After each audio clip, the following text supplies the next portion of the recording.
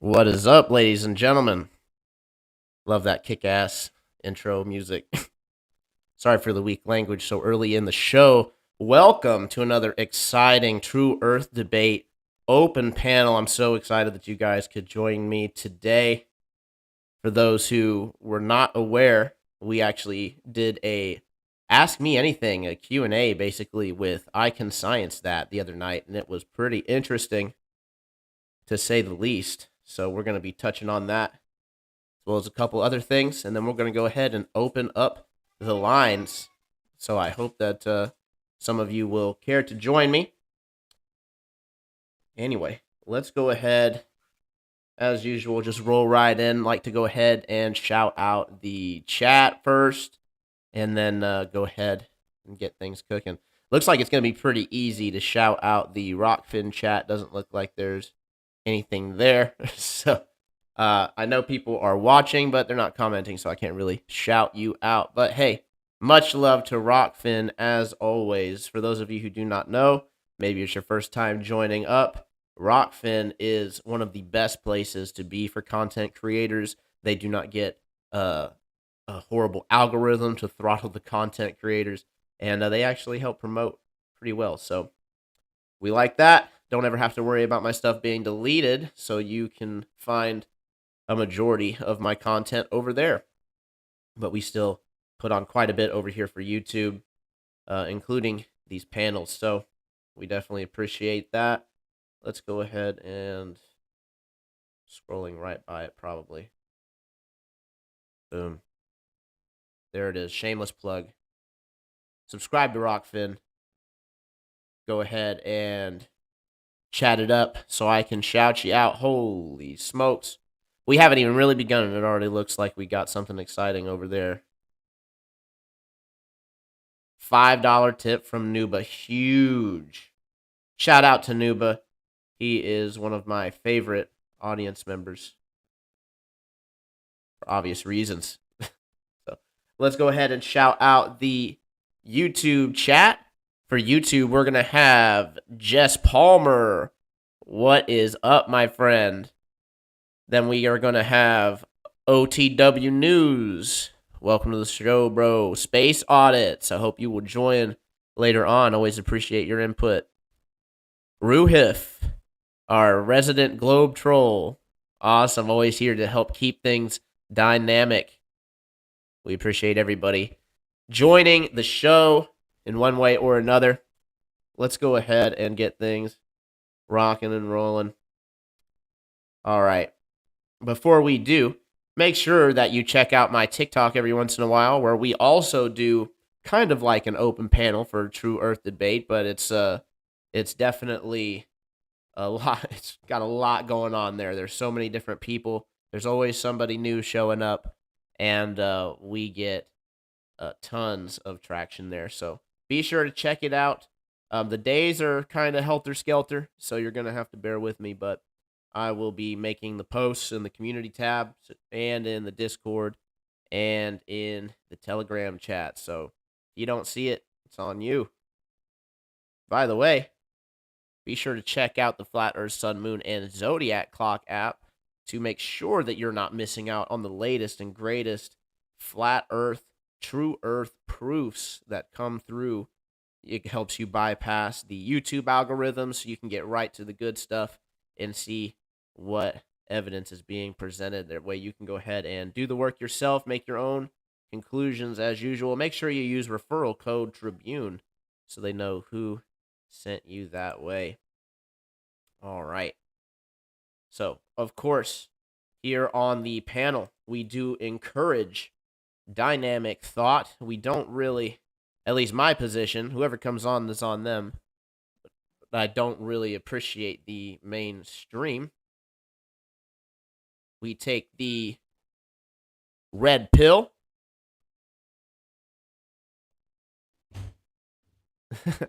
Sorry, my son wanted to go ahead and try to interrupt the show.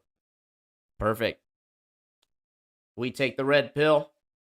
What way we do the heavy lifting and make sure that we come to our own beliefs. Don't just go with what is spoon-fed.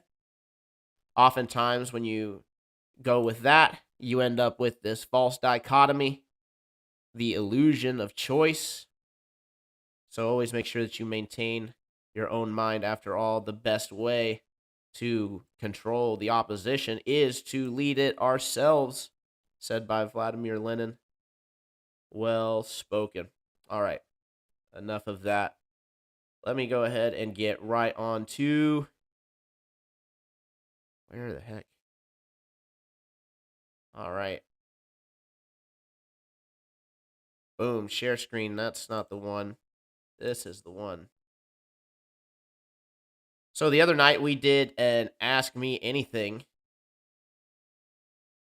An Ask Me Anything with I Can Science That. It was pretty fun. I had some questions pre-planned. Jumped on pretty late. It was like midnight before we started, but that was actually mostly due to my schedule restraints. So I do appreciate him taking the time to go ahead and answer some questions that, of course, did give me some things to think about.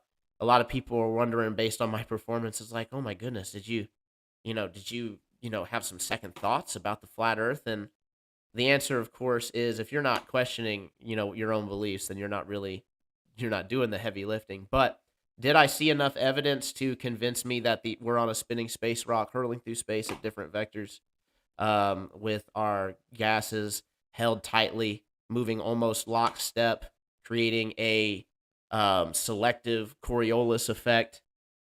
No, I do not think that I've seen enough evidence for that. Some good diagrams, I suppose, but I didn't really see anything super duper compelling. But we'll go ahead and go through some of this and go through why. I will do a more in-depth video later on, addressing more of the points, but I just kind of want to give us a good little kickoff point for the discussion here. So let me go ahead and play some of this, and we'll go ahead and just get right to it. I'm going to try and do better this time. I could definitely appreciate that. But I just feel like there was some things that kind of seemed a little vague or unanswered, and I'd like to get, a lot more clarification on. So I guess All right. if now's as good a time as any, I'd like to go ahead and fire my first question. Okay, let's just tell people a little bit about, oh no, gas pressure. Let's a little bit about what we're going to try and do. This time, I'm going to try and run a little timer here. Let's do 2 minutes limit for the question so that we are just asking a question. And then I'm going to try and give you Let me try to skip through some of this fluff here. Okay. All right, skip too far. Oops. So I guess to isolate the question, I would ask, what is the formula or scientific equation that can tell us the exact rate at which something should dissipate when it comes to gases? Okay, so what is the exact rate that something's going to dissipate in terms of gases? All right. Now, I know I'm already pausing it, but it should seem pretty obvious to anybody on my side of the fence why I'm asking this question. The flat earthers, myself included, obviously have a huge issue with there being this ridiculous area of low pressure next to a pressure gradient. But we'll go ahead and let him respond. Here we go. I would go to this one. Hold on, I got too many tabs. Must be doing high IQ research. I got so many tabs open. Present screen, and let's do that one. Okay, I would say my go-to on that is the Navier-Stokes equation. That's the one that they kind of beat into us. And let me throw this. Hold on, my timer isn't running. I want to make sure I don't go too. Go. So let me throw this in the chat for people. It's just a link. I'm going to speed it up a little bit. Navier-Stokes equation describes the relationship between flow and pressure and stuff. If you know some things about the velocity of your fluid, and velocity and the viscosity and so forth, and you'll see density times gravity sitting there in the equation. I don't know if you guys can see my mouse. It's pretty highlight small. that. Let me blow up my screen. boop, boop, boop. Here we go. The famous Navier-Stokes equation and can be expanded as so. Y'all just let So me know if basically, it's this too is going to relate fast. the change in pressure to the change in velocity and the force of little g there. So I guess that's my TLDR to your quick question. How do we know how the flow is going to go? The flow is going to be determined by the delta of pressure, the current velocities, the viscosities, and of course, gravity. Okay. Pretty straightforward answer. Obviously, lots of factors to take in there.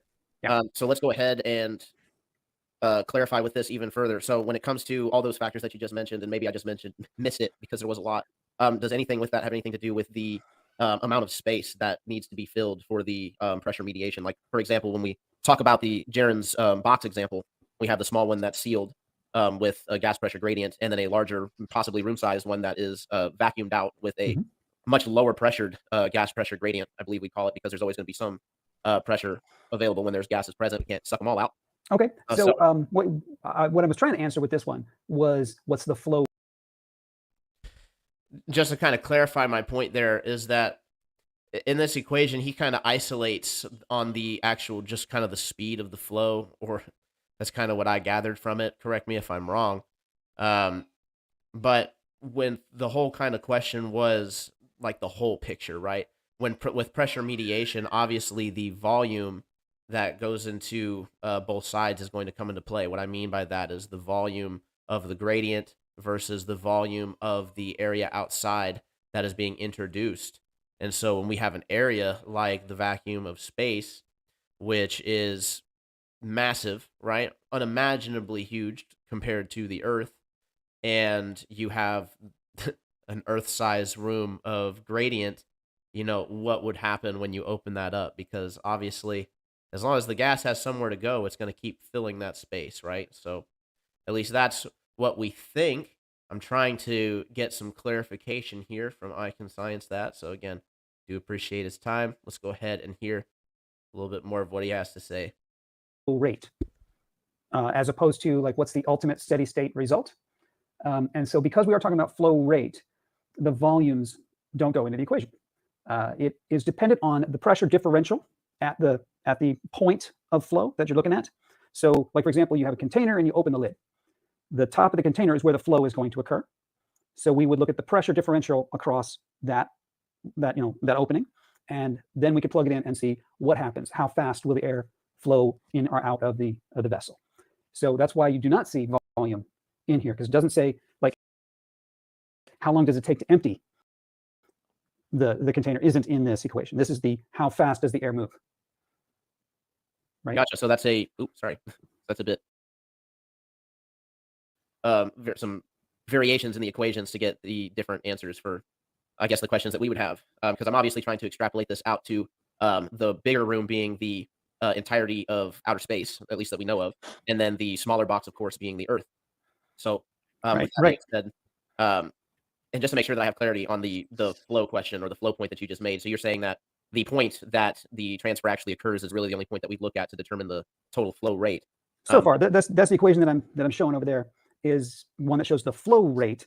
That equation doesn't instantly give you the equilibrium point all by itself. But to get the equilibrium point you're looking for, that's when the flow rate is 0.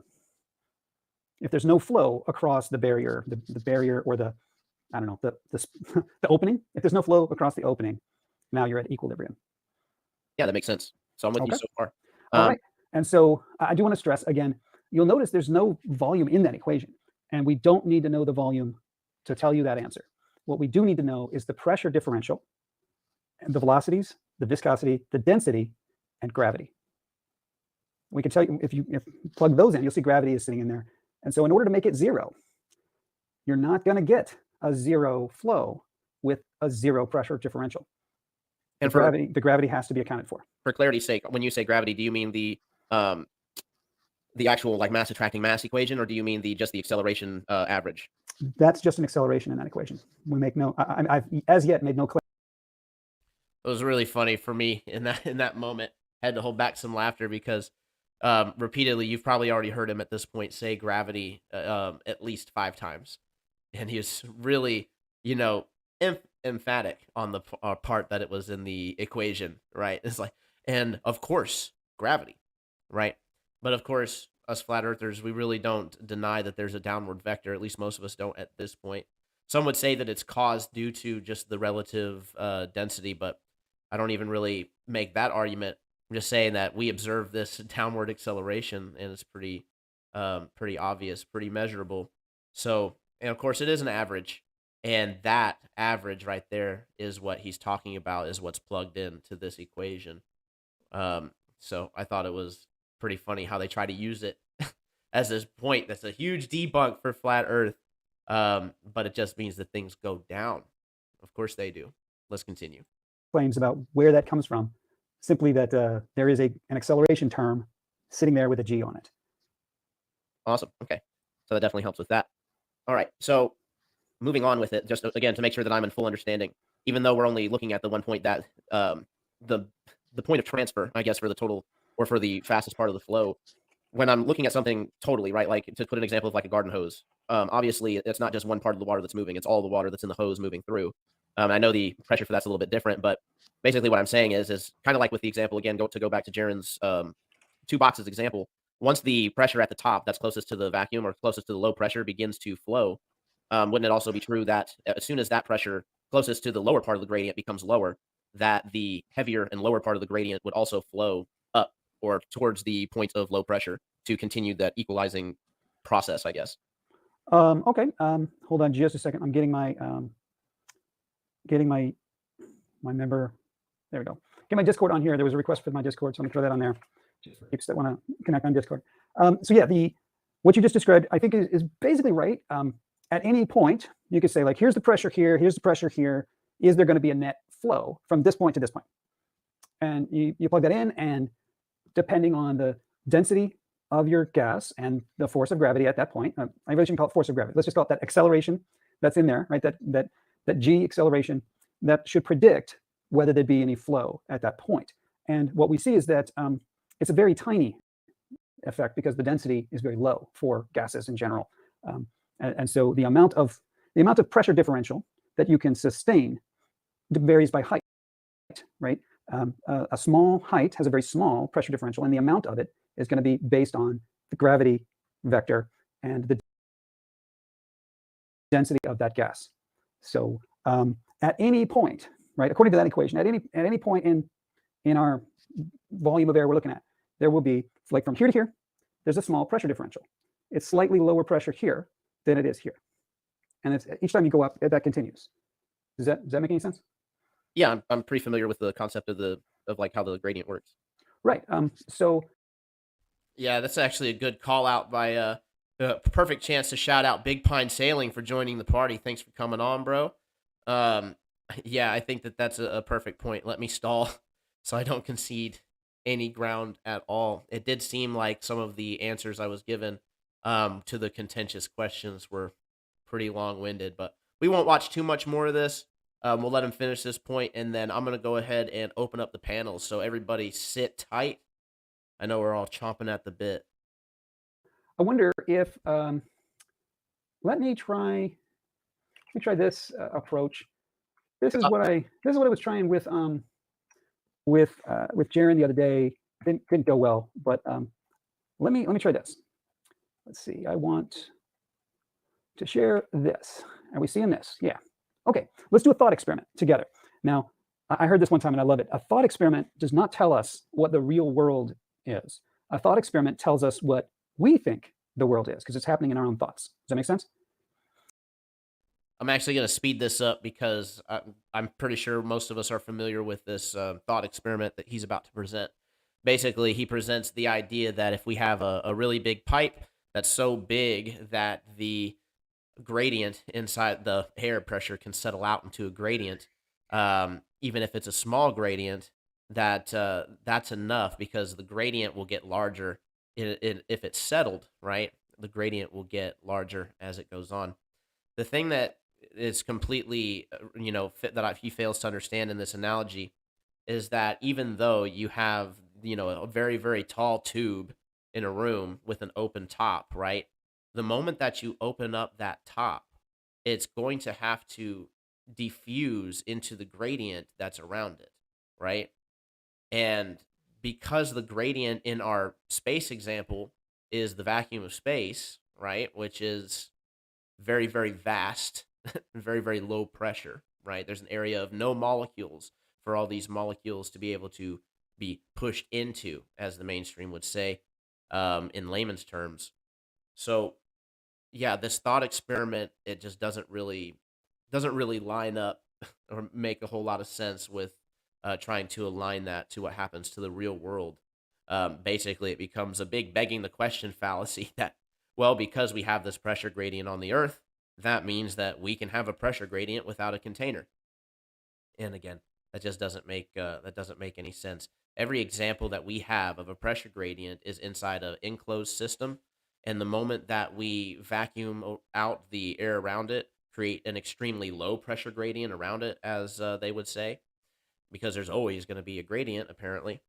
So if that's the case, then when every time we open that up in a vacuum chamber, all of the gas shoots out the top, fills the space, creates a new gradient, or equalizes to a new gradient. So again, the vacuum of space is huge, is an area of vastness, which is why I asked in the beginning, where is the, volume come into come into play when it comes to determining, you know, basically what would happen with our atmosphere. And I can science that. I do feel like you're sincere when you're answering the questions, but I think you don't realize that you kind of stepped around the point of the question, right? Or maybe you did realize and you answered a little bit. I don't even know how I would put that. Not dishonestly, right? But definitely not to the point that we were trying to make, right? So I'm going to go ahead and leave that there. Now, this was a 2.5 hour conversation. It's over on I Can Science That's channel. So be sure to go and check out the full conversation. We go through the full gamut. We go through relativity, through gravity, um, through all kinds of stuff. So go and check that out when you have some time. Certainly not now because we have a great stream program today. Let me go ahead and get rid of this. Boom. All right. Back to the mainframe. Anybody new in the Rokfin? No, sir, but we did have quite a few people I wanted to shout out in the YouTube, and then I'm going to go ahead and drop the link. So we already have called out Big Pine Sailing. Thank you for being in the chat as always, Mr. Super Sidewinder. Welcome, my friend. We have Martin Haley. We have Brian Roy.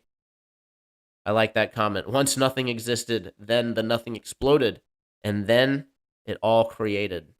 Truly profound, right? You can only get deep intellectual thoughts like that from the mainstream. Certainly not from our neck of the woods, right? We got Mike D, Flow State, of course, Jesse Palmer, Mark Baskett, Martin Haley, Ruhif, Space Audits. Welcome to the show. Once again, let's go ahead and get this thing generated. So we do this Google Meet style for those who are new to the program. And we do that because it's free and it's really efficient. But it does take me just a second to get this popped on. So let me go ahead and give the music credit so I avoid the copyright strike. The song in the beginning of the stream was Neon Underworld by Punch Deck. So that was really cool of them to let us use their song. Alrighty. And we're doing the Google Meets. Perfect. Not as slow as usual. Knock on wood. Knock on wood. All right, let's start this meeting. While I'm getting this going, I'll tell you guys a pretty cool story. I was over on the Zetetic Warrior stream earlier today, and I know there's a lot of drama going on over there. I try not to get involved with any of that, but there is still good information on all the channels, definitely to be had. And I like Z Warrior's candidness when doing his shows. So, in any case, I did I was waiting backstage, and I did a little tarot reading. Now, for those of you who don't know, I do like to dabble in the tarot, but I don't really make a whole public show of it. Um, I think that there's reasons why you shouldn't. That just has to do with people who don't understand the practice, letting their negativity try to bleed in. So I just kind of keep it to myself. But in any case, we pulled a card, and it was the King of Cups, and that is pretty much the card for um, emotional growth and stability, which is really really cool because the whole stream was about emotional growth and things that we need to do to get there. So again, just really kind of interesting how these things play out. That's why I'm really big into things like Hermeticism that explains that all is mind, and that, let me go ahead and drop this in the chat for a Rokfin. Okay. There it is for Rokfin, and let's go to the YouTube. Now it wants to be a little slow, but that's okay. But yeah, so things like all is mind, like all is mental, that we can kind of manifest our reality. That's actually old Hermeticism. A lot of people aren't fully aware of the history of that. And not only that, but as above, so below, as within, so without. The idea that everything is frequency and vibration. All these things come from Hermeticism. So I think it's interesting that certain folks in the community want to give, that whole idea of thought a bad rap, trying to say that it introduced the globe. I've personally never seen any things from Hermeticism that say that we're a spinny space ball, or anything from Copernicism. Copernicism. That's funny. Anything from Copernicus or Galileo or anything like that. That who cares if certain folks in the community want to give. Ewy. Don't want to have a double me going on. That's too much. All right. Sorry, folks. Pause. Boom. Paste this. Let's get this into the chat. There you guys are.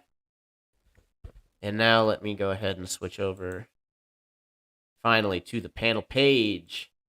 Enjoy this nice transition screen we have. Beautiful mountains, open pastures. That's what I want you guys to imagine when you think about joining my open panels, right? It's open pastures, open thoughts and ideas. Let them flow. Come on in. Embrace the blue skies. All right, where the heck am I?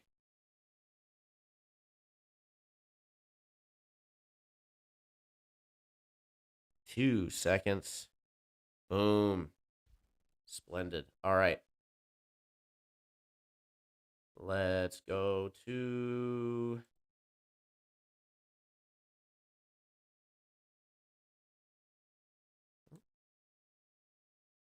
Go ahead and capture it. I already got somebody wanting to join. Excellent. Space Audits. Alan, what is going on, my friend? Yeah, what's up? And we also got Ruhif. Perfect. Things are getting started off with fire right away. But I do have to get you guys pulled into the stream. I don't know why it's not pulling up here. Let me just try this. Boom. You know what? There we go. Perfect. Alrighty. Ruhif Space Audits, welcome to the show. Thank you for joining. Waterworld just asked in the chat, how do I join? And the link is like directly above that. They might have just... Classic. Come on, Jim. Sometimes when you join up, right, it doesn't give you the chat. So I guess I'll post it just one more time. And that way... Yeah, you just click the link in the chat, Waterworld, and then you can go ahead and get in on this action. Really excited. Did some tweaking, got my freaking stream set up a little bit differently, so I think it's working pretty well. Yeah. You use OBS or? What are you Yeah, using? I do. And so I pretty much change it on a weekly basis. Although not everybody notices all the little changes that happen, but Yeah, it's no one cares. yeah, I know, right? Only you're your own worst critic, right? So I'm Yeah. always sitting here like scrutinizing the hell out of it and being like, no, that's off center. Trying to read the measuring things but yeah, that's just me. So I appreciate you guys coming on. Let's go ahead and get this thing cooking with oil. Who wants to go first? Uh, that's right. I sent you that. Hold on. I sent you that thing in Discord, which I'll bring up on the screen. Oh yeah, I'll just be upfront and say I haven't really had a chance to mess with it. That's right. There you go.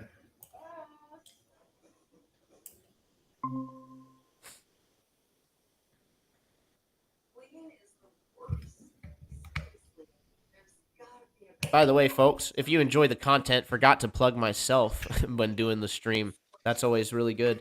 Be sure to show your support at either. The best ways are going to be Rokfin. That way you can support not only me, but other content creators like Jaronism, like Karen B, like all Melodome. There's tons I can name, go all day. But that's a great place to go. Or you can also go to buymeacoffee.com/tribune on the screen. That way you can have a super chat interrupt the whole entire show. So not only are you supporting me, but you're also getting your 5 minutes of fame. Can't think of a better way there. Or you can have yours truly personally read your chat by sending it to MrTribune at cashapp priority to the higher donations. Just kidding. First come, first serve, right? But now we're done with that shameless plugging, Ruhif. Go right ahead, buddy. Yeah, we went through like proofsies of globe and proofsies of flat Earth last week, and I said one of my best proofsies is vertical angles. So if I know the elevation that I'm at, and I know what my target elevation and distance is, I should be able to work out what angle I should measure if the Earth's a globe or if the Earth's flat. So I can predict that angle quite accurately using just fairly simple trigonometry. I'm yet to see any flat earther do that. So I would like you to have a crack.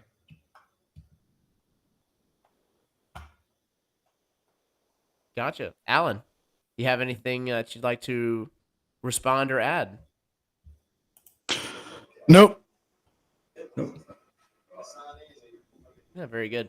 If I can measure, so that the bottom part of that, if I can accurately predict that angle and you can't, is it fair to say that I know something that you don't?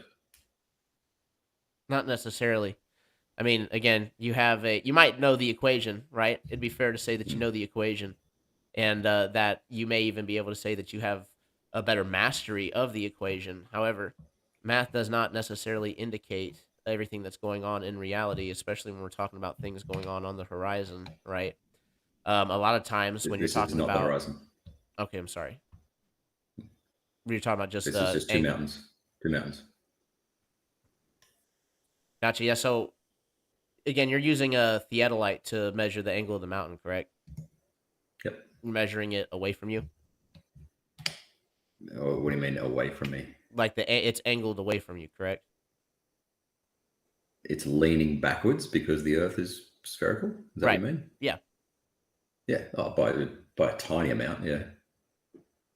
Okay. By Not like going to change much. like almost an infinitesimally small amount. Like how much change are we expected to see that we're measuring with this piece of equipment? A quarter of a degree. So cosine of that will be 0.25.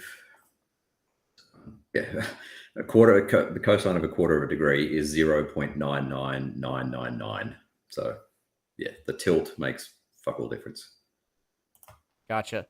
And again, this might just be my dumb brain working, right? But I'm trying to wrap my head around how this thing actually measures the angle away. Because if I'm drawing something, right? If I'm thinking about sketching it out, if I'm gonna measure something that's angled away from me, even like dramatically, right? The way that I would think about doing that would be to shorten the top. Dang, it just got really loud. Would be to shorten the top, make it a little smaller, and maybe have the bottom be, a little bit squished or compressed, right? So I mean, Right.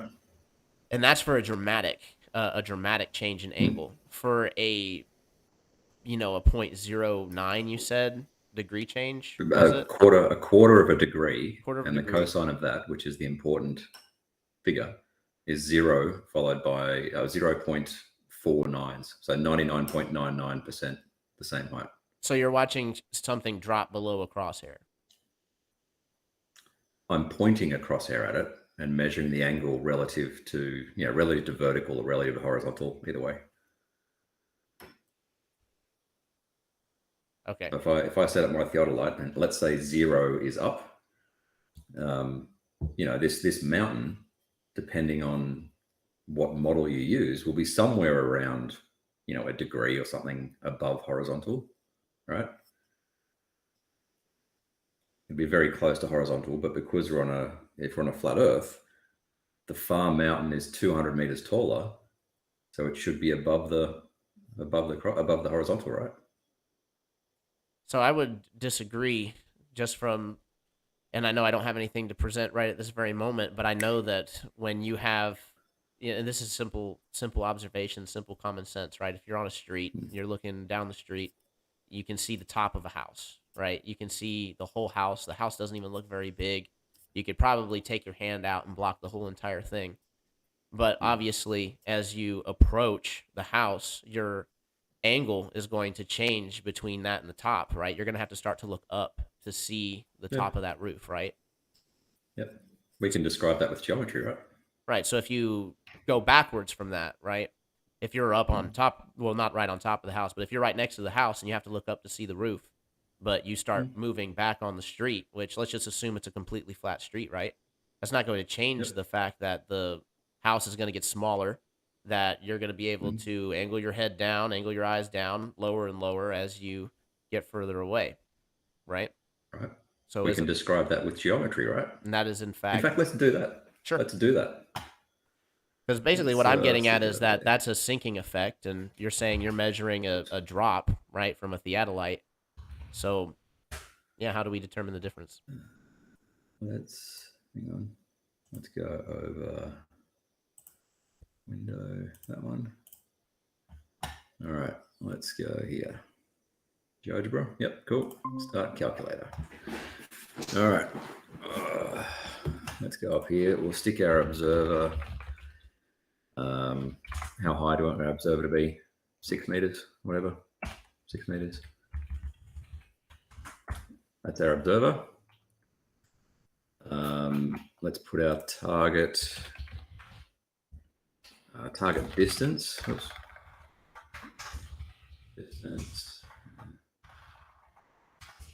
Target distance equals how far away do you want this to be right now? We can change all these things, right? Sure. Let's do the question that I posed before. So the observer is at 1,000 meters. Distance settings. Target height equals 1,200, wasn't it? All right. Target equals distance. Right. All right. So our target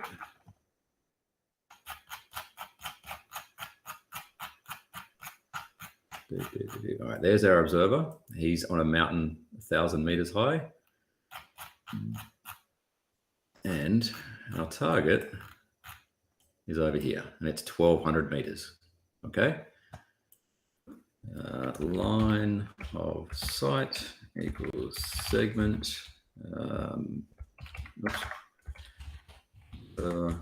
Target. And we will make a horizontal. So horizontal equals segment. The observer to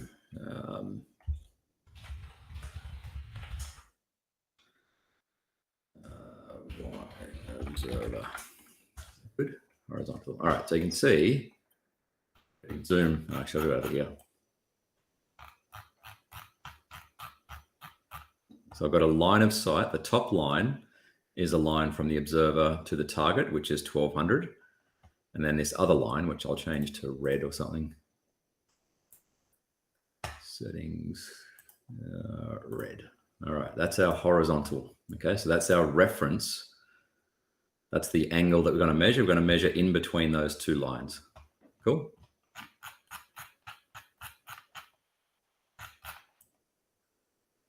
Yeah. So the angle, what am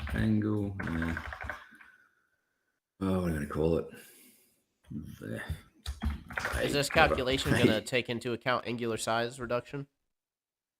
This is, I will say yes. All right. I will say yes. But we'll get to that shortly. The angle between line of sight and horizontal. Wrong way around. Horizontal and line of sight. All right. So that angle between those two lines, 0.38 degrees.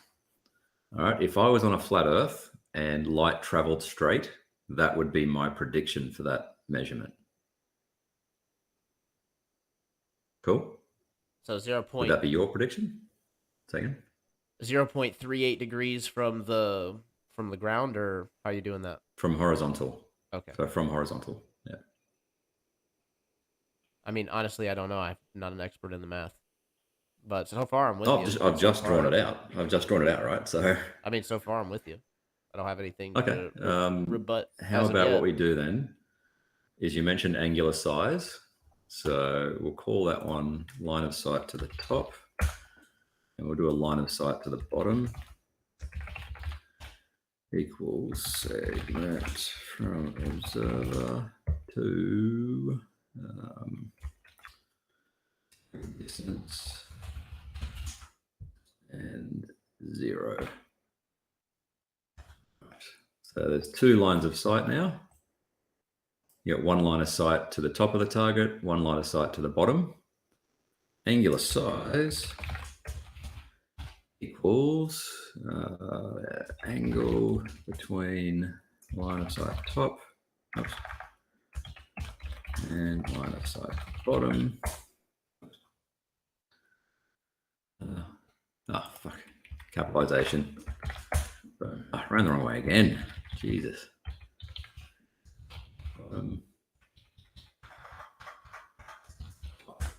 All right, so this mountain, 1,200 meters high, angular size should be 2.29 degrees. Let's delete that one.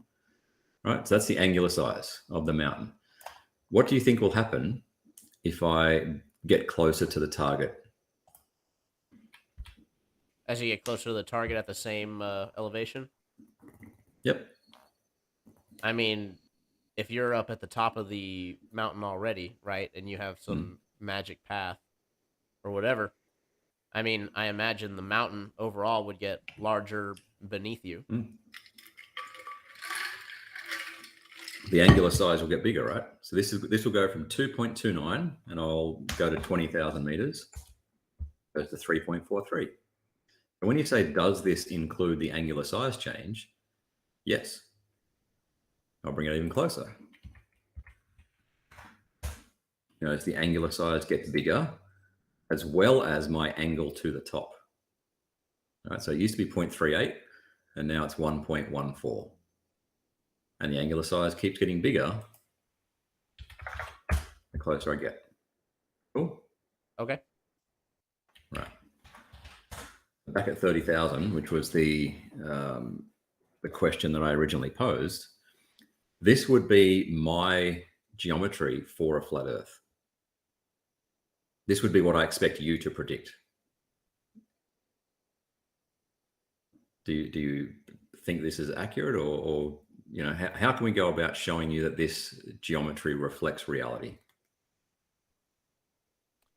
I mean, to be quite frank with you, I don't understand the intricacies of the different parts of the equation you put in over here, but I mean, just simply doing if we're looking at the difference in how things would act and shrink in angular size and appear on the horizon on a flat Earth versus a globe Earth, I think a simple side by side demonstration could show it. You show in GeoGebra. no in real life, right?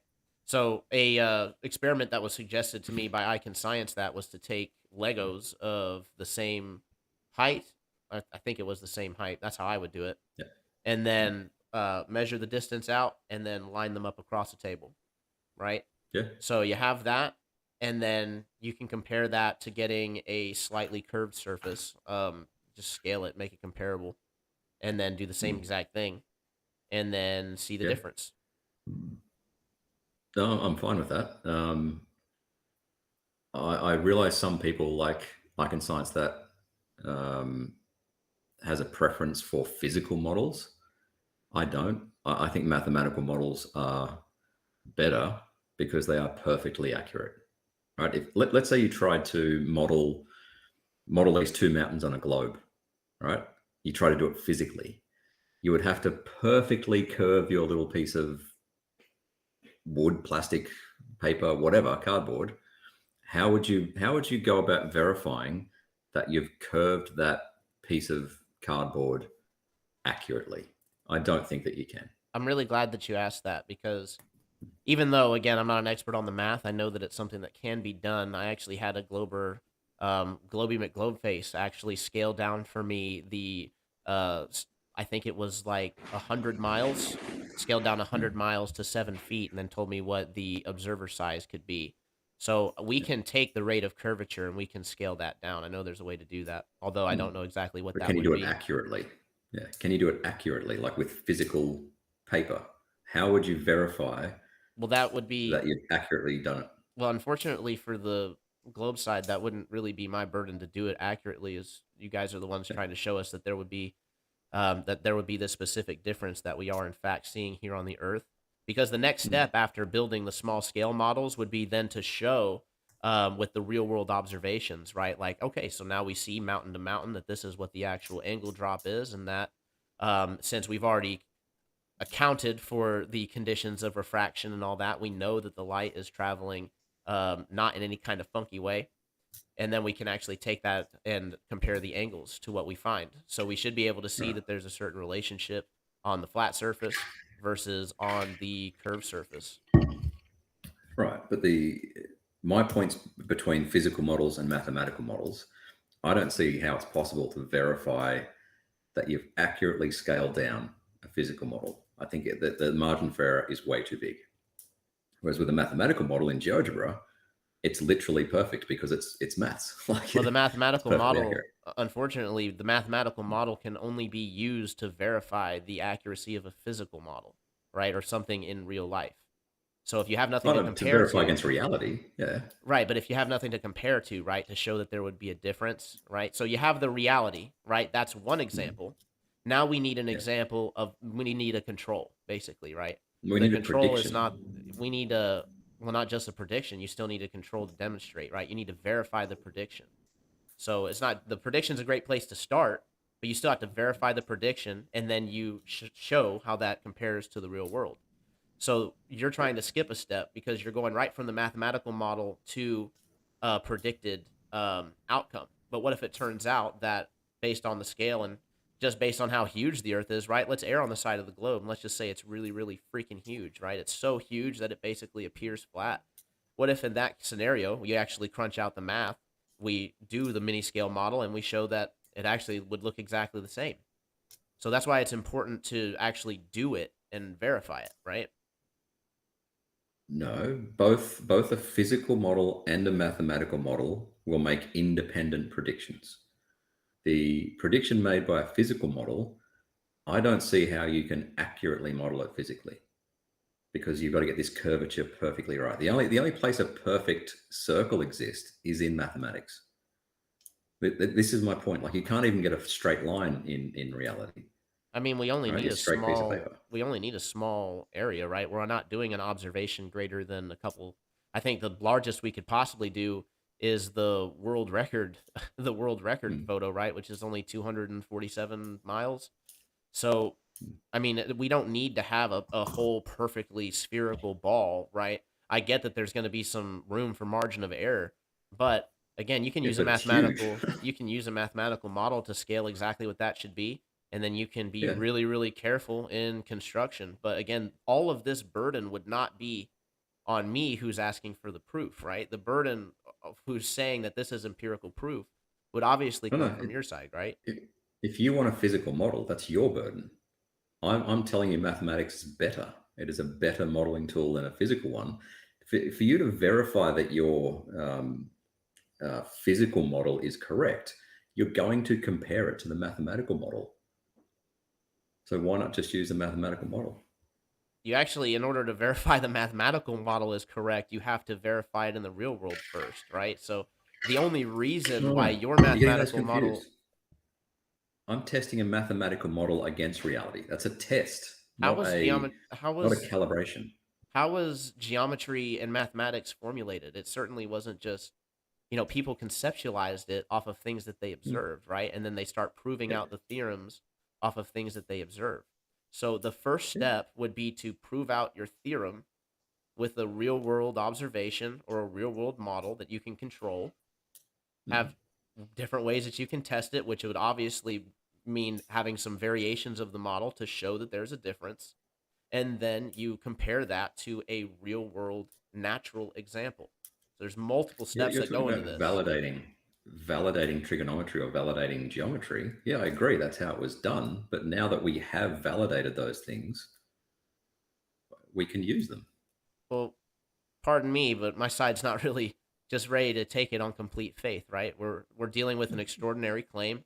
We're just asking for the empirical, right? Absolutely empirical evidence. And if I just presented you with a mathematical model, then it just wouldn't be enough, unfortunately. You definitely wouldn't. I assume you accept trigonometry, geometry as being able to model things.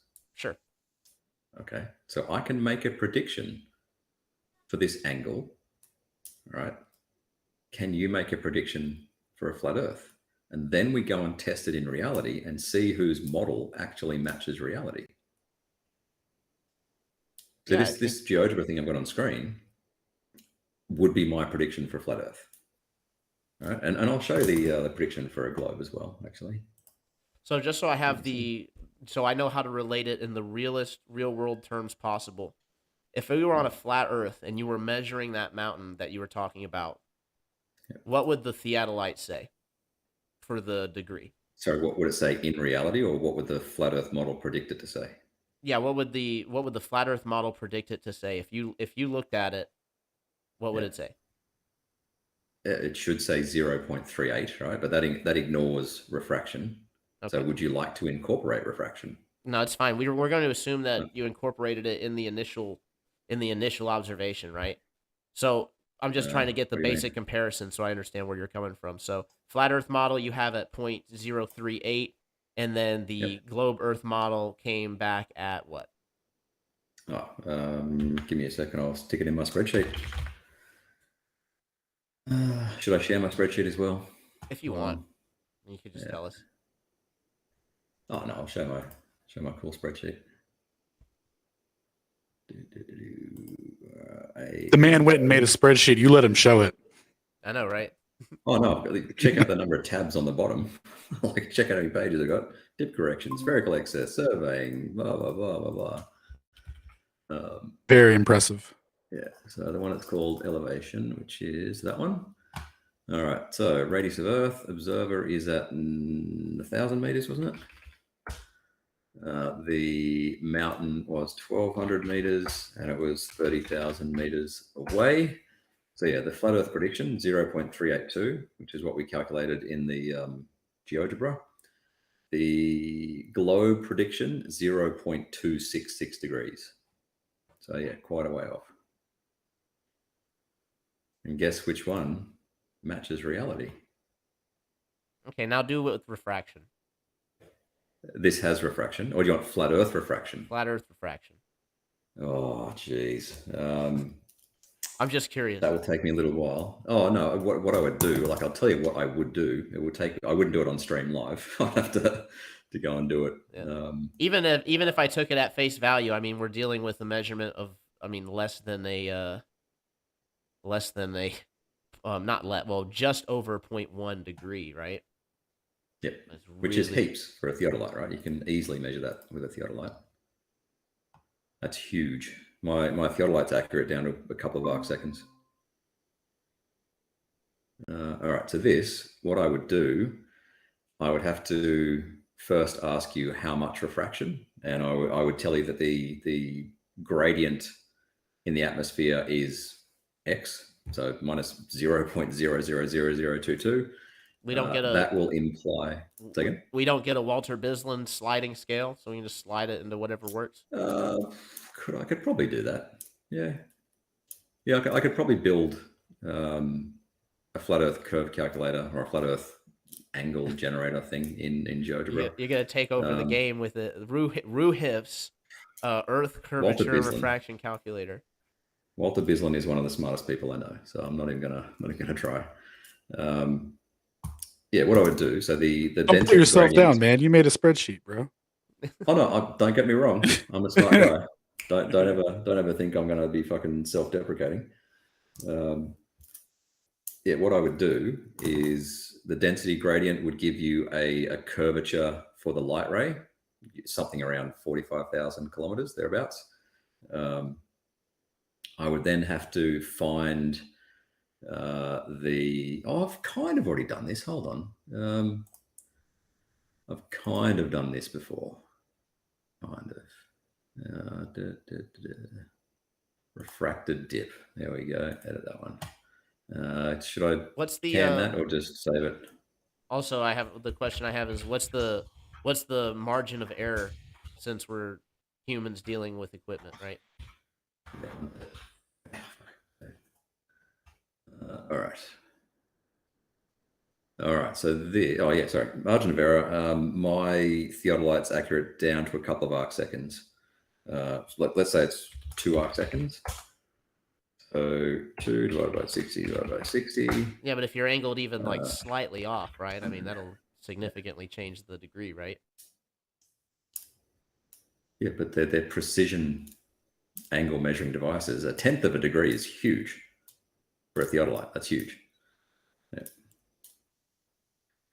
What was I saying? Yeah, sorry. For 2 arc seconds is 2 divided by 60 divided by 60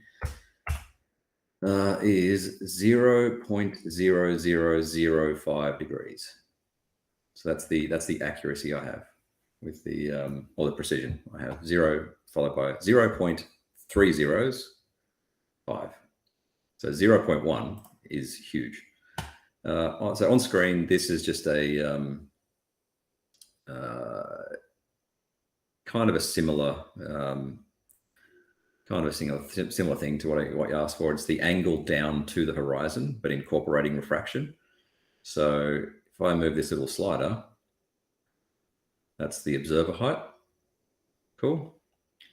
But notice that the light radius, 10,400, doesn't change. So that curvature in the light ray stays the same. And as I get higher, the horizon moves further away. All right. If I start increasing the radius of light, that will bring the horizon closer. So light's bending a little bit less. And you'll see the horizon getting closer and the angle down to the horizon getting bigger. Cool. So yeah, the typical radius of light in the atmosphere is between 40 and 45,000 thereabouts. I'm just trying to see what the refraction index would have to be to give you the same result. What do you mean the same result? So like if you have refraction on a flat Earth, right? Yeah. How much refraction would we need to get the same exact result that you're getting on the globe? You would need upwards refraction, right? But once you have that, you have an inferior mirage, right? So if there's no inferior mirage, you're not getting upwardly bending light. The angle to the horizon on a globe is 99.9% of the time below horizontal by a predictable amount. Very occasionally, when you are right at the surface and the conditions are extreme, then it can get above eye level, but that's very extreme. I mean, well, I've seen Yeah. plenty of pictures with the supposed horizon where you can adjust the color levels and see that the horizon actually extends back at least another inch on the paper or on the picture, right? Don't use inch. Inch makes no sense. Well, I'm talking about in the actual picture, Yeah. right? But I don't know how Okay. many miles that would equate to. But as far as like what you're seeing with your eyes, right? If you're seeing a let's say the size of the spreadsheet demonstration you have here, right? You'd see probably like a good that much more of horizon once you Yeah. adjust the levels. So you're It's I would argue an that angle. you may not even be pointing when it comes to like theodolite horizon measurements and things like that. Like we're not even really seeing the horizon. And then if we are dealing with bendy light going through the atmosphere, which again you're trying to say that it has to be upward refraction, which to me, wouldn't even be too hard to get, right? You just need to have the different temperature layout than what you usually have. Right. So You can get upwardly bending refraction close to the surface, but it doesn't happen above the surface. This is exactly why I gave the example I did of being on top of a mountain, shooting across to another mountain. That's the whole reasoning behind that. Because you don't get upwardly bending refraction that high. gotcha. Just trying to find a horizon shot. I've got photos of fucking towers and everything. How about I share some of this? Hold on. Stop sharing. And let's go over here. Share the window. That one. So let's go and have a look at some horizon shots. All right, that's a survey mark.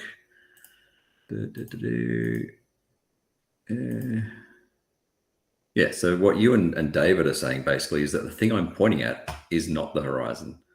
And I'm just like, that's the horizon. It's predictably where it should be.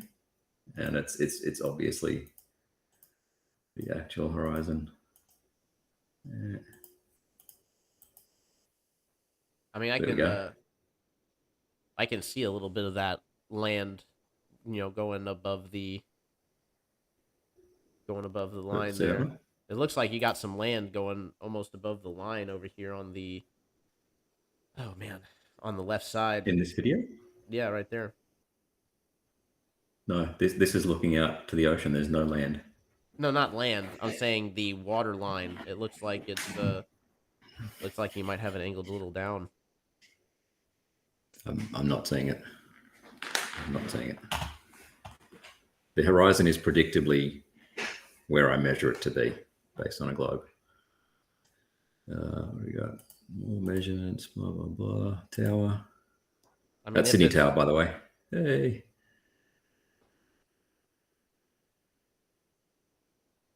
Boom. Anyway, blah, blah, blah. More tower. Yeah, is that of the boat? Same boat.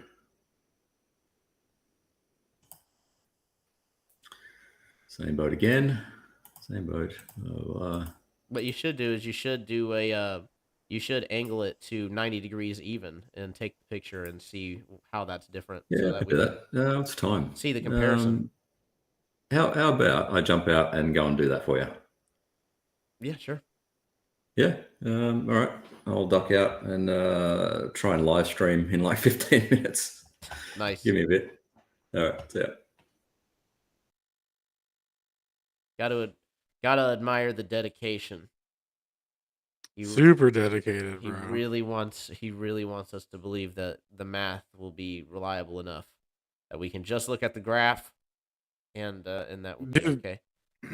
If only it were that simple, right? If only, right? Then I'd be able to shuck a lot of this like weight and burden that I have being a quote unquote truther trying to get this info out to the masses. Man, just have nothing to do then. Maybe I'd be a globe troll, right? Help fight the flat earth scourge on the internet. Yeah. That was hilarious. Yeah, man, you've been pretty quiet. I'm curious to get some of your thoughts on what was presented. Oh, yeah, I was just chilling, letting him do his thing, man. Like the math the math angle people, when they're super into it, there's not much you can tell. Like, what are you supposed to tell that guy? Like, they hijacked perspective, made a mathematical system to describe angles so they could measure things at an approximate way. And, because could be like what does he do when it doesn't match the predicted level, right? He throws it out. Like if you wanna know what they do with theodolite observations that don't match, watch Witsit debate the that guy on Modern Day Debates about what is it, geo surveying.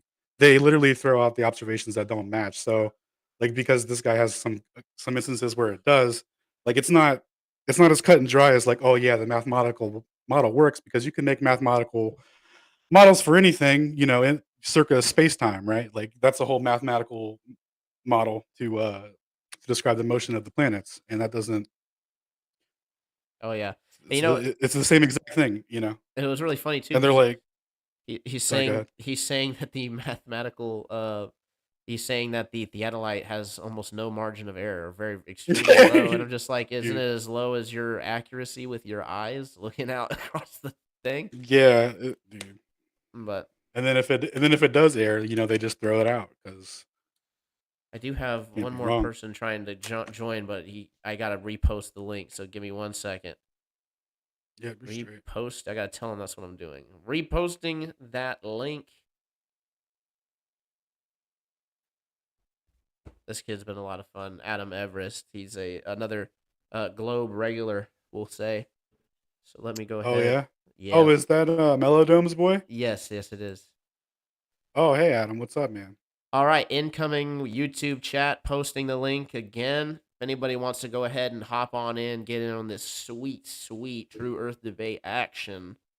We're getting things rolling full steam. Ruhif is off, getting us a real world observation to match his math, but not before throwing out any that would possibly not match it. That you can definitely be sure of. Yeah. Well, I was just watching a video the other day where some dude took time lapse footage of like a shore to shore, horizon pictures like every day, and every day the horizon was at different levels, like by an insane degree. So Adam Everest, welcome to the show, man. What's going on, man?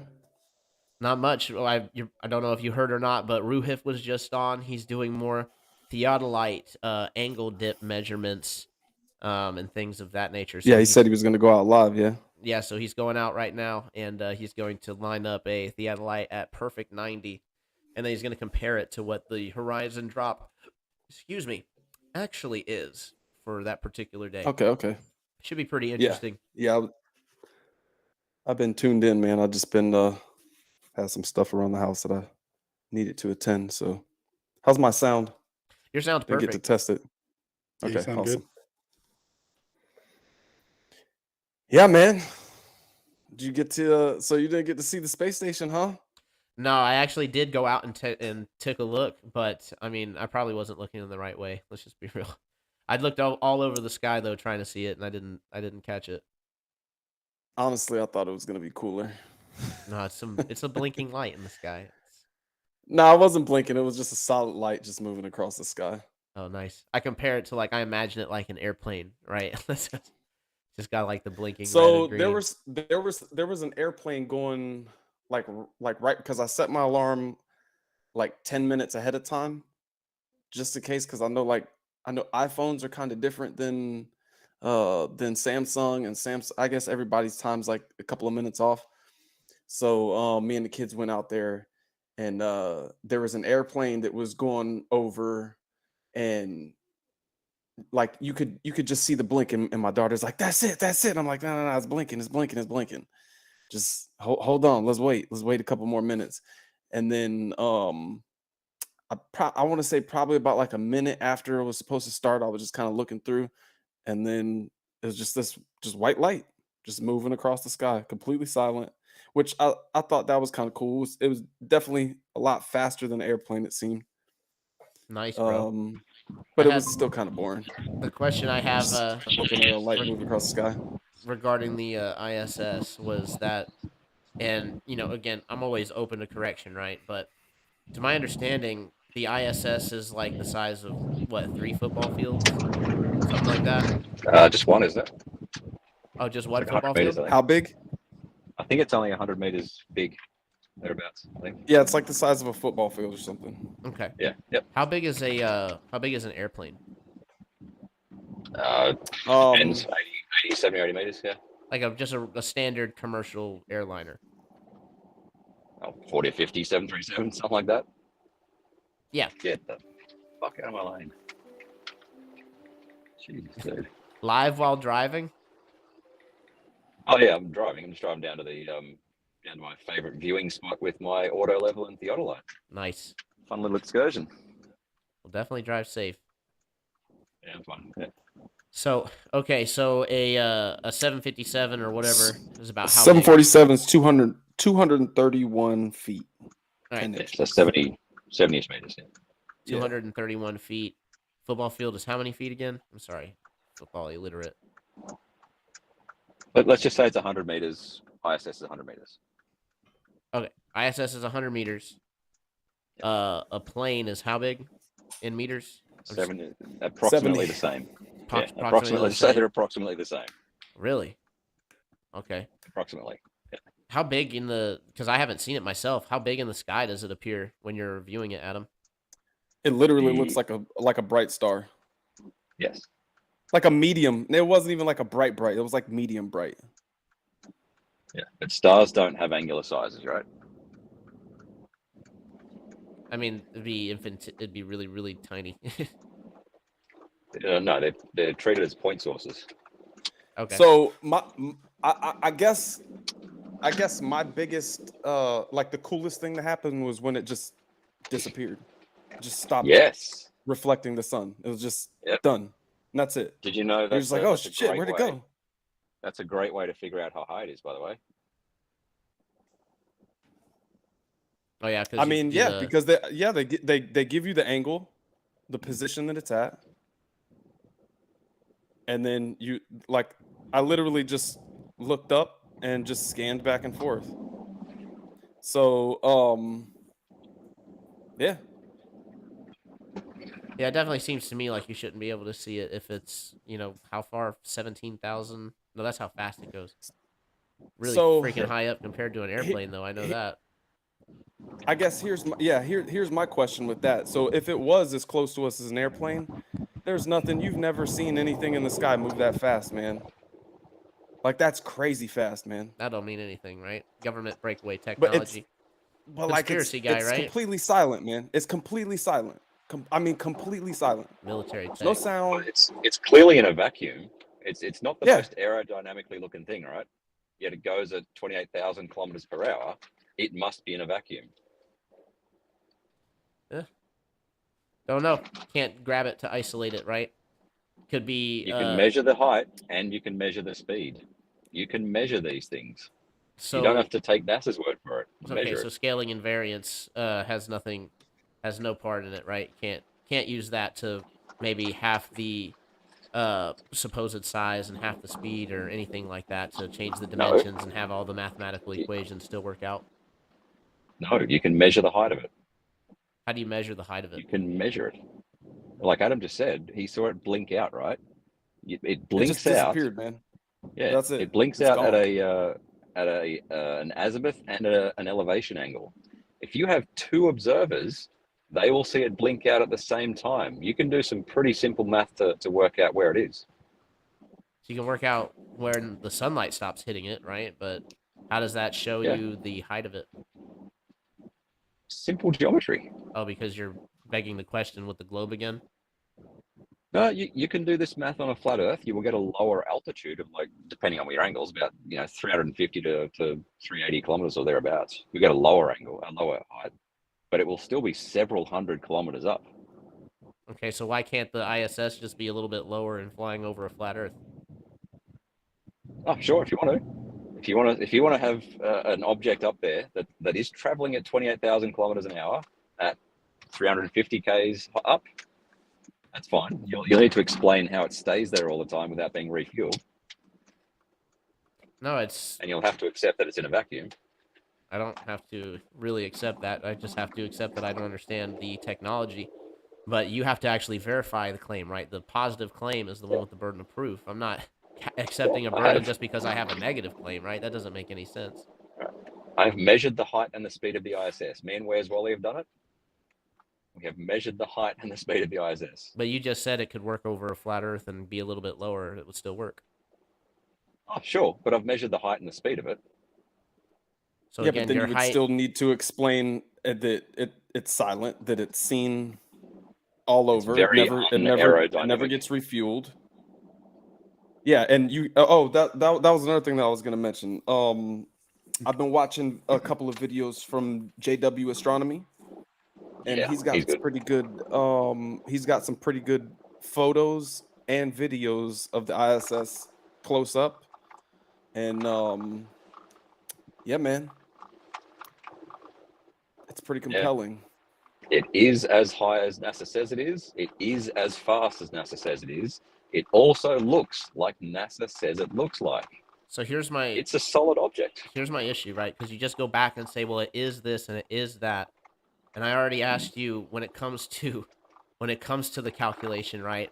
Wouldn't it be possible for it to be over a flat Earth? And you just went back to, well, no, the sun angles, but no, we already determined that it would disappear at a lower elevation if you just did the flat Earth, right? If you tweak it, right?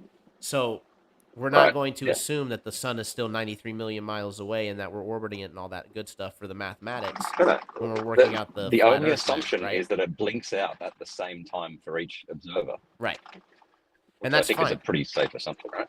Yeah. Right. So with that, we can assume it's slightly closer, which means it would be slightly slower. I'm not giving the exact numbers, but you get the idea of what I'm trying to say. Over a flat Earth, you Not simply... really. The speed doesn't change that much. Okay. Well, if it doesn't, well, it again doesn't. Well, change if it that was much, closer, or like he was talking about the scale invariance earlier, you would have to. if you just halved everything by whatever you did, the however much closer you're making it, it would scale the same.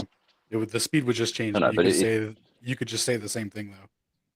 Is what he's trying to say. The speed will hardly change. If you're measuring the speed over the ground, so it's over the ground in one spot at one time and over the ground in another spot another time. Adding in the radius doesn't change much at all. Anyway, I've arrived at my little viewing spot, so let me grab my stuff. And I'll go set up. You're on the auto level first.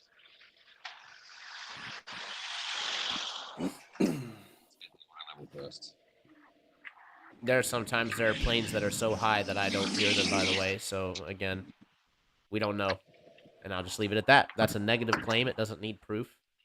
The positive claim needs proof, obviously. But you're also suffering from, unrealistic burdens. Like, what is your threshold for accepting some claim as true? Seems a bit high to me. Yeah, when we're dealing with, incredible claims, right? It is pretty high. I will admit. Is it? Is it an incredible claim? Yeah. Okay. I mean, if I came out with the same claim, right? If nobody had ever heard it before, I mean, you guys would definitely think it as a fantastic claim. I can't even imagine the burden of proof you guys would put on me if I came out with a claim like I knew the shape, speed, dynamics of the Earth, and you guys give me billions of dollars a year so that I can create this technology that supposedly orbits it, right? There would be an astronomical burden placed on any normal person, but we don't give that burden to the so-called elites.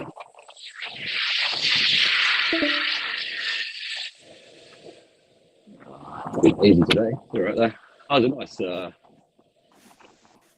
nice naval ship. I mean, as far as the ISS though, man, like the burden of proof, the only thing that we can do as people on the ground is see it, measure it, and at least try to verify the calculations that NASA or whoever else puts in place. So the problem with... And if they can be verified, you can see it and you can measure, then I mean...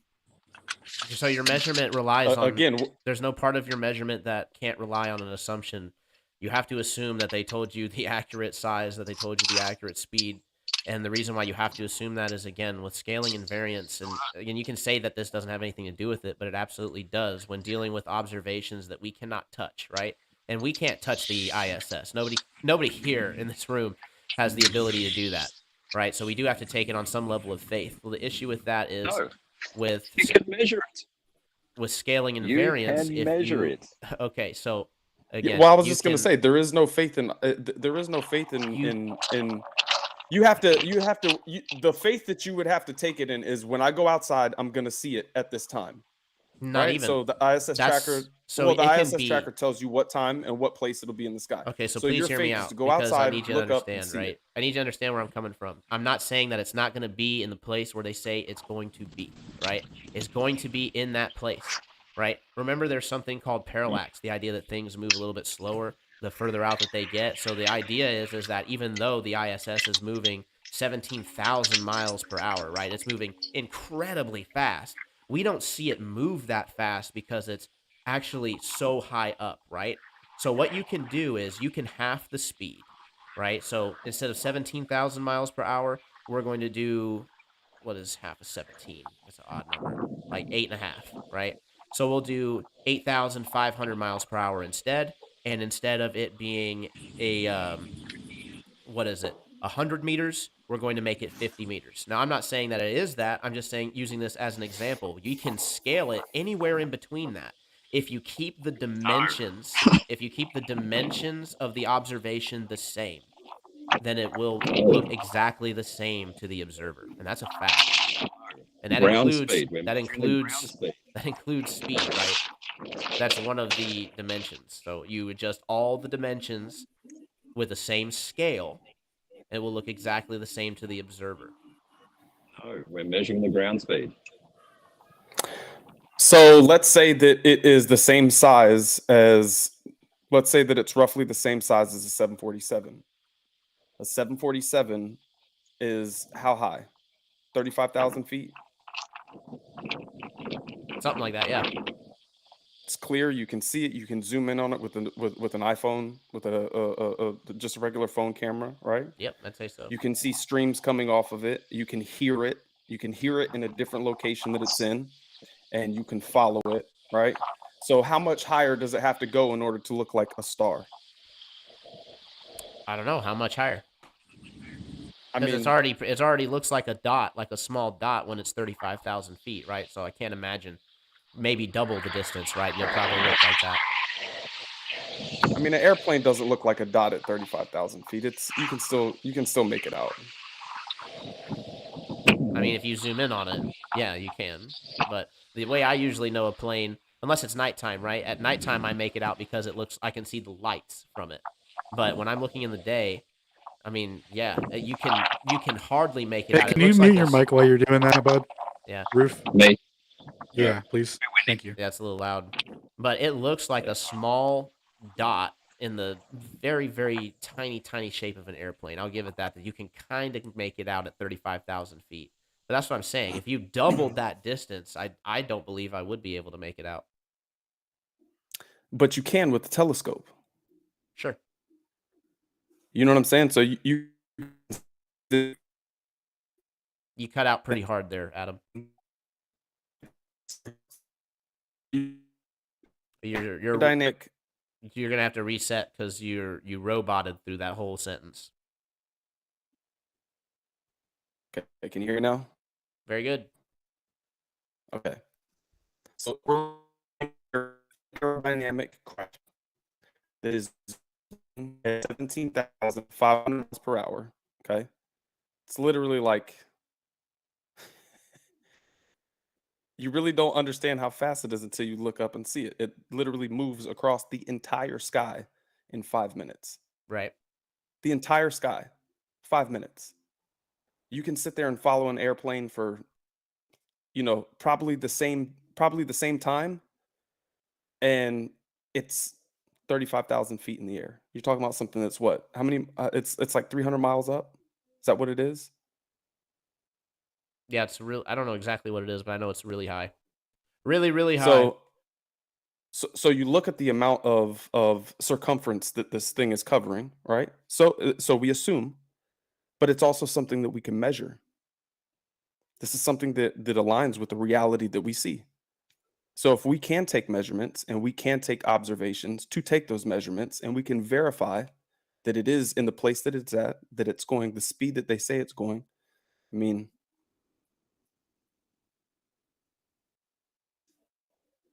So again, You know? my problem is that again you can have this thing going over a flat Earth. You can have different calculations, different measurements, and it will all still look exactly the same to the observer. Nobody in this room, nobody terrestrially here can actually go and literally verify. When you talk about verifying the measurement, it's not as simple as just looking and seeing it and being like, oh, there it is, right? You actually have to have something a little bit more than that. And I know that the burden seems a little hard, right? Because you're talking about going out and touching a space item, right? But that's why we're not relying on NASA and these space, supposed space items as, empirical good proof of the shape of the Earth. Ultimately, it's a fallacy to appeal to them. But I mean, I get that they're there. It just doesn't have anything to do with the shape of the Earth. I don't know. I guess I feel like math works, and we can use it to verify and describe things around us. Do you think that Um, do you think that there's only one way to get to a mathematical answer? no. Okay, There's multiple different ways to perfect. look at the numbers, So then that's but why it has to do. that's why math isn't proof. It's a conception. Well, there. I don't think that this would be proof regardless. I don't think that the goal is to prove something, but if you can build a case with enough evidence around it, right? Then it becomes almost like a proof, but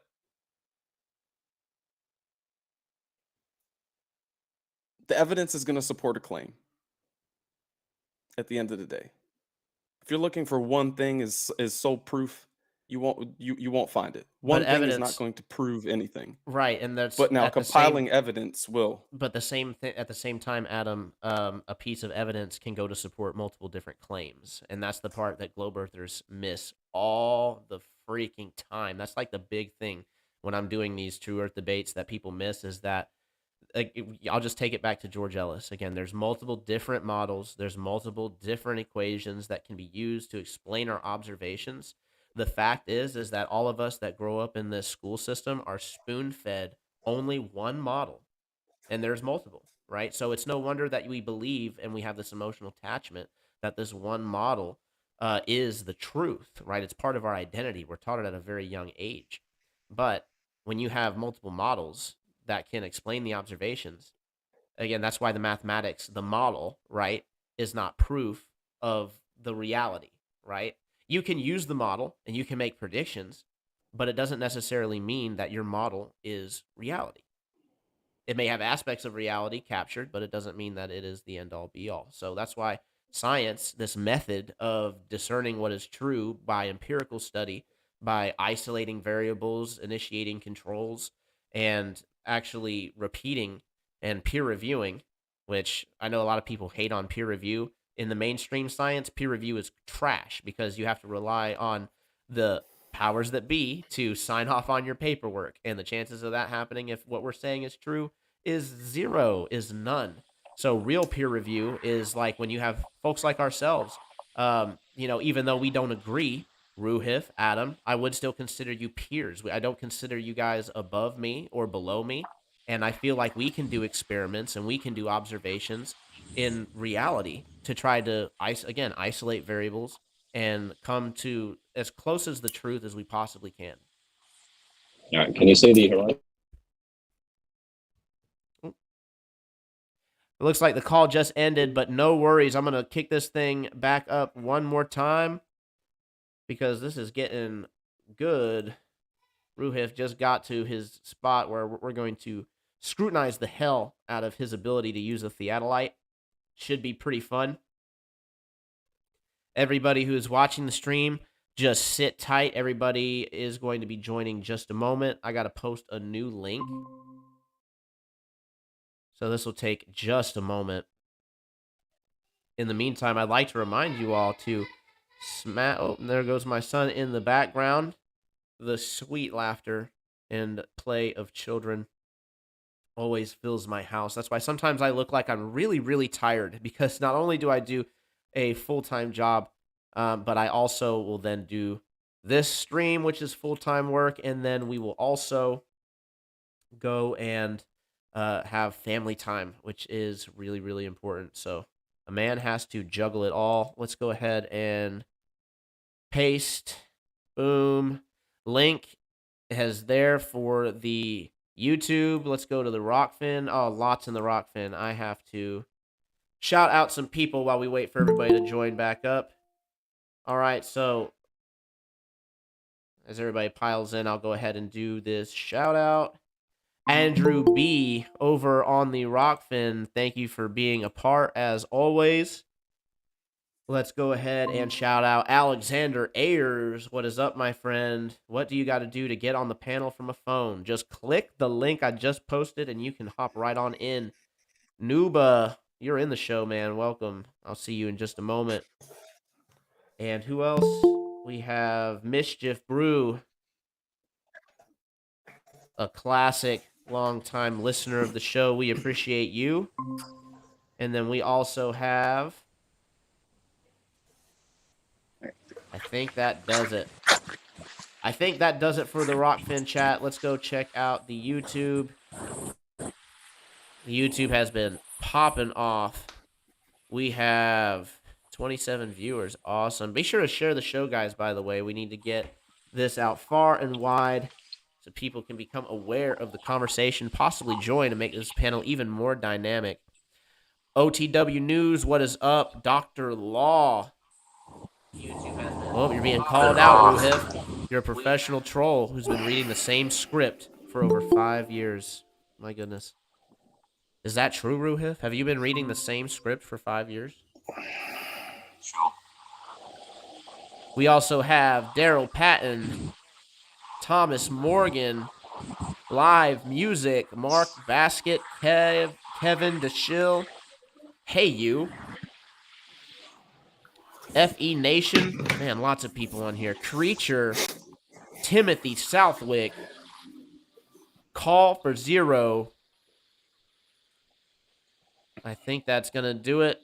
If I missed anybody, I apologize, but I appreciate everybody who has been a part in the comments or in the panel. Nuba, I know you got kicked off, but come back on in. The call just ended. We are ready to accept you with open arms. I know you've been thinking about joining for a while, and we'd love to have you. But while we wait, let's go ahead and, Ruhif, fire away. It looks like a beautiful view you got there. Yeah. The whole time he was driving in the car, I was imagining that he was in the dark, and then Because we're in the dark, right? I saw This the is other with- side of the world, man. This is with an auto level, right? So the crosshairs are horizontal. Can you see the horizon? It's a bit blurry today. Pretty blurry, but yeah, I think I can see the water line. Yep. Now, from that image, can you work out what my observer height is? Oh, absolutely not. I don't have the skill to do that. Okay, I can. What is your angle? That's what I'm telling you. Can you work it out from that image if I tell you stuff about the image that I take? Do you reckon you can work it out? Do you reckon we can work it out? Yeah. Yeah, okay. I'll try to take a screenshot through the camera. Oops. Bit hard to hold the phone up. There we go. We just have to remember, right, that, again, the issue that we have with this as True Earthers is that if it's right or with what you guys predict, then you'll count it as proof. If it's wrong with what you guys predict, then you'll simply constitute it as human error, throw it out, and probably just do a whole different observation. When it comes to geodetic, and this is a part of geodetic surveying, a lot of it is, sharpshooter fallacy. So they just throw out the observations that didn't match. All right, so the focus on the fucking crosshairs is broken, apparently. I can't get the crosshairs to sharpen up. But you can see the bottom stadium mark is a little bit below the horizon, right? Just a little bit. It disappeared. We can't see it anything anymore. Oh, sorry. I'll where can I post this? Can I DM it to you, Tribune, on Discord? Can you post it in the chat so people can check it out? Or I don't know if I can. I'm on the phone, so yeah, I don't know. yeah, you can DM it to me, I suppose. I'm just trying to figure out how I would Where's show the it, chat? because I have to screen Hold on. share this screen for the audience. Hang on, share screen. All right, screen broadcast. 3, 2, 1, go. Show it to us. I gotta turn do not disturb. Show us your Hang on. math wizardry. Hang on. Where's do not disturb? Oh, boo! He's got an iPhone. Yeah, Lost some just cool trying to find do points. not disturb. Hold on.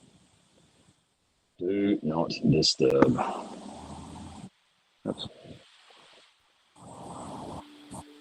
I'll take this opportunity to say hello to everyone. Shalom, Nuba. brother. Thank you for joining the show, man. I know it's I know you've been trying to get in, so I appreciate you. My pleasure, my pleasure. To be honest, yeah, I've only ever done one video call, so yeah, I'll more just be observing, and I might say something here and there. No worries. While he's getting everything set up, I'm curious as to what what your input is on the conversation so far. Oh, there hasn't really been much new information put to the table, to be honest. I think Ruhif needs to understand that about the apparent horizon. We don't think that the horizon that he's looking at through the scope is the horizon that we see with our eyes, or the real horizon. Say that again. The Like- scope that I'm looking through will give me a different horizon to the one that I see with my eyes. No, let me rephrase. The crossheads, you have them pointed at the apparent horizon, as Dave was saying last time. This is an Yes, I old have. point. Like we Where should I don't point feel it? that is the horizon that There's there. nowhere to point him, bro. Not It's the not physical as good as horizon. I pointed. it's- I pointed at the junction between the sky and the water. Where else should I point it? That's ridiculous. Anyone else explain this a little better than I am, because we're all got the same point. Yeah. So there's nowhere else to point it, man. Like the way that you're trying to use it with the math is not as good of a point as you think it is. No, Because the apparent we're just trying to horizon point isn't at the something. isn't the physical You one, said bro. it's 90 What am I degree, pointing at? and that will be the physical horizon. Hang on. We're It working might not out look what I'm like actually it to pointing you. at first. There might be some refraction, or reflection of the sky. It could be all sorts going on. We're just sorting out what I am pointing at. Right? Is there some other horizon that I should be pointing at? The physical one, The Not- horizon is not apparent, the visual brother. one. So just Okay. point it to what you can see, and whatever you want to call it, regardless, it's still apparent. Right? Because at That's this what I'm point, pointing at. Agree? you're wasting So- your own so you're- time, because you So haven't got that you're point good to through your go. head. Proceed. Yeah.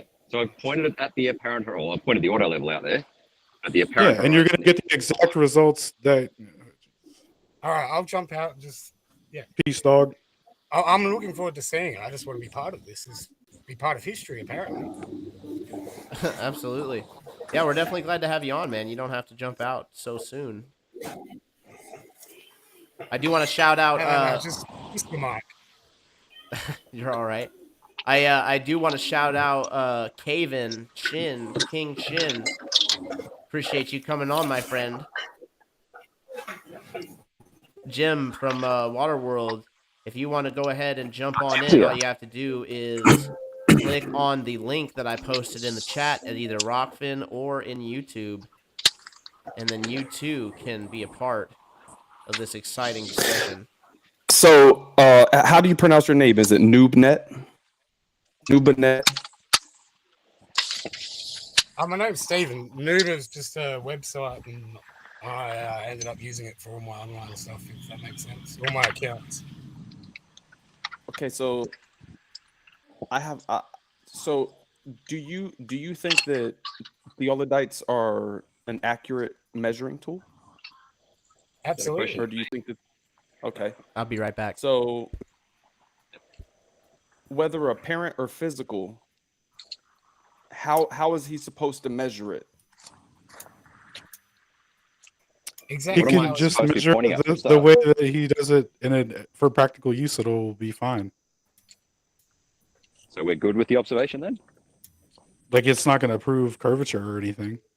It's Well, I mean, consistent. if we can, It's just going to prove you're pointing it at the apparent horizon. When you go back to that spot tomorrow, there's going to be the horizon is going to be in a different spot. No, Over it's time, not. it'll be in a different. Yeah, it will. Dog, you know how No. many videos there are of the horizon changing varies. just throughout the day? What about the- Yeah, the It weather? varies because it's by a apparent. So you're minuscule making amount. a minuscule amount. All right, man. Yes, minuscule. Okay. In fact, I think I said this last time. There's another flat earther in Sydney called Harry Baird, sorry, who every day for months used to just take a photo out his lounge room window at that north head, so the cliff face you can see in the photo.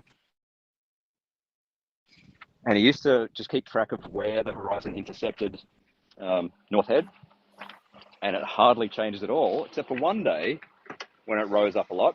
And Wally and I were able to correlate that with a cold front coming in that day, like an extreme cold front. Nice, dude. Yeah, day to day, it hardly changes. And what we're going to do, now that we're back in the car, is work out my observer height. Who can tell me what my observer height is based on that photo? So you're trying to say the apparent horizon Anyone? doesn't change significantly enough for us to notice?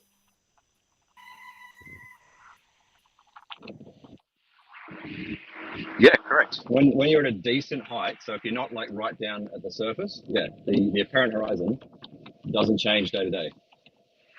Minuscule amount.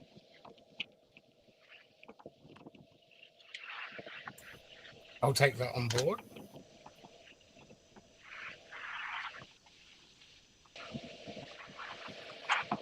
And I can demonstrate that by us working out what my observer height is just from the angle to the horizon. Okay, so let's do it. Okay, so can someone bring up the photo?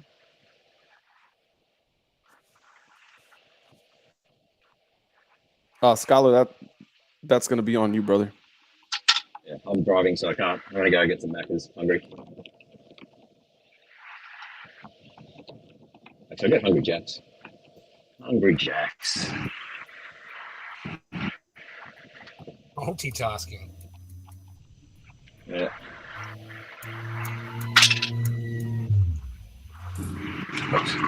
Dude, sorry. I only ask this because I have seen a lot of YouTube videos and of it apparently changing a fair bit in time lapses. So I'm quite confused. How close are they to the surface? Yeah, I mean, the change is literally why they throw out geodetic surveying data when it doesn't match. Like, it changes a lot, bro. It can change. To the surface, yes. When you're close to the surface, yes. Oh, sorry, I I'm forgot. not You did close make to that point. That is a good point. I'll have to look further into that Yeah. because a lot of the stuff I've seen is actually closer to the surface. So, fair point. Yeah. The next argument's going to be the vertical gradient again. Yeah, which is I'm watching the same part of the same podcast I was listening to last week. Yeah. Once you're a decent height above the surface, the vertical gradient is really steady.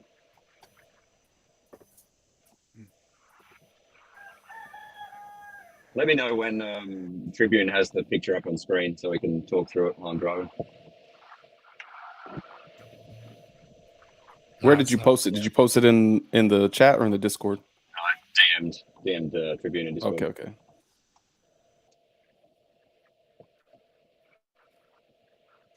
Is he away from the keyboard? Is he? Away from I think Yeah, so, I'm gonna text him really fast. All right.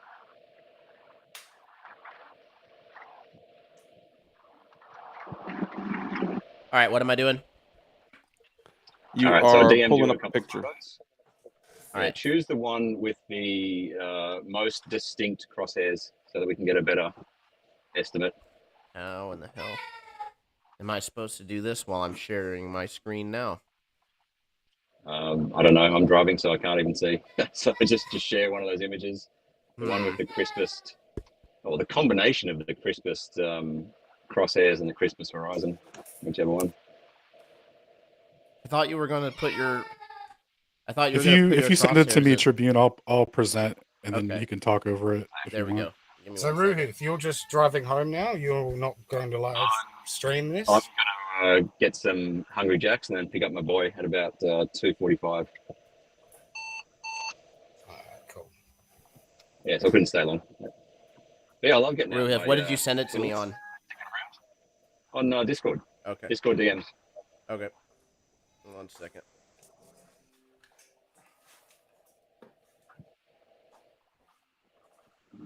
Okay, let me send it to. Got another guest. Let's go, Brandon. I love that name. Brando. Is that President Brandon? President. Oh no, I mean the Discord President Brandon. Same guy.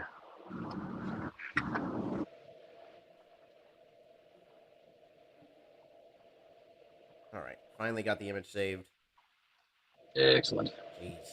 Sorry. This takes forever. Yeah.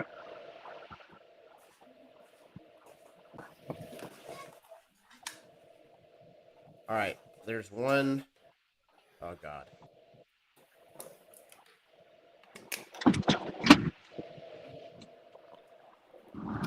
All right. There we go. Check your Telegram, Alan.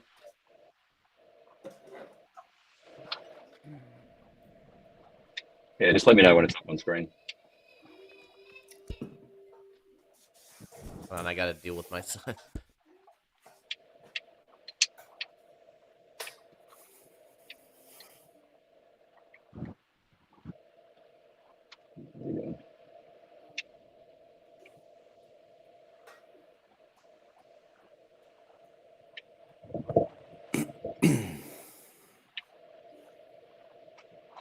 Just 1 sec, about to upload it.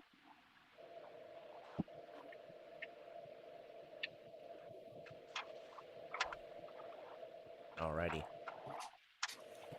He does not want to go to bed, but it's gonna have to be my wife's problem.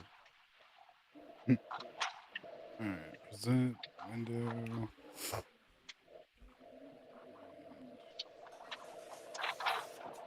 Chat, once again, thank you guys for being here. Huge shout out. Let's fill that dead time. Rethink Inc. Haven't seen you yet. Welcome to the show. Huge shout out. Daryl Patton.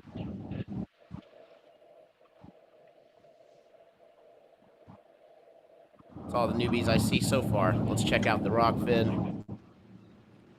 Oh, Alan's got it. I'm trying to find my coordinates. I should have gotten a screenshot of lat long when I was there. So is that 90 degrees? Yeah, that's an auto level, not a theodolite. So yeah. Okay, so just that right there is what it looks like at 90 degrees. Yeah, let me see. Let's see. Yep. How do I make that big? There we go. Dude, Tribune, do you see that water curve right there, bro? Dude. Yeah, that's the lens. Don't worry about that. I'm about to hang up the hat, man. I'm telling you. Like, I think we found it, actually. Dude, Rue, you found it, bro. 2023. That's barrel distortion. James, like history in the making. Yeah. And we are all a part of it. Aren't you excited that you joined? Yeah. Yeah, that's not visible through the auto level. It's a combination of barrel distortion with the iPhone and the lens in the auto level. Oh. Rethink. I was all excited, dude. I thought I could hang this all up. Globe Busters. That's pretty cool. Is there a timestamp on this at all? A timestamp for the photo? Obviously, we're going to need a timestamp. We're going to need a picture of the actual measurement on the theodolite while it's doing this. I'm going to need your dental records as well. This is just an auto level, so we're going to do a little maths here to work out my observer height, and then I'll DM you another shot of where I was. I'm trying to get the lat long somehow. Pretty foggy as well. We could always ask for more. Yeah, it's not a great day, actually. Not a great day at all. Anything you provide. We just want more. No, I'm just kidding, but we would like to see actually the. I know you just said an auto level. That's not a theodolite, so I mean, does it not have a? It doesn't have a number to it. Hey, did you want me to Hang on. share those other I'll say pictures too? I don't know if you need to or not. I just sent them just in case. All right, I'll send you the lat long. So I'll DM you another picture, and down the bottom of it, we'll have the lat or the approximate lat long of the observer. All right. So if someone can put that lat long into Google Earth and get an elevation for there as well, would be good. I just sent it to you, Alan. There you go. Yeah. Anyway, let's do some math. Come on. Are we ready? But Is the thing still on screen now? we're still having to take you at your word, though, that it's level, right? I mean, It's a precision instrument. That's what it does. I know that's what it does, but like, you're gonna make me say it, right? You could have just pointed and shot it and then said that you used an auto level, right? Could, but then you'd be calling me a liar, right? I know. We and have to accept that we're, in this to. with good intentions, right? I'm just I know trying how to to give. calibrate an I'm auto trying to give us no wiggle room, right? Because like if this was like in like a professional debate setting, or not even that, if it was just being presented as a piece of scientific evidence, right, or a piece of evidence, even like obviously we'd want more than just like the picture, right? We'd want Sure. Yeah. Okay. Yeah. But I know how to calibrate an auto level. I know how to level it. I know how it works so that I know that it's accurate, like it's got a compensator in it.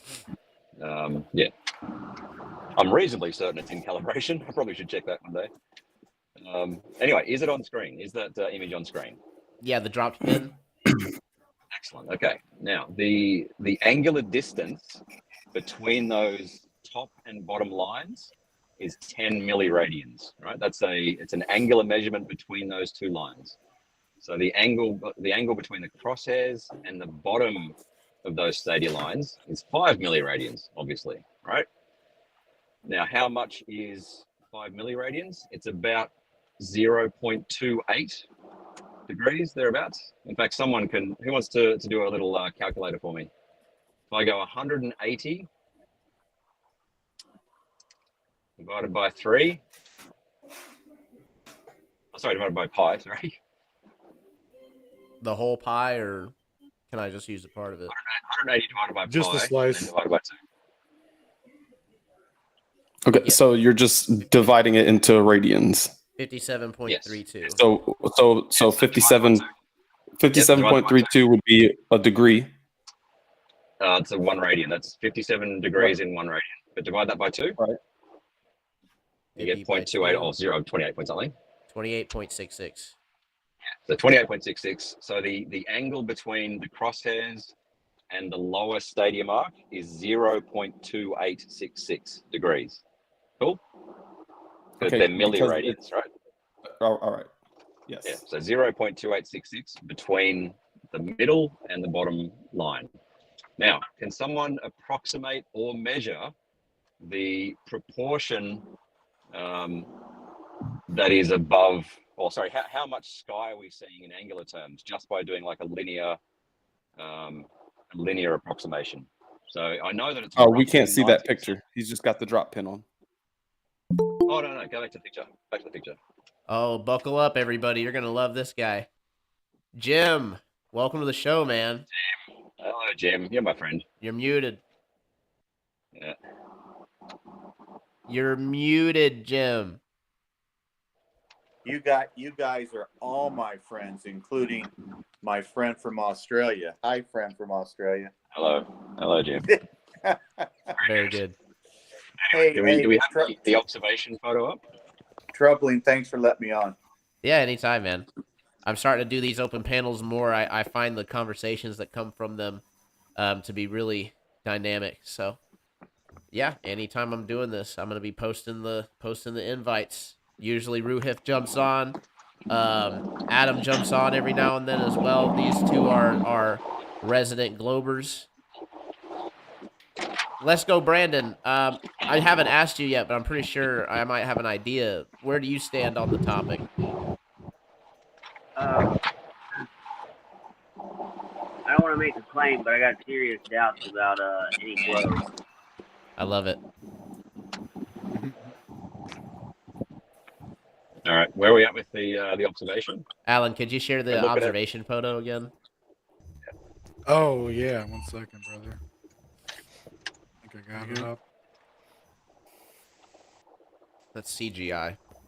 All My right. name's Poker, by the way. I was struggling with the mute. Do that. It's all So good. what proportion is there of sky to water in between those two, in between the crosshairs and that bottom line? It's roughly 90 to 10 from memory, right? What would you guys think? How much sky to water there is? Yeah, in between the crosshairs and the bottom steady line. It's like 70-30. Really? No, that's not 70. No, it's a little more than half, though. I'd say Way probably more than like half. 60-40. It's like, I thought it was about 90%. No, you're talking the middle line down to the bottom line. Yeah. Yeah. Oh, I'm And what sorry. I thought you were talking proportion? about the Oh. whole thing. No, Okay. just between the center and the bottom line. Yeah, that's 90-10. Yeah, I'd say about 90%. Okay. All right. So what's 90% of that 0.2866? Okay, About let's do it. 0.255 or thereabouts. Times point. 256. You said 90? Yeah, 90% of the 0.2866. 25.76 is what it's showing, but that doesn't seem right. Sounds about right. Good. So Oh, yeah, 0.2576. That's the angle down to the horizon. And if I had a theodolite, that would be basically the angle that I would measure down to the horizon. 0.257. All right, now, can someone go to metabunk.org/curve? I got you, brother. 1 sec. Hey, Ruhef, I have a question for you that maybe I've asked you before. So whenever you get freed up, I have a question for you. I'm fine. I'm just driving and waiting. So, yeah, go. Is there ever a time, my friend from Australia, that you can actually show me 8 inches per mile squared that I can go see myself anywhere in this good in God's earth? Sure, but when you say see 8 inches per mile squared, when you are seeing things, you have to incorporate refraction. So it'll be more like 7 inches per mile squared. I want. This is what I want, Ruhef. Refraction happens in our world, in the stationary topographical plane world. It happens when we have conditions above land and water that can change, momentarily, or change by the hour, or change by the day. But we don't go into bending of light in the medium of air. It goes into a molecule.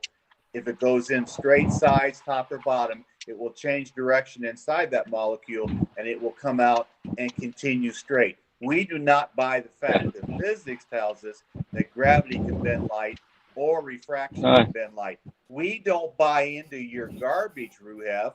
We don't buy into it because the physics of light tells us that light will change direction and go in a different direction when it enters a molecule, and it will change there and then come out straight. It won't continue your bend, so you can keep your ball, Ruhef. I'm going to do this for you. I'm going to do it just for you. I am now in Michigan City, Indiana. I'm less than an hour away from Benton Harbor. This is my new home. I'm picking out an apartment tomorrow. I'm buying a Nikon P1000. Once I get my address, I have a brand new laptop. I am going to show you over and over, maybe weekly, over and over, Benton Harbor, Michigan to Chicago under all kinds of conditions. And I'm also going to go to Chicago and look back at Benton Harbor across 62 miles. And I am going to shove that down your, Australian whatever until you give in, because I'm going to do it at least once or twice a week until I convince you Globers.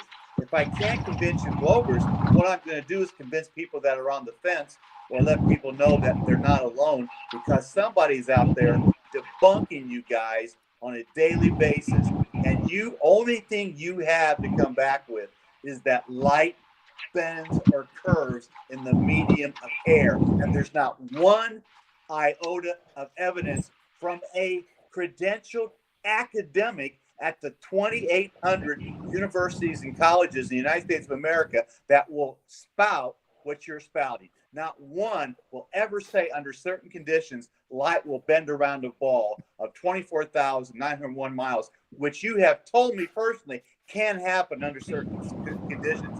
I'm sorry, Ruhef, you would never make it as a professor at any of those 28 universities, 2,800 universities, because they would laugh you out of the classroom and not renew your tenure for the following year. Ruhef, I like you. You're a nice guy. You've always treated me very polite. Thank you, but you're full of crap. All right. Thanks, Jim. So, where are we Jim, at with, Metabunk? are you saying that light doesn't bend through, like, towards the denser mediums? Light will denser. Oh, if you're talking about plastic, glass, what do you want to say? Water. They're all denser mediums of air. It will absolutely bend. Absolutely. We've all seen that laser go through sugar water, haven't we? Have we all seen it? That bends. I will give you that. I will not give you what Tom Ruhef, you Coombs got to mute, said. bro. I will not give you what Tom Coombs said about Josh Lewicki, that light bending up in the air and bending down and putting Chicago behind the curve. But refraction brings it up just perfectly enough that it looks like it's on a stationary plane, but it's not actually, because it's over the curve, but because refraction lets us think that it's a plane, it's not actually. So don't trust your eyes. Trust Ruhef, trust science, trust equations, trust the Lorentz transform equation, which when you lose your ball, you use that, and it always takes you back to your ball. The transform equation always takes you back to your ball, no matter how far you get away from it. And that's science, math, but it's not reality. I wouldn't call it science. Who's got metabunk.org? No. Yeah, I got you on Metabunk, brother. Go ahead. Tell me what Right, to enter. Okay. Also, can we compare today's shot to the shot from the last show? Because one was 90 degrees and one was, 89 point something, and there seems to be a big difference. Quite discrepancy, maybe. This was with an auto level, right? So this is from a different location from the shot I showed in the show last week. So we'll Let's stick to the Metabunk real quick. Let's bang this out because I want to get through your point. The point is that it's an apparent horizon. Right. Yeah, what we want to do. He doesn't. Let him. What we want to please. do is play with the observer height until you get a horizon dip of 0.257. I think it was. Oh, bro, I'm not trying to play horizon. with Metabunk for you, bro. Like, did you have something specific you wanted me to enter in, or what's up? Okay. All right. Well, put in an observer height of 65 meters. All right, 65 meters. Distance in miles. Doesn't matter. What's the horizon dip? You have to go to metric, not imperial. That's viewer height. Gotcha. Metric. All right, viewer height. Metric 65 meters. 65 meters thereabouts. 65. And what does the horizon dip say? Horizon dip. Geometric horizon dip. 0.259. Way too small. Refracted horizon dip.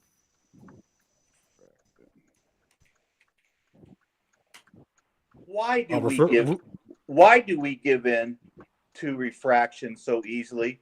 Why do we assume that what people who want us to believe we live on a ball, traveling in a vacuum of outer space, why do we give in so much on the bending and warping of light in the vacuum of air? We should never give in to that. When somebody says that, we should cut in and say, you are living in a fairy tale, in a cartoon. We should never accept it. Thanks, Jim. Anyway, so what was the horizon dip at 65 meters? Refracted horizon dip? Refracted horizon dip. You can't prove that anywhere, but go ahead. Refracted horizon dip. Yeah. Or 0.0042 radians. No, that's not. Oh, sorry, radians. Sorry. All right. What was the? Hang on, let me do it now. I've stopped. I pulled over, so I'll do it. All right. So what I'm going to do is play with the observer height until I get 0.257. So 67, 68. Yo, Ruhif, do you live 69. upside down, bro? 69. Yes. So when I Alright. put in, At least you know that. 72, Firm thing. 73, 74. All right. When I put in a viewer height of 74 meters, the refracted horizon dip is 0.256. All right. So if the Earth is a globe, 0.526. You can't prove that 256. anywhere. You can't prove it at a university in the United States of America that has 2,800 four-year universities and colleges. You would be laughed off campus if you brought that crap to the USA, to any private, public university in the United States of America. You would be laughed off the campus, and you know it. Ruhef says under certain conditions, light will bend all the way around the ball of 24,901 miles. Under certain conditions, light will bend all the way around his planet, and we let him get away with it. Okay. Are we finished? Yep. Okay. Sorry. Hey, I'm Observer just height getting of started. 75. I'm just getting started, Okay. my friend. I really like you, but I'm just getting started. Right. You So if I just passed plug me, in, that's all. if I plug in an observer height of 75 meters, that matches my refracted horizon dip of 0.257 degrees. Okay. So that photo, I've used the globe to imply my observer height of 75 meters. Now, does anyone or can anyone tell me what my actual observer height is? That's the point of the. Has anyone been onto Google Earth? I haven't. I'm not Nah, on Google brother. Earth, so I can't get the observer height. Give me a second.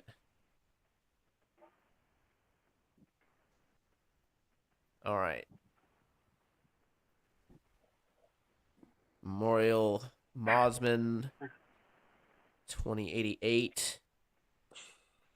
How would I Oh, view? the lat long is down the bottom. Down the bottom of that screenshot's the lat long. Okay. Yeah, and make sure you put your cursor over where that blue flag is, because that's the raised concrete thing. 5795 plus 99V Mosman, New South Wales. What part am I looking at here? But below that's the lat long. Negative 33.8315204. Yep. And then 151.2584108. Yep. And then wiggle your mouse over where that concrete thing is with the blue flag. Well, this is just a picture. I can't. Yeah, but it'll give you an elevation, right? Actually, no, it's not giving me an elevation. Is it Google Earth? No, I'm on the picture you sent. Fuck. Google Earth. Oh dear. I don't know how to. Hang on, let me try and fire Google Earth.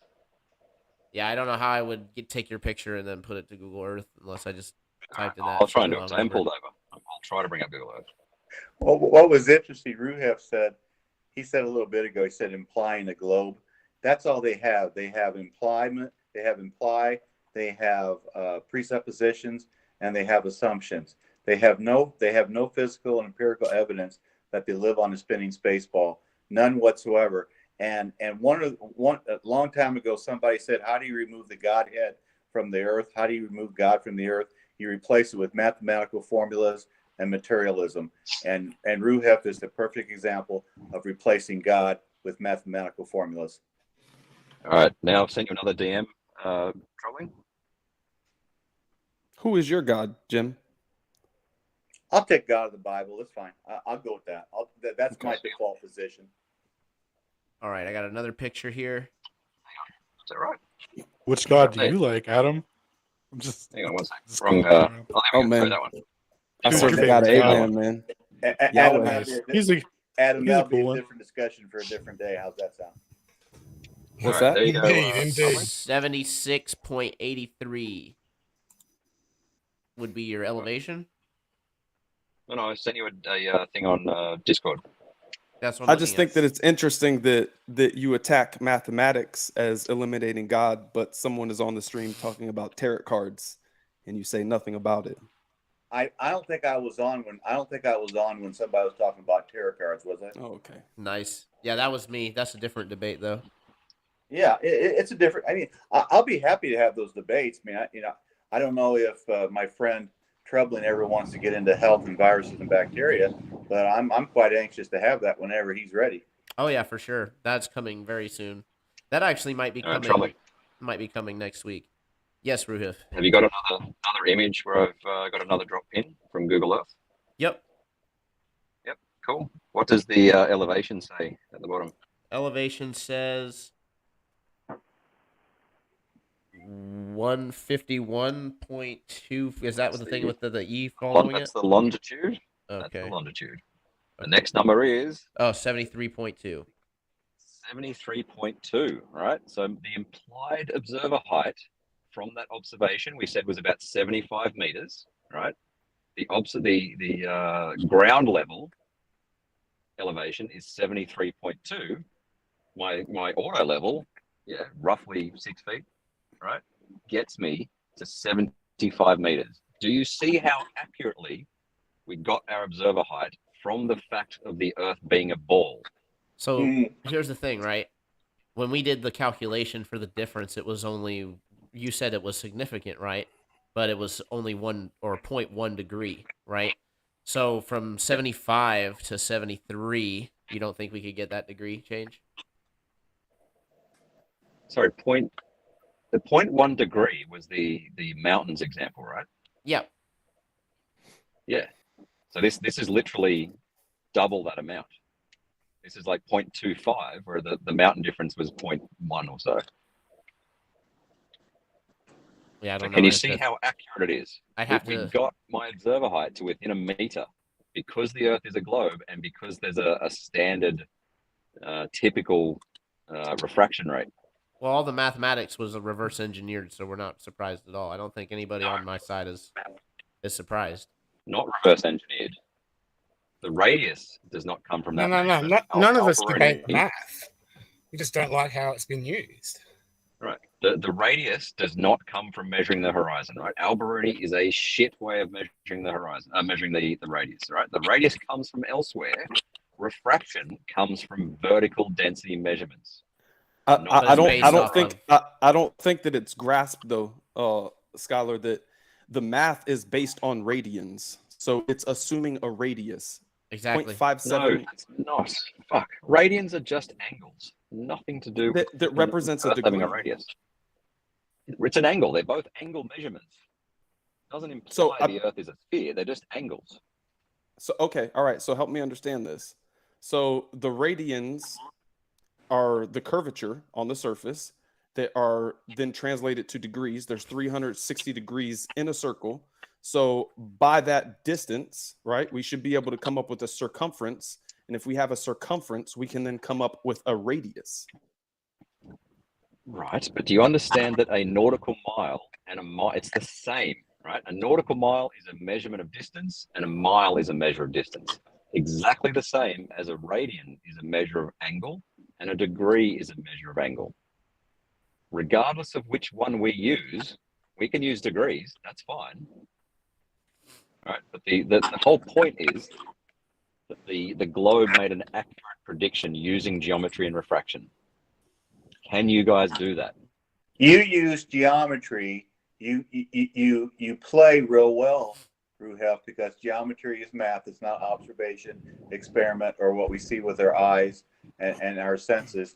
And the second is refraction, which we don't deny things don't go into water molecules, change direction, and come back out in a straight line. And that's why it looks differently from hour to hour, day to day, over the water, over the land. It kind of juts up and down like this, but it doesn't bend over your ball, Ruheb. So as many times as you want to say refraction bends light over your ball in the medium of air, you can say that till the cows come in. It doesn't make it true. And, you know, I'm going to ask you something else. Whenever we get off the subject, I got another question. Ruheb, I got questions lined up from now almost to eternity just for you. So do you not believe in refraction at all? No, I didn't say that. His phone probably died. Did I? Well, no. I'm our best a friend. question. I didn't say that you don't. I'm asking you, do you not believe in refraction at all? Do you believe in it at all? I didn't say that. Did I say that? I didn't say you said that. I'm asking you if that's something that you believe. If you would have listened to what I've said, you would know that light goes into molecules in the medium of air, the molecule will change them, the direction, depending if they go into the top, bottom, sides, or in the middle. And then when it comes out, it continues on in a straight line. That's why you can get different appearances of the shoreline or looking out on a boat. It goes, you see my hands right here? It can jut up and down hour by hour, day by day, and it can go like this, but it doesn't do this, my friend. It doesn't go like this. I can't see your hands. It doesn't go like Okay, but this. we You know, just it can go up and down. It can go up and down just fine. So just like this, it can go up and down. And there's lots of evidence that it looks differently hour to hour, maybe even minute to minute, but hour to hour, day to day. And that's why you can't trust one observation through a theodolite or a total station. You can't trust that. You know, if you just look at it for one day, you got to look at it at other days, because things change hour to hour. So I'm not saying that refraction is there. It's just not the type of refraction that you want to prove your ball. Okay, Jim, the fact that I measured it exactly at standard today, He didn't measure do you think it that's exactly. like a coincidence? Like It I was wasn't just lucky exactly. today? You know what's funny? I this is why I'm going to. The only reason I moved up here is so I can be close to God's greatest evidence that we live on a stationary topographical plane. That's the only reason I came up here. Only reason. And I'm going to start a little group up here that is stationary topographical plane as well. The only reason I come up here is I'm going to show you almost every day, not every day, but often, hour by hour or changing days, that the Chicago skyline from 62 miles is not over the curve as you want it to be, and refraction brings it up, and I see it as if it's on a level plane. I'm going to prove it to you. Now, Ruhif will never believe me. That's okay. Ruhif will never believe me, and a few other thousand people on social media will never believe me. But there are some people that might wake up to it, to what I try to do. And you know what? I do this out of love for humanity. I would love Ruhef to come to the truth, but Ruhef will not come to the truth. I do this for the love of humanity, that they understand the truth. That's the only reason I'm up here. I'm up here by myself, and I am going to make a life up here showing this world who will listen that God made a stationary topographical plane, as well as viruses that do not exist, which we'll talk about some other time. And I'm going to tell you, my friends, I am passionate. Passion is something so intense, others feel it. Ruhef, do you feel me? Do you feel my passion, Ruhef? Yeah. Do you feel this heat, bro? Did the All globe right. make an accurate prediction? We feel it. We feel it. Yo, hey, before your phone cut out, Ruhif, you and Adam were talking about radians and degrees and stuff. Can you guys pick back up on that, or? No, Yeah, but I'd like you to clarify, because I don't fully understand that as well. So I would like you to take a teaching moment and break down what they are. why the conversion. Yes, exactly. Why the conversions of radians has nothing to do with a circular object. Okay, no, it does. Like there are 360 degrees in a circle, right? Right. Yeah. There are 2 pi radians in a circle in exactly the same way. Exactly the same way. 2 pi radians in a circle, 360 degrees. All right.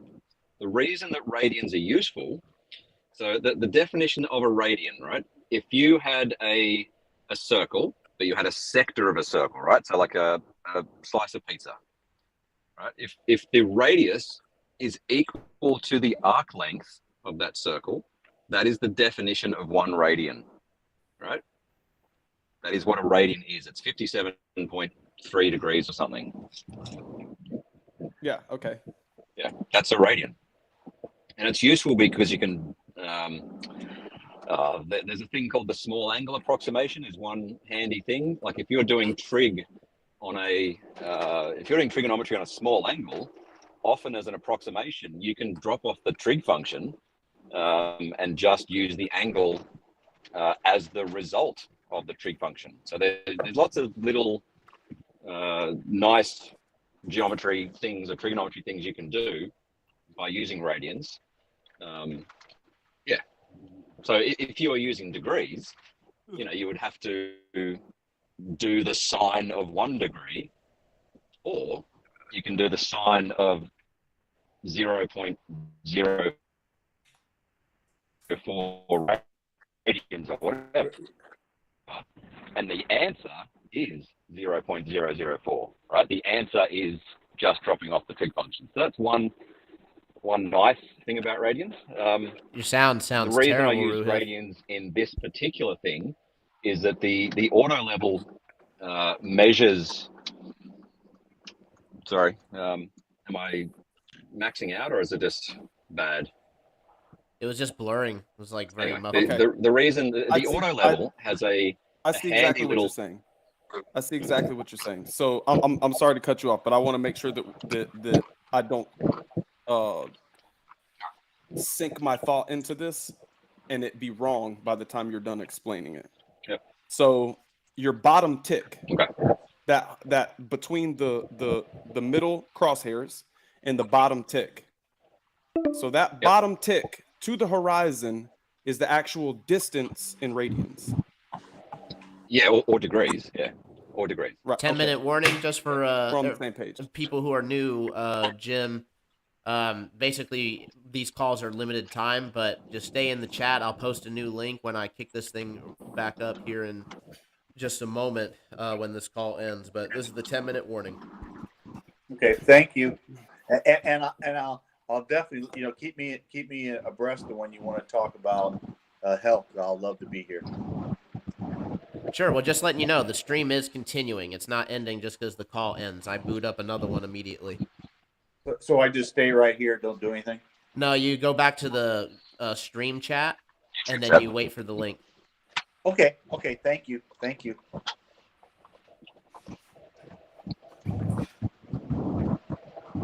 All right, so where we at? Okay, so Ruhif, I'm following you now.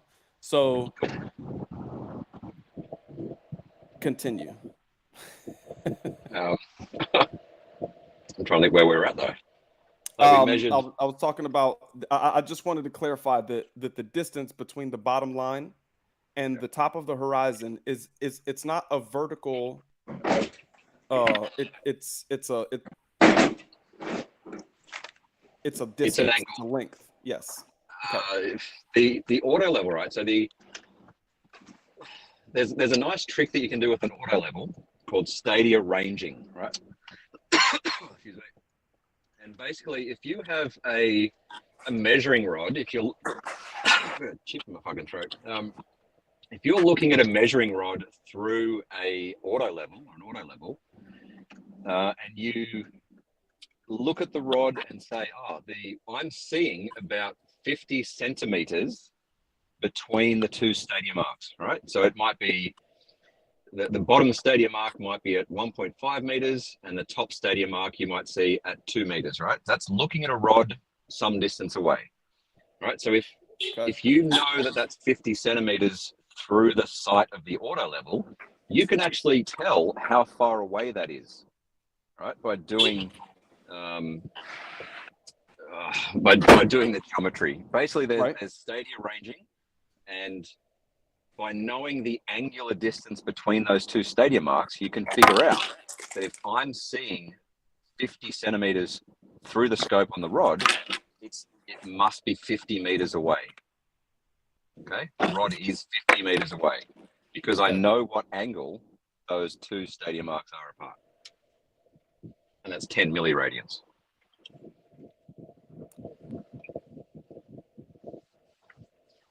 So it's a hundredth of a radian. So 10 milliradians is 1/100th of a radian. So based on the definition of an arc length, so that sector, that pizza pie, right, the pizza slice, has 50 centimeters of arc length and 50 meters of radius, right?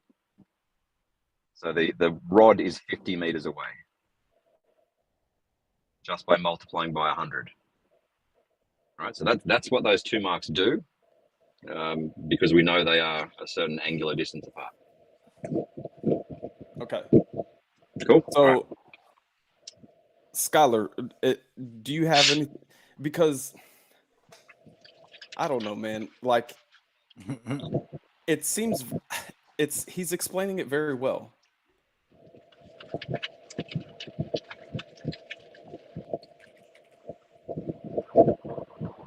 Skylar here? I don't think Yeah. so. Oh, you sorry. He's explaining all this stuff extremely well, and I'm like, I just have a hard time of, if someone can take the time and explain something to you, right? You should take the time to understand it. And the way it's understood, the way it's understood, hold on, because we're taking this, right, and we're converting these into numbers, and we're making an accurate prediction based on his elevation, right? So we're literally taking the globe and making a prediction based on how high he is, and we can do that using numbers. And I know you say that you want timestamps and all of it. Like, I'm sure that he can, that anyone can compose this and have timestamps and you know, make it all pretty for you so that you can look at. We're here live right now. We're making globe predictions, and the predictions are adding up. Not only that, but he mentioned something earlier, and he's shown some similar pictures where these measurements are the same. So it's like, okay, he just went out on a regular afternoon in Sydney. He pulled up to his spot, measures the horizon.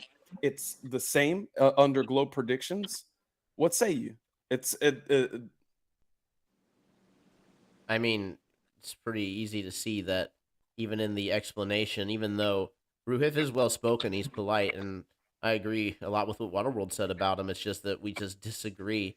And the thing is that even you have to admit that you are invoking the assumption of the radius. And yes, sometimes it does work out. This was live, and albeit he got pretty damn close, right? He was off by 2, maybe 3 feet. But the difference in angle is really small, and I haven't seen. Mind you, it might be a little bit different with the horizon thing. You said it was like 2.5 or whatever difference. I mean, I at some point I might like to see that, but it's like this. How about We're next also stream shooting. I'll take the theodolite out. Well, again, Next stream I'll take the theodolite out and show you what a big angle 0.1 is. It's a huge angle, 0.1 degrees. And all that, be that as it may, we're still dealing with, and all parties have to admit, we're dealing with an apparent horizon. So I don't know why we would even take this when, like it's been said several times in this stream, the horizon, it changes. You can literally watch throughout the day, minute through minute, possibly the level of the horizon actually changing due to the atmospheric conditions. So As someone that has measured the horizon literally hundreds of times, I can tell you that hardly ever does it change by a noticeable amount. If you're at a decent height, obviously. I mean, again, that's great and all. We pretty much have to take you at your word, though. And when we're dealing with trying to get to the empiricism, right? So it's something that's empirical, especially when one side believes that there's been a huge conspiracy, a huge lie perpetrated over mankind, right? It's going to take a little bit more, and I think you guys know that.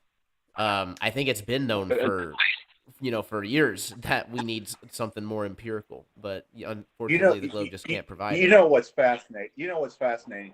We have never ever seen 8 inches per mile squared on the ground. Nobody has ever experienced 8 inches per mile squared on the ground, on the terrestrial, which means on the ground. We have to go to celestial. To see curvature, supposedly. Nobody's ever seen it on the ground. Nobody has ever seen a invading virus into a healthy cell and dominate it and kill it and move on to something else. They've never seen it because it would be all over YouTube. It would be in the New York Times, Washington Post, LA Times. Nobody has ever seen it, but we assume it's there. So therefore, the conspiracy theory is not that we live on a stationary topographical plane and that viruses don't exist. The conspiracy theory is the opposite, that we live on a spinning space ball and that viruses cause illness, disease, and death, because nobody has seen viruses cause illness, disease, and death, and nobody has seen a spinning space ball on the terrestrial using 8 inches per mile squared on a radius of 3,959 miles. Ruhif is the perfect example of taking math, assuming and presupposing a ball, and making the math work to the ball. He is the perfect example of it. Everything that works on a ball works on a level plane. Everything works until you go into the sky and outer space. Everything works out the same. So don't let Ruhif tell you through math and assuming and presupposing a ball that you live on a ball. Don't do it. Think for yourself. What does your eyes tell you about what you see when you go out in God's world? You don't see curvature. You see curvature nowhere. You don't see 8 inches per mile squared based on 59 miles radius. You don't see it. So why do you believe it? All right. We've never seen Waterworld, cutting you off. 10 seconds. So why do we believe it? Why do we believe it? Not even. All right. Cut in the middle of Jim's rant. Let me get another link posted here. This will take just a moment. Huge shout out to the chat. I'm seeing lots of great comments in there. Is there a link to join the YouTube? Austin Murphy, there absolutely is. It is coming here in just a moment. Let's go. New meeting. All right.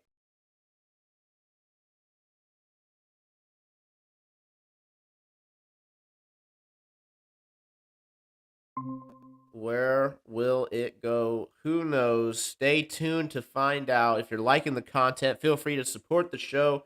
Cash App Mr. Tribune. You can also go to the buymeacoffee.com/Tribune. Speaking of which, shout out to Mischief Brew for the $10 tip over on Rokfin. Here's towards the new PC. Thank you very much, my friend. I appreciate that. Let's go ahead and get this invite link posted. Boom. Chat, Nuba, you are good, by the way. We appreciate you coming on. For sure. Let's go ahead and get it to the YouTube now. Everybody just stay tuned. Boom. Boom. Posted. Get on in that link right now. Do not delay. Get in here today. Space Audits, welcome back. Ruhif, welcome back. Adam, welcome back.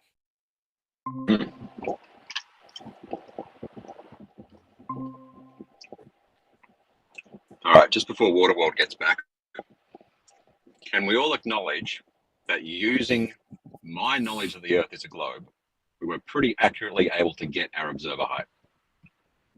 Sure. Go over the math again real quick on what you did for your predictions and how the radians work. All right, so I measured. Just do a quick How summary. the radians work, or yeah, we'll combine that in with it. Okay. Took an auto level down to my favorite spot where I go and watch boats go over the horizon. Okay. And I should have used a theodolite, but someone wanted an auto level, so I took the auto level. Using the stadium marks, I measured the angle down to the horizon, and we worked out it was about 0.257 degrees. All right, so a quarter of a degree down to the horizon. Then I got up metabunk.org and played around with the observer height until the refracted horizon dip matched 0.257, right? So it's like, you know, if my observer height was this, then the refracted horizon drop should be that, right? So I was reverse engineering my observer height from the angle to the horizon, okay? And then we went on Google Earth, and I saw that the ground was 73.2 meters, and my theodolite was probably, my auto level was probably 6 feet off the ground. Well, I'm glad you admitted right. you reverse So, engineered it. Thank you very much for being honest. Cool. I have no problem with that. So, Thank you. So my observer height was about 75 meters, which is what was predicted by the photo. So I've used the knowledge that the Earth is a globe to work out my observer height. Can you guys do anything similar? You use the presupposition and the assumption that the Earth is a Yeah. globe. So here's the thing, Ruhif. So the framework that you're using was established from geodetic surveying, right? Sure. Okay. Okay. Lots of things, sure. You know, every So- once in a while, Ruhef tells us the truth, and we look right through him and go, "Thank you, Ruhef, for telling us the truth." Thank you. Love I you. just appreciate the honesty when I can get it, man. It's all good. I think Um, Ruhef's a true believer, and that's what I appreciate about him. Yeah, it's all good. So have you seen the debate where Whitsitt debates the geodetic surveyor and he goes Yeah, over the manuals and stuff? The Yeah, main surveyor, yeah, the main surveyor. And he goes over the technical books and stuff from it. And it basically one-to-one explains how if you get an observation that doesn't match what they've presupposed and already quote unquote confirmed, you throw that observation out because obviously it doesn't match quote unquote reality, right?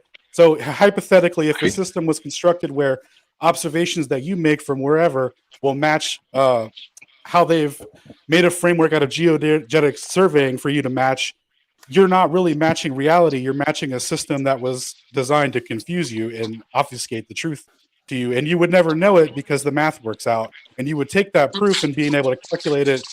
And it would be like gospel to you because you understand the numbers. It's like speaking another language to you. So you feel like you understand it on this intimate level, but you really, you've already been so deceived so far from it that you would never know. I mean, you're super into it, and I can tell, you seem very genuine with it, and the math seems very important to you. But the framework was already established to hijack your observations, bro. So you're starting from a position where you don't even know the truth yourself, but you've been given a formula that matches "quote unquote" reality, what you can observe, and that part was all reverse engineered so that you could give your reverse engineer back to match it. And it's not as an impressive proof as you think, because as we've demonstrated, we can show the horizon changing at all different all different heights and stuff depending on various factors and everything. And there's no physical curvature. So although your math and stuff works out, and that is very impressive, it's not to a physical horizon. Do you understand that? They've made a conceptual horizon barrier for limit for you to work with. It is a very cool system, but that's my tangent on it. What you got? Was that Lesko? You Yeah. said that That was Alan, right? really well. You said that really great. Thanks. no, that was Alan. Well, that was Number Alan. Alan, Number one, you said that. I've never thrown Alan, you out. said that really well. Thanks, I've brother. never thrown out a theodolite measurement. Number two, I don't get my formulas from shit. Hang on. All right, so There you go. Cool. was asking about making accurate observations with the math. It's the same. I mean, it's not the same thing, but a similar instance is when you're doing your elevation angles with the sextant, and now they sailors. I don't use a sextant, by the way. The stars as a shelf instead of the ocean as their baseline. It still functionally does the same thing accurately, but you're in reverse. Does that make any sense? Yeah, but you still have to bring whatever you're looking at in this, whatever celestial body you're looking at, you still have to bring it down to the apparent horizon that you guys are raving about. Still have to bring that down. The sextant is a pretty inaccurate measuring device. My theodolite's much more accurate. The other thing about the sextant, did you say something about the horizon and not using the ocean as a baseline or something? Was that what I heard?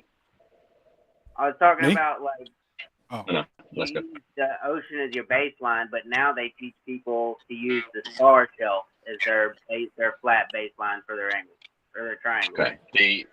The angle that you want measuring with a sextant is relative to horizontal. Okay. You're measuring angle relative to this, not to the horizon, right? But because you're out on a boat and the only stable reference that you have is the horizon, that's what you are forced to use, right? So you're measuring between the horizon and the star, but you have to correct for the fact that the angle down to the horizon exists, right? Yeah. But the angle you want is relative to horizontal. Is Okay. there a single We're good. observation though? I mean, is there a single one of the horizon where we can't adjust the levels and pull up the horizon actually being further than what you can see? Is there a single observation where that doesn't happen? I'm sure there is. I mean, because all the I ones haven't seen that I've seen where we're able to adjust the levels on, as soon as especially, I mean, they're all over water, granted, but as soon as you adjust the levels, you can see that the horizon goes out further than what you're actually seeing. So, But then what do you do when you've got like for Canigou, right? Are you going to adjust the levels out of Canigou, and what are you going to disappear some mountain? Like, what is if you've got something beyond the horizon that's poking up behind? I don't understand what adjusting the levels is going to do. How does that help? Are you talking about off the California coast, Canigou, or no? That's something different. Never mind. San Jacinto. San Jacinto is a great one as well. That's one of my favorites. I'm going to go in a sec because my boys are about to finish. That's Catalina. I'm sorry. Forgive me. Yeah. Well, Catalina Island, yeah. But the observation that Jay Tolan does is from Malibu over to San Jacinto. Oh, hello. he does a there's another one that came out that was from Nevada to man, where was it? It's 2,600 miles. Jim, you might know it. No, or it wasn't. Alan, I can't remember. No, it wasn't. That's what the claim Anyway, is. I gotta go and pick up my boy. Well, So, the I'll catch you guys furthest next time. observation that everybody knows about is 255 and 275. One of them's from an elevation height of 9,163 feet. You should be missing three miles of curve. If you did it from 6 feet observation height, you should be missing 5 miles. Some people mess that up. If you ignore refraction, of course. They don't know. If you ignore that light bends. They don't know All it's right, I gotta 91. go. Ruhif, thanks for coming on. We appreciate your No worries. I'll your come on again later. insight. See you, Rue.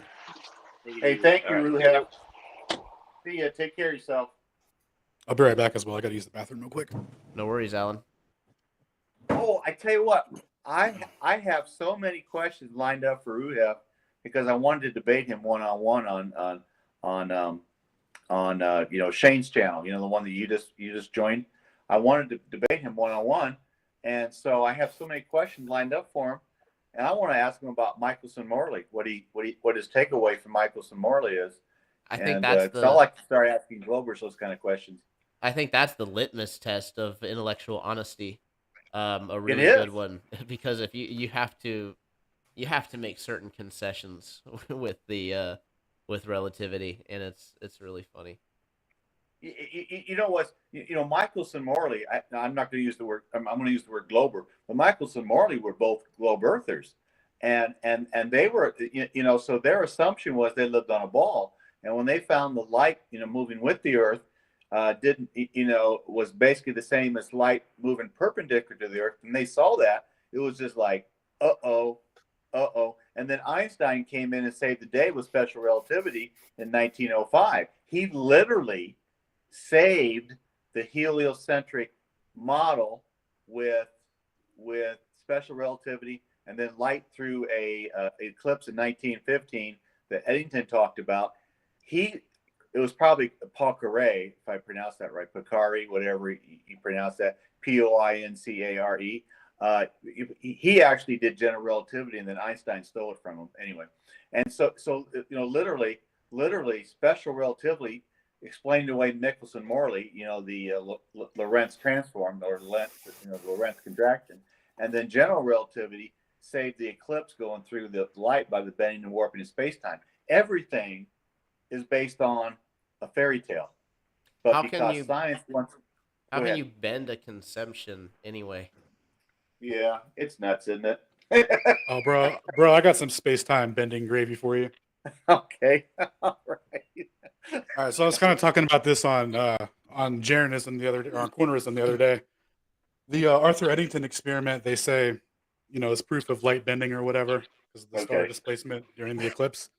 Okay. So even though the measurements are all screwy and the data is all messed up, and obviously that's all easy to prove, there was also a simultaneous observations going on where they were looking at the spectrum shift from the starlight, and that spectrum shift was supposed to match, it's like a redshift blue shift thing. So if the causation of the displacement was the bending and curvature of space-time, the starlight would exhibit this spectrum shift, like it would be shifted in a certain way, predicted by Einstein. They never found it, and they had instruments well accurate enough to detect it, and they completely buried that whole point. And at the like inaugural presentation, I don't know what the right word for it would be, but like where they all got together, the astronomical royal societies and stuff, and they got together and said that they were going to present the eclipse data as evidence. Some of the best refutations of the evidence was that there was no corresponding spectrum shift data to match with it, and therefore to say that the bending was due to the space-time stuff would be super unscientific and we can't be irresponsible with this. So guess what they did? They went ahead and announced that Einstein was right, and the next day he became the most famous person in the world. But in doing this, what they've done with the space-time, because a lot of people will say, well, space-time's not real, it's a math concept, blah, blah, blah. Now that's obviously true, but what they don't want to admit really is that space-time has to be a physical entity, because to have redshift as proof of your mathematical concept, it has to affect light, and therefore it has to be a physical mechanism, as it's replacing a physical mechanism of mass attraction to mass. Because Newton also made the same prediction. Sorry, I'm getting a little anxiety, getting all this out. So I'm getting a little winded, but it's very anxious to get all this stuff out. So I've been working on it for a while now, and I think it's a lethal blow to relativity, because it has to be space-time curvature has to be a physical mechanism in order to cause redshift in light, or what's it called? The gravitational waves, the thing that LIGO says that they detected, which we obviously already know how fraudulent that can be. They can just inject data into it, and the scientists themselves can't even tell if it's real. But by invoking these as proof, they've given physicality to space-time curvature, and without it, and even though there's no supporting evidence of it to back it up, they went ahead and rolled it out anyway. So but the real big dagger to this information is the way that they calculate orbits and stuff is through the metric tensors and space-time curvature tensors.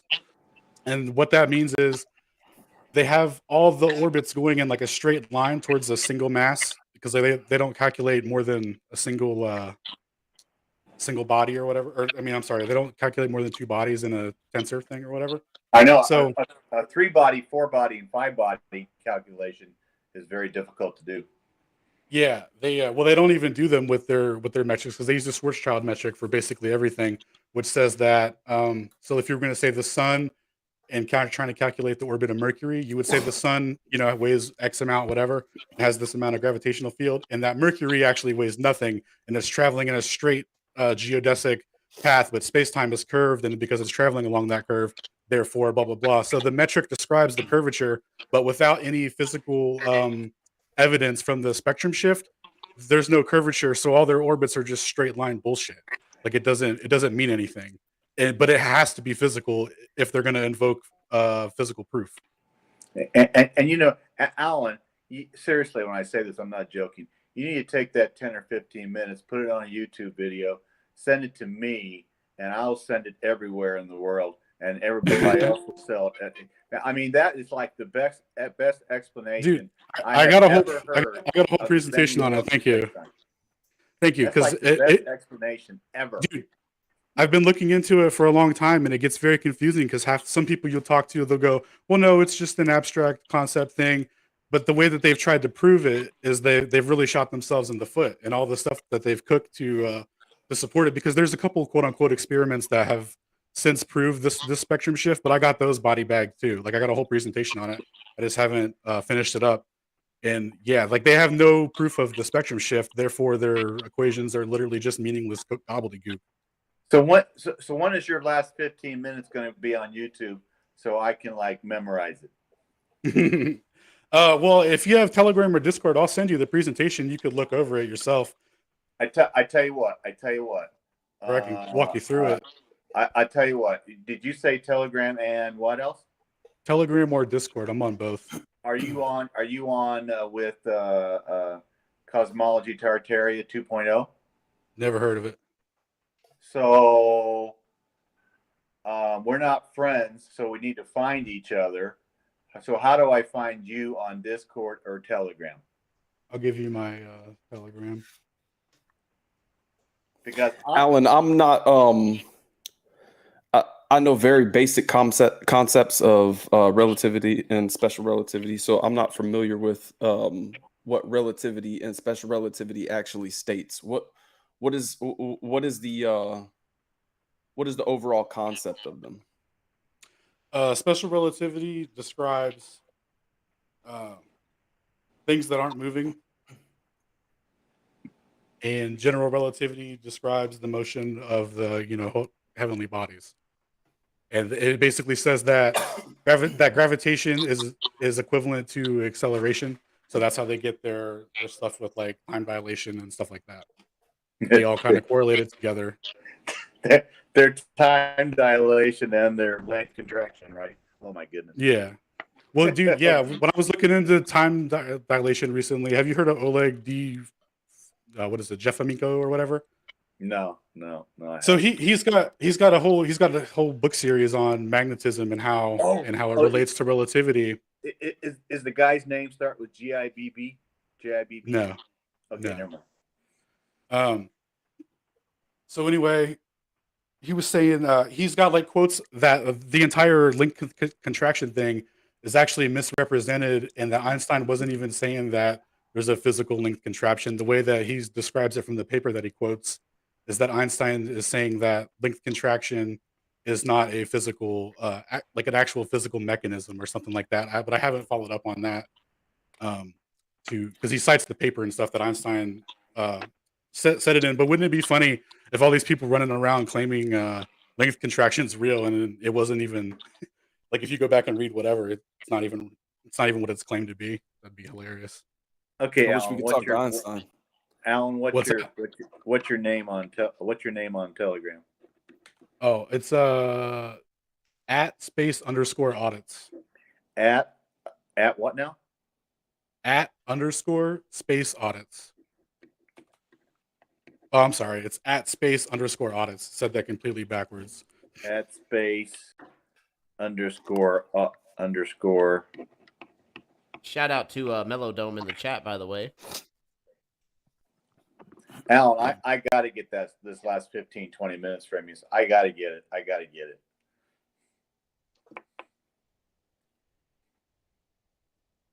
So @space_, line _, and what's the last part, Alan? Audits. AUDIS. Yeah. I linked it. I linked it in what's it called? YouTube chat. Oh, you put it in YouTube chat? Okay. Yeah. I'll find it. Thank you. Every once in a while you hear something that's like really, really, really profound. Austin does a lot of that stuff. You say, I got to hear it again. Yeah, it's a really interesting argument because it's sourced from the people at the meeting. There was one guy who I'm calling Witset's grandfather, Dr. Ludwig Silverstein, who just kind of dunked on the whole presentation with that Not spectrum Jewish shift at all. stuff. Because I've never even heard of that side of the experiment that was supposed to be running in tandem with it, and they completely just kind of bury that. And they're like, "Look, the stars move, therefore proof." And then, by the way, that Ludwig guy, a month later, after having time to actually review the data, found that the two slides used by Eddington to perpetuate relativity, the stars moved in the opposite direction from what they were predicted. So they don't even care which way they moved, but just that they moved at all, and they were so happy with it that they ran forward with it. Full steam ahead. Like I think that it was very like nefarious and coordinated. I think that somebody like read Einstein's work and was like, "Oh, we could use this to just take over and tell them whatever." Because for every tensor, they can just describe spacetime as something else, and then the math works out due to the conditions that they impose by the metrics that they use. And then they're like, "Oh my god, it worked out! Look how special we are." Can you imagine during World War I, 1915 to 1919, if the scientific world would have announced that we lived on a stationary topographical plane in our globe? Can you imagine what the World War I would have been like? When the troops and everybody heard that, it would have literally turned everything upside down. If that would have been announced. Yeah, unbelievable. So Unbelievable. Go ahead. Blows me away.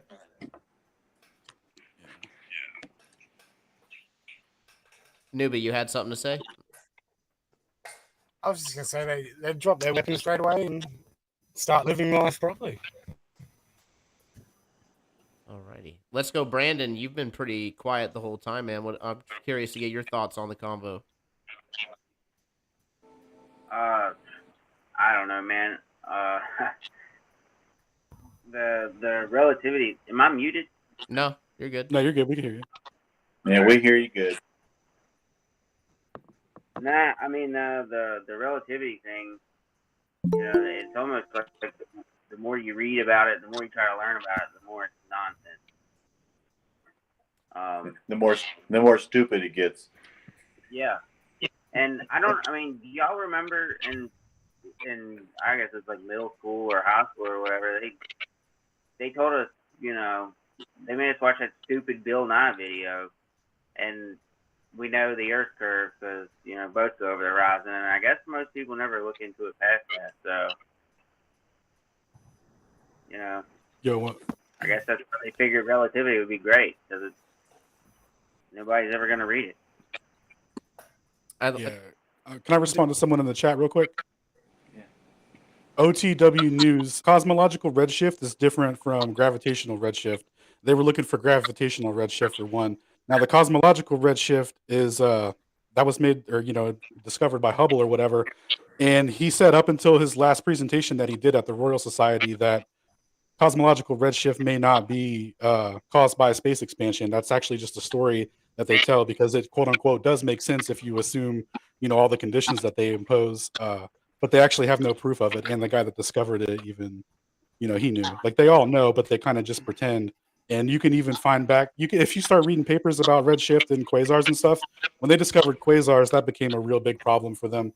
I forget why off the top of my head, but like redshift and its assumptions has all kinds of problems for the cosmological model, and they often have to ignore things and pretend that they're not valid. For example, I can link you a paper right now called The Redshift Hypothesis in Quasars, Is Earth the Center of the Universe by Y.P. Varnishi. That guy basically took an observation of 57 quasars, and the way that they're laid out, you can only see them you can only see all of them if you're on Earth from our unique perspective, right? Which completely destroys the Copernican principle, general and special relativity, because that would give a preferred frame of reference to everything.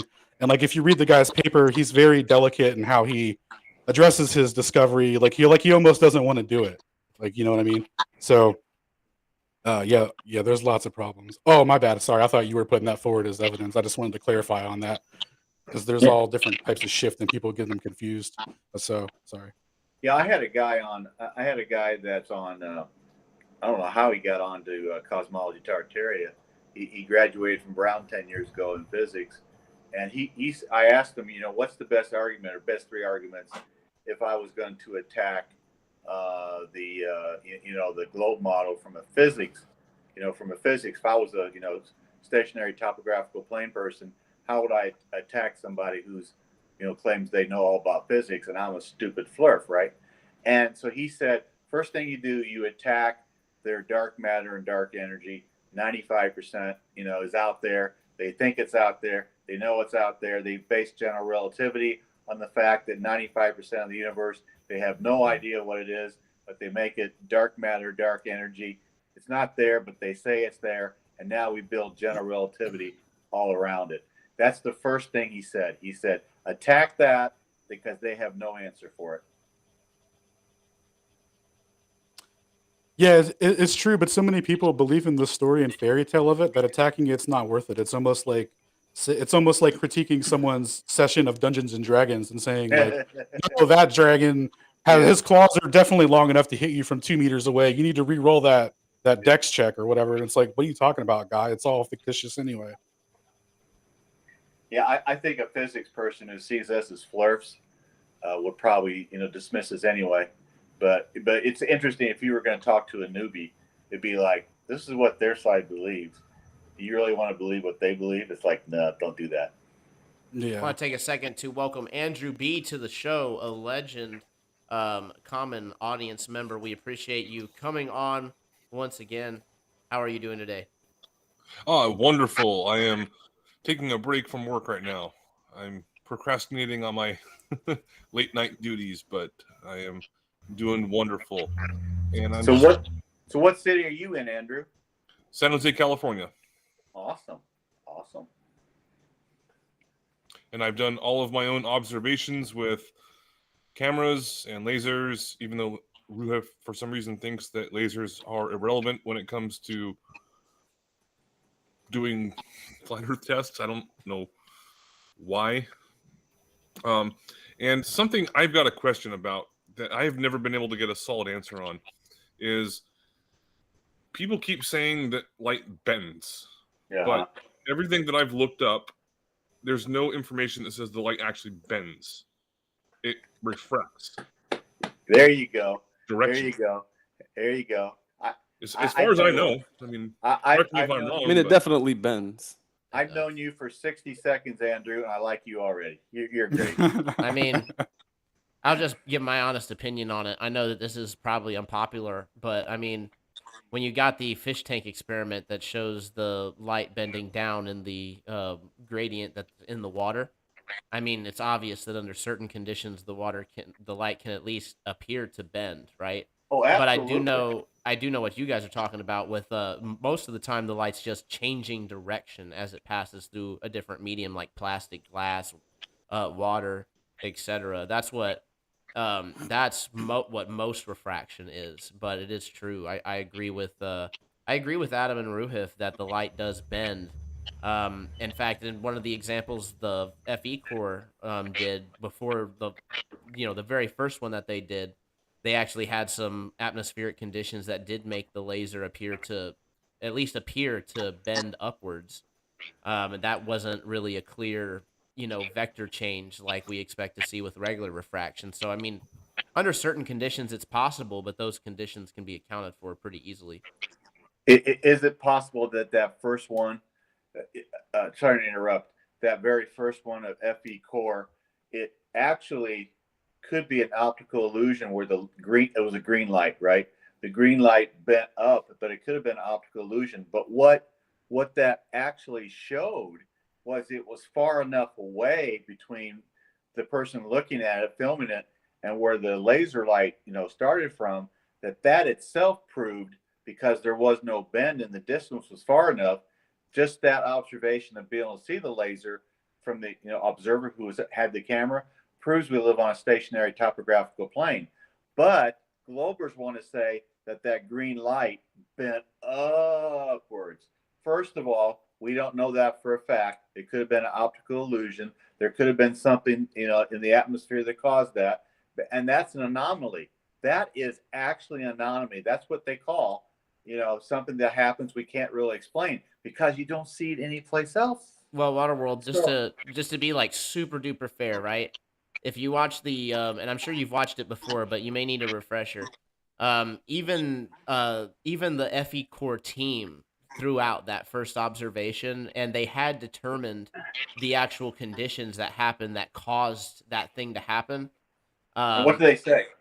I don't remember. I honestly can't remember right off the top of my head, but it was something to do with there was obviously a denser pocket of air for the light to bend up into. So that's basically what had happened, according to their explanation.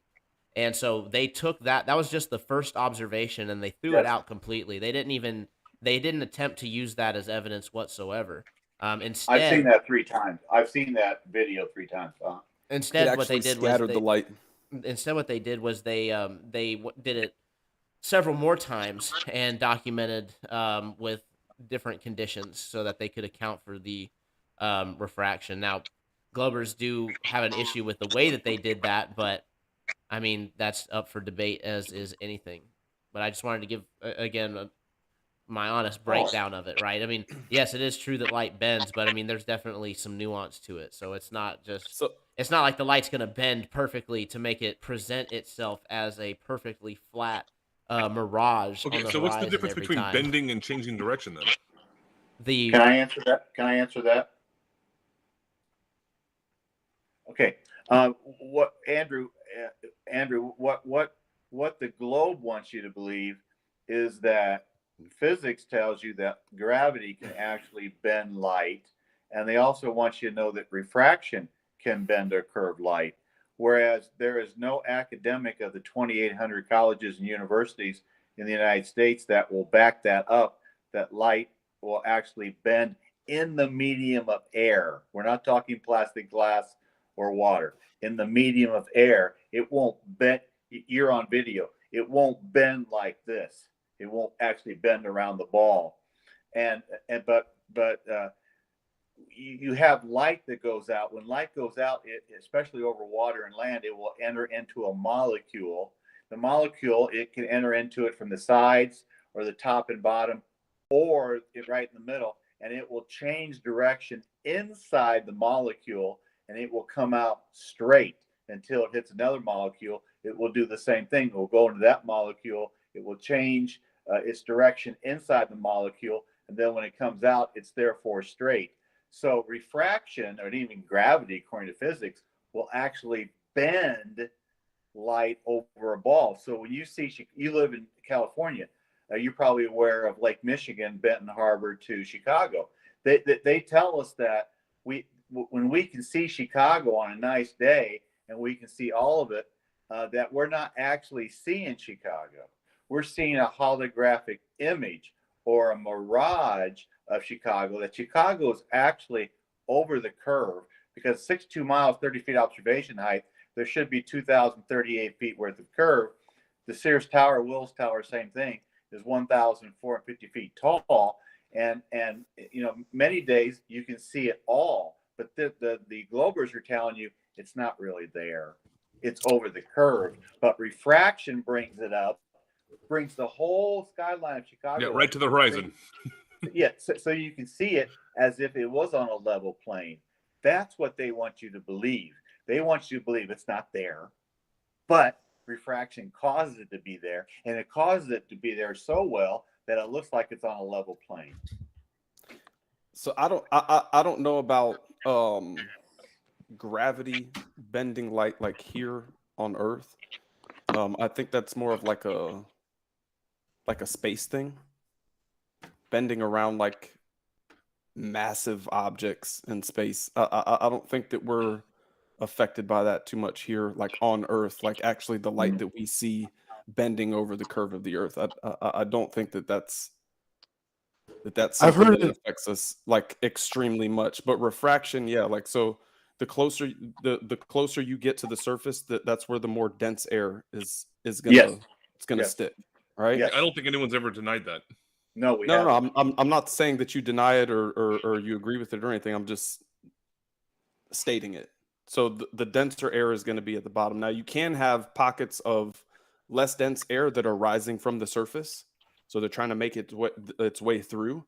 And I think that's where we deal with like what Ruhif was talking about on a couple of streams ago, where at the very bottom of the gradient, you could deal with hotter air that's trying to make its way through, and it can cause the light to do crazy shit.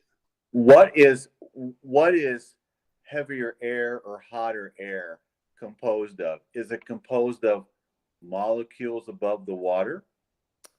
I mean, it's vapors. Okay, and vapors is water, and so vapors doesn't have to be water, because you can have vapors coming off of alcohol. Yeah, but they consist of molecules. Is that right? I mean, I would assume. See, nobody on my side, stationary topographical plane, denies that when you go into a different medium of water or plastic, glass, nobody denies that that light bends. Nobody. I mean, all you gotta do is take a glass full of water. Well, that's what we deal with in the atmosphere, though. We deal with different densities. Okay. The higher you go up. I hear what you're saying. I do, and I appreciate it. But we're still in the medium of air. We're not going into a much denser medium like water, glass, or plastic. We're still in air.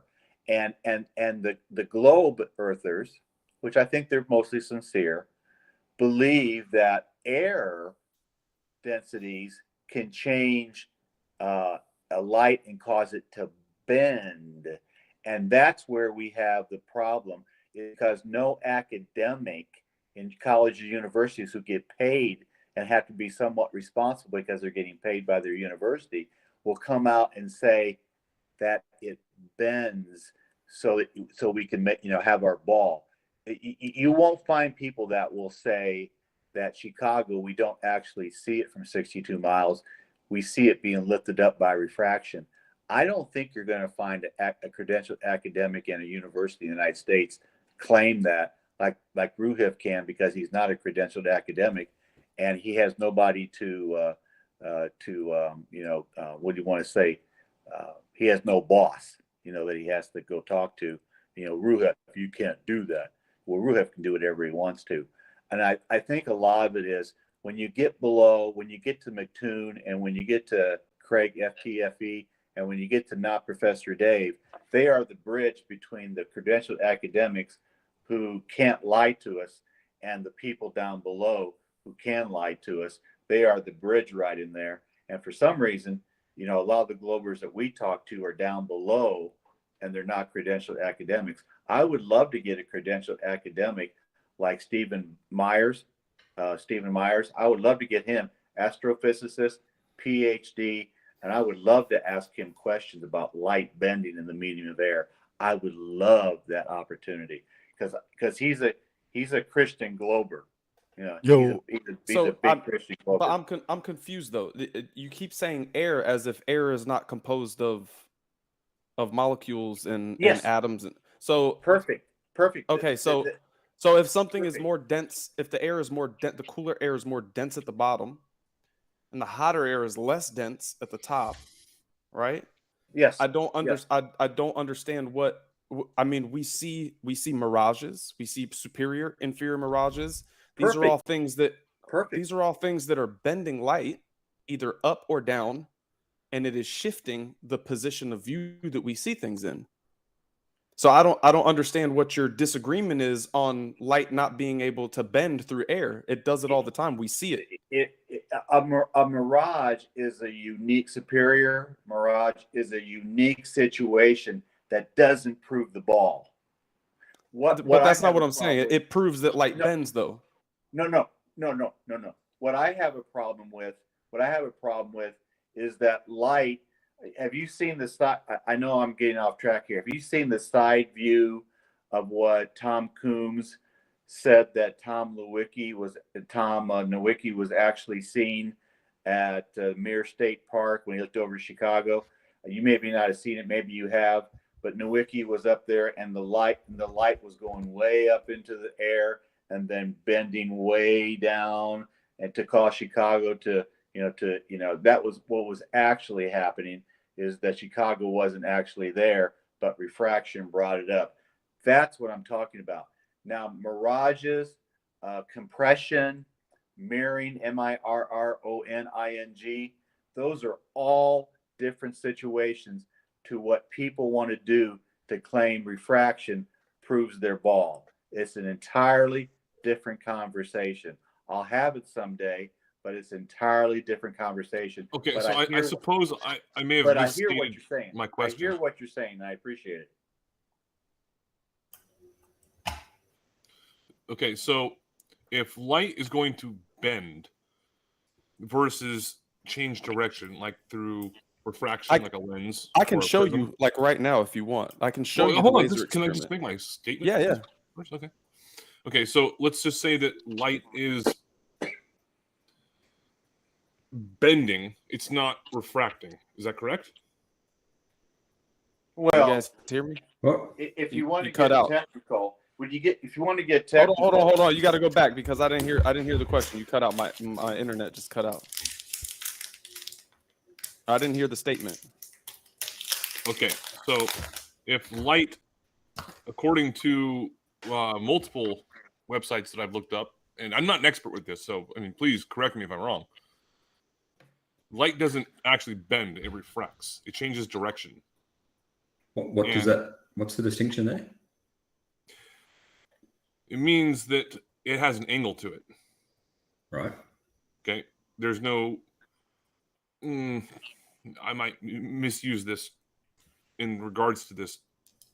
It doesn't have a radian to it. I mean, it could. It doesn't I suppose. curve. When you zoom out from those individual Right. molecular, Okay. If you zoom out, right. Yeah, it's a curve. Right. But it doesn't have an angle. Between Bending molecules, it will. versus refraction. Yeah, Between the molecules, it will. You got straight paths between molecules, right?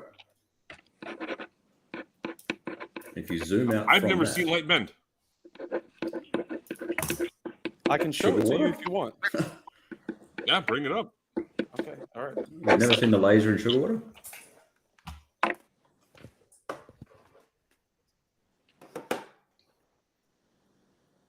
Where is it? Hey, Ruhif, sorry, I don't mean to bring up something totally off topic right now, but You're right. I've never been to Australia. When you were in your car picking up your son, Yeah. do you guys drive on the right side or left side of the road over there? Left side. So okay. Yeah. Steering wheel's on the right side. Yes. Okay. All right. I'll share my. You guys there you go. And so, where are those cars manufactured at? Mine was made in the USA, I think. So there are plants in the USA that make cars for Britain and Australia that drive on the wrong side of the road. Sorry, wrong side of the road. No, there's it's a Mercedes, and I'm pretty sure it came from America. That one. I was joking when I said wrong side of the road because obviously it's the right side of the road to you. Yes. Anyway, on screen, I've got 4 examples of light being bent. Okay. Can I want to ask you about Michaels and Morley sometime? We may not get to it tonight, but the top left one, what is the medium that the laser light is going through there? That's the sugar water. Okay. I like that. It's pretty. I'd use it for Christmas as a decoration, but it does improve light bending in the medium of air. Next. Okay, next is Mick West, creating a horizontal density gradient, which does move the light in air. Now, is that the one? Is that the one where? Is that the top right one, Ruhef? Yep, top right. Is that the one where they're putting an iron next to it? Similar. It's a flame, yeah. Yeah. The Okay. flame. I've seen this. I've seen this a number of times. Ruhef, we're both on camera. When you see that, it causes the light, especially against the wall, to kind of go like this. Am I wrong or right? No, that's fine. Yeah, but it moves. Okay. Moves the Ruhef, other way. my friend from Australia, when light is going like this through, whatever it is, an iron or whatever it is, I've seen an iron. I think you can use a hairdryer too if you want to. When this goes like this, that's refraction, but it's not the bending of light because light's not bending; it's shifting back and forth because it's going through different. It's going through different air molecules, and it's going into the air molecules, changing inside, and then it's coming back out straight. So this little action that you get with that top right one does improve the bending of light. Okay. So next do you acknowledge Mick West moves the light to the right, even if it shakes? Does it move to the right? It goes like this, my friend. But it's moved to the right, right? No. I don't. Have you seen? Maybe you have. Maybe you haven't. Have you seen that little GIF that Austin likes to use, where he's looking at the shoreline? And the sand and the shoreline are kind of going up and down like this during the day. Have you seen that? Bay. Yeah, Skunk Bay. Have you seen that? Okay. Yeah. See, he used that example of refraction. He called it atmospheric refraction when he debated McToon and Carissa before Kai and him got married. And that was, it went like this. I don't deny, nobody who believes like I do doesn't deny refraction exists somewhere. It's just not the bending like you guys want. So the top right, the top left one, Ruhef, I wish you'd get rid of that one because it proves nothing. And the top right one, you're being a little bit disingenuous because I've seen this 3 times now, and all it's doing is this. That's all it's does doing, it move Ruhef. to the right? And that's okay. Does it move to the right? It's okay to go like this. Does it move to the right? I like you a lot, and you're a really nice guy. But Ruhev, have a little intellectual honesty with me. I know I'm Let's a bring up the flirt. video. I know I'm a flirt. Let's get the But video. it's just going like this, Ruhev. That's all Let's it's get doing, the my video. friend. Hold Okay, on. bottom left one. What's the bottom left one doing? No, we're not going past Mick West. Do you deny that he moves the light to the right? I don't care if he does move the light to the right or the left. It doesn't matter. Come on, It's a Jim. non sequitur. Ruhev, you're Oh, trying to Jim. prove a ball. You pre-assume Cool. and assume a ball, and you have presuppositions for a ball, and all you want to do is prove a ball. But my eyes have never told me that I can see 8 inches per mile squared, Ruhev. I've never seen it. I've never, ever seen it. And I'm sorry. I've seen this little demonstration 3 times now. Yours doesn't change it any different than what I've seen before going like this. It doesn't change it at all, Ruhev. What's the bottom left one about? No, hang on. I've got to put the... where should I post a link to this video? Or should I just stream it myself? It's fine. What's the bottom left one about? We're not going to agree. No, we're not finished with Mixed West, right? We're not finished with Mixed West.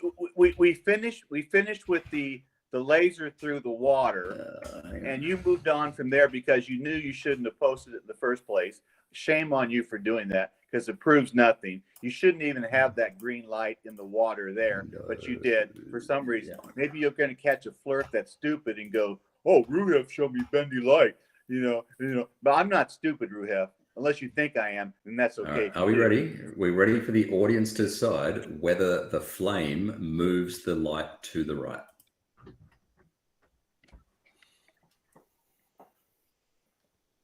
That's a bit jerky on stream, isn't it? Nice Australian internet, bro. Mm. Do you guys deny that the flame pushes it to the right? What's his hands doing? It's really choppy. It's hard to tell. Okay. I'll No, post the no, link. no. But Jim, if you're going to I'll deny that, say then there's this. no point talking. I'll say right? this. It's not hard to tell, and it doesn't prove bendy light for your refraction for your ball, Ruhev. You know, You I'll can just say say it does. I can say it doesn't. We're not going to get anywhere. Let's move on to the next one. Could we please? I'll just say All right, out so of all those thumbnails that I see up there, I think that the open panel obviously looks the best. Yes. Yeah, Ruth, you just sent me a video that is much better than what you were presenting, so I'll take a look at that. Yeah. Yeah. If you deny that the flame pushes the light to the right, then I don't see why. It's not bending it. It's changing its direction. Okay. Ruhev.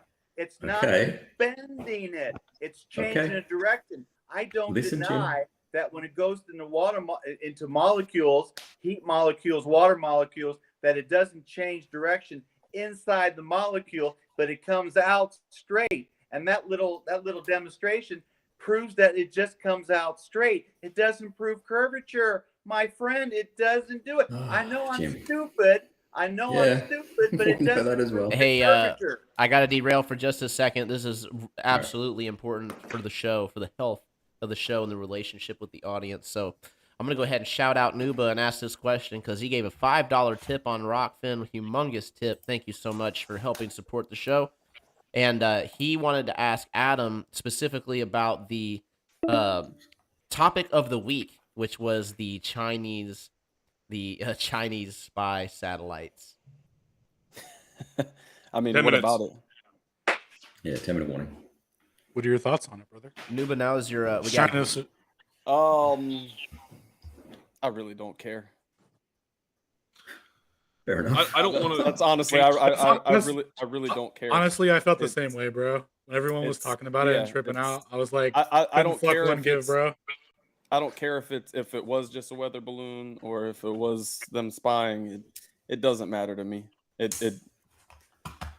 What can I do but worry about it? Where was the doesn't balloon even matter. at? I never even heard about this until like a day ago. It went over like the northern states all the way into like North Carolina or something, and then they shot it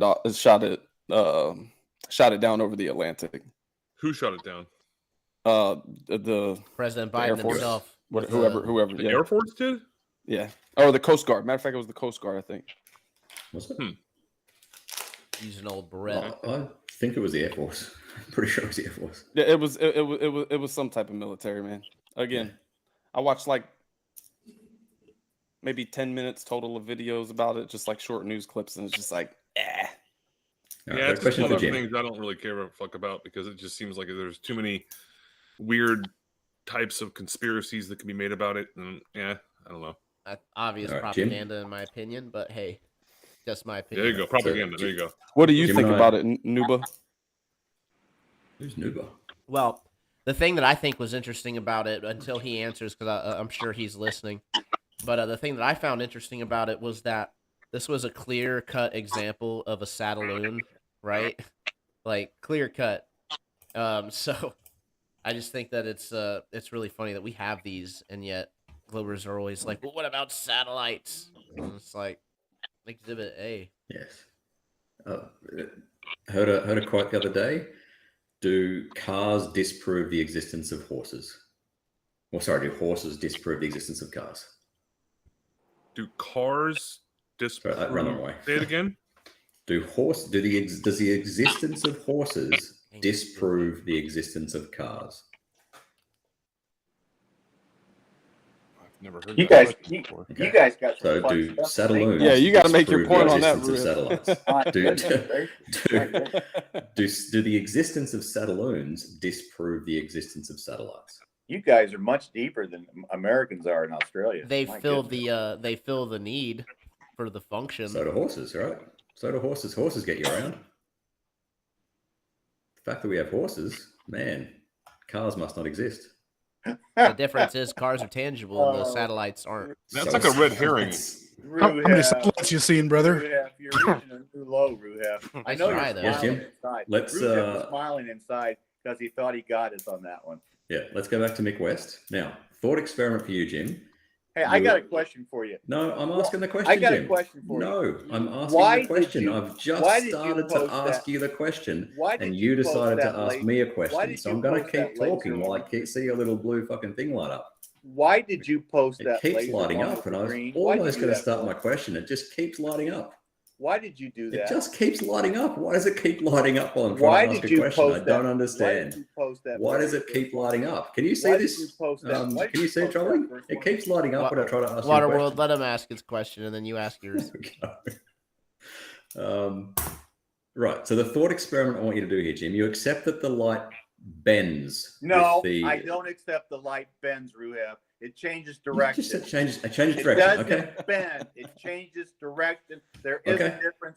Ruhef, you don't live Okay. on a Change ball. direction. You don't Yo. live on a ball. Don't make it weird, Ruhef. Okay. You're Thanks, making Jim. it weird. It changed direction. You're making it weird, Ruhef.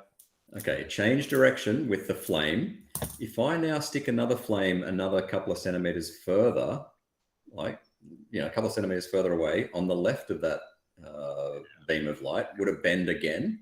It is changing direction again. Right, would because it it's going change direction through- again? It's going through heat molecules. Yo, It Ruhef. doesn't bend Molecules in of the heat. medium of air. It changes direction when it Okay. goes into a heat molecule or a water molecule. Ruhef, why did you post that very first one with the green laser bending through water when you knew it would?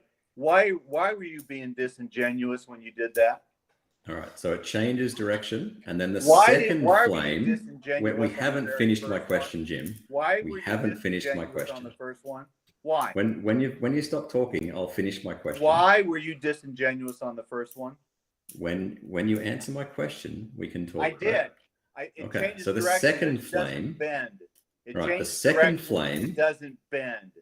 The second Ruhef. flame is a few centimeters Ruhef, away. You are one that told me that on When you're ready, Jim. specific conditions, When you're ready. light will bend around a ball with a circumference of 24,901 miles. Didn't you? All right, so the second flame, a few You centimeters told me at one away. time, Ruhef, that Will light that change under the direction certain again? conditions will bend around a ball of Hey, can I interject here for a second? 24,901 miles. Didn't you? All right, This so the is getting second off- flame, if I put it a few centimeters is coming away, up, will by the way. that change Yeah, the we're- direction again?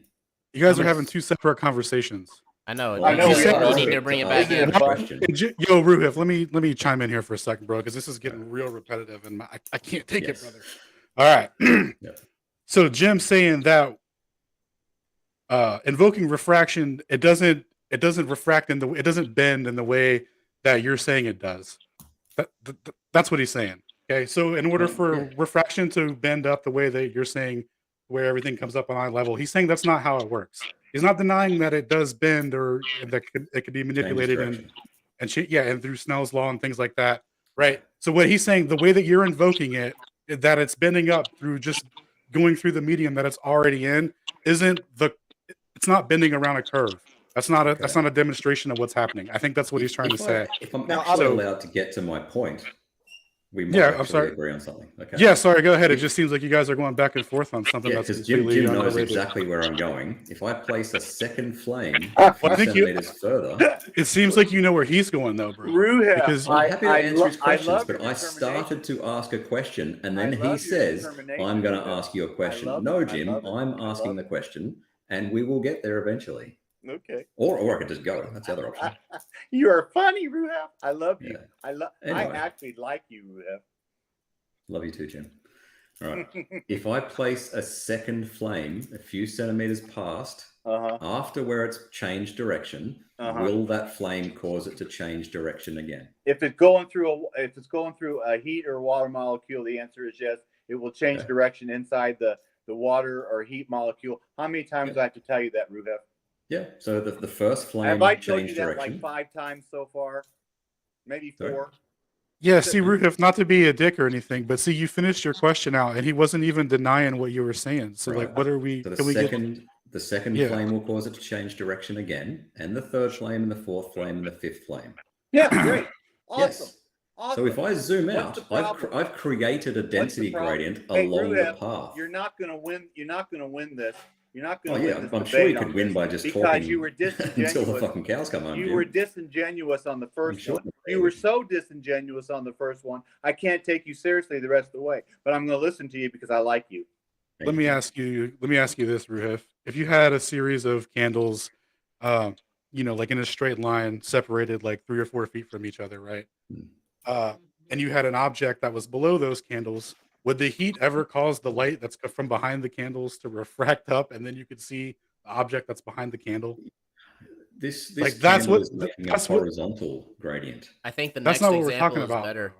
For what specifically we want to see, Waterworld, Alan, Ruhif. The third example on the bottom, I'm actually familiar with, so I think you should move on to that one because that one's more. Yeah, can you interesting. show? I'm going to get to my point eventually, so then we can move to the third one. All right. So the point is, if I keep lining up these flames, one after the other, right, and each of those flames causes a change in direction, pushes it away. If I then zoom out from that, am I going to see light curve? Yep. Yes. Thank you. That's all I wanted to make. Now, Jim, go with your whatever questions you want. Why were you so disingenuous on the first one that you put Jim, you put a laser light in water and it poisoning the well, You Jim. knew it was going to do that. I knew it was going to do it. It proved nothing. Why did you do that for? Why were you so disingenuous? Jim, can I ask you a question? Call is about to end. Save you the question for the next call. I'm going to go ahead and get things situated. Drop the next link. I appreciate everybody tuning in. I'm going to be moderating a little bit quicker so that we don't go into the infinite loops. I was actually surprised that both of them could go on that long in that loop. It was quite impressive. So I'll go ahead and interject sooner. So I promise. Let's go ahead and return to the home screen, get another call generated. Excuse me. All right, and this will probably be the last one. We'll wrap it up in this call. I appreciate everybody tuning in, supporting the show. It has been awesome.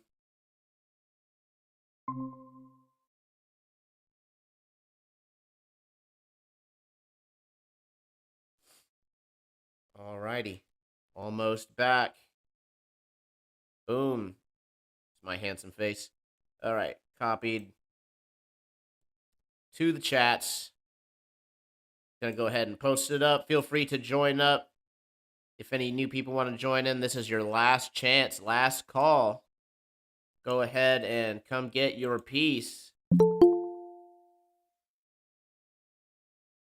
Posted to the Rokfin. There you go. All right. View all. Let's go ahead and admit. Welcome, Alan. Welcome, Ruhif.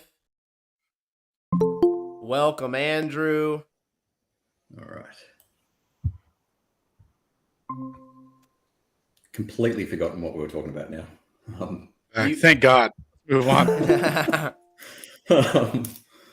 was it? Fuck. Yeah, who knows, bro? I'm Let's not just keep religious. rolling. Yeah, I'm not religious It was at all, refraction but related. I All right, do so imagine if there's a I hell, don't mean it's to supposed be. intervene, but I do have to. This refraction, bending of light thing is a very complicated subject that I think can be debated on either side. I'm not an expert in it, so I can't argue specifically on it. So I'm going to just say, hey, I don't know necessarily, but as far as my experience, I've never seen light bend. And Ruhif, I did look at the video 3 times in a row, and I didn't see any demonstration of light bending except through a camera. But hey, I could be wrong. But my main question that I have for Ruhif and Adam is, I asked both of you the last time we spoke, and before I ask this, I'm going to have to say I do respect you guys. I think you're intelligent, you're courteous, and you're The sandwich. definitely on the wrong side of everything that I've learned recently, but not trying to be condescending. It's fine. Why do you still believe that people went to the moon? What is your best evidence for that? If you don't want to answer it, or if Trouble and Tribune, if you don't want to get onto that topic, we don't have to. I'll leave it up to them. We can go anywhere with it. Dude. Yeah, I don't really want to talk about moon landing. Damn. I watched. Where's from Australia, man? What was his name? Gem Panda. Gem Panda wrote that, that half-an-hour documentary thing. That was pretty good. So when he says we saw them go to the moon, he goes through all the people that tracked the lunar module or whatever it was to the moon. So that was very impressive. It comes down to, do I think it's possible? Yes, it is. And I know that we can get to the moon, so I don't see why it's such a huge conspiracy that we did go. But yeah, I want to get back to what you said about Mick West. You said you didn't see the laser move to the right when he moved the candle? I didn't say that. Taking a second to welcome Unknown to the stream, and Jim, welcome back. Hey, welcome to everybody, including everybody, plus my good bendy light all the way around the globe, 24,901 miles when the conditions are just right. Ruhef. Yes, you had some questions before the last thing cut off. One of them was, why were you so disingenuous? And I'm just going to say, when did you stop beating your wife, right? So don't poison the well. Ask a legit question. When did I stop beating my wife? Have Really you stopped beating your wife? That really goes well together. You got some really interesting ideas down there in Australia. You're really cool. Yeah. I tell you what, your imagination is almost as good as your globe. Almost as good. Come on, boys. Let's stick to the topics. Okay. We will. Ruhif, I do have a question I want to ask Jim. Jim, do you think that it's possible to draw a circle out of straight lines? Don't know. I haven't thought about it, so I don't know. It is fine. It's very possible. Okay. So the point. Nitpicky there, though. The point that does that make Earth a ball? No. That's not what I'm saying. That's taking it off course here. Okay. The point that we were talking about when Andrew came in, he said that he had never seen light bend, so that it changes directions. But if it's changing directions with each molecule that it hits, okay, there's a straight path between each molecule. So on a zoom out, if you step back, right, if you zoom out from the molecules, then you can see the light arc. It takes a bending, it appears bent, right? It can only do that if it enters each and every molecule in the same place, because it will change direction. So you're assuming it enters the molecule in the same place, and it can't do that. It's just not scientifically possible. Because Snell's law states that when you, or let's say if you take something and you drop it into water, I can do it with my lasers in the back, right? So if I shine the laser, but hold on. When I shine the laser into the water, good, it's going to pitch towards the denser medium. Good. And then once it gets down to the sugar, it's also going to pitch towards that. Good. So there's 2 points of bending once it hits the water, and then once it hits the Hey, medium. I like it. I like it. I Okay. don't disagree with So- that at all. So the point being is if you're zooming in to these molecules and you're hitting it at an angle, it's coming out and it's an angle that we can calculate using Snell's law, right? So the arc that we're seeing is just the light entering the molecule and then exiting it at a separate angle In a straight line. from molecule to molecule, right? Yeah. So But it will change. So, It will change. hold It on. will change direction depending on what part of the molecule, the side, Right. the right side, left side, top or bottom. well, that's going to or be center. dependent on what angle you're Do you shining the light disagree at. Do you disagree with that? No, that's correct. But No, you got to that's- think of the Holy shit, common ground. We did it here, folks. So depending on um, what angle the light is coming in at, right? That's going to be dependent on what angle the light comes out of the molecule at. In a So straight line. when it comes out, it's going to be a straight line It's to the not next bending. molecule until it hits the next molecule. Right. But Exactly. you're Perfect. Hey, welcome to I don't- flat Earth. Hey, okay, no, welcome to hold on, flat hold Earth, on, my friend. hold on. I don't know how far apart you think these molecules are. How far apart do you think the molecules are? And you don't know either, so move on. What else? I think we do actually. I mean, we No, can we measure don't. the density. Go ahead. But go ahead. So, but what I'm saying is you think how far do you think they are apart? Do you think that I they're have an no inch idea, apart? and you don't either. Do you- So let's move on. Do you think that they're less than an inch? Let's I try and have- approximate. I have no idea. I don't speculate. You're trying to put me in a corner, a box, or a cage. I'm not. and I'm gonna- asking you a question. I'm not asking gonna you play- honest, earnest Nobody I'm not puts gonna baby in a play corner. that game. I'm not going to play that game. So continue on. Okay, so this is what we were explaining to Andrew, right? That yes, it moves in a straight line, but from molecule to molecule. Now, Yes, how close that's those great. molecules are together Welcome to to each flat other? Earth. Welcome to flat Whatever. Earth. We'll assume no distance, right? But it's enough distance, or at least enough distance for the light to appear to bend. Okay.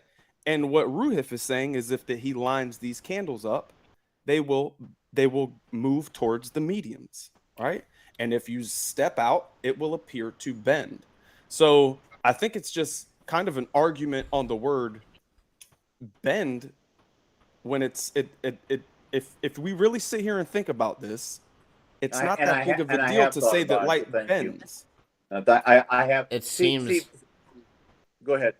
I was just gonna say, it seems like we're all in agreement on the light thing, so we can Are we? just move on, right?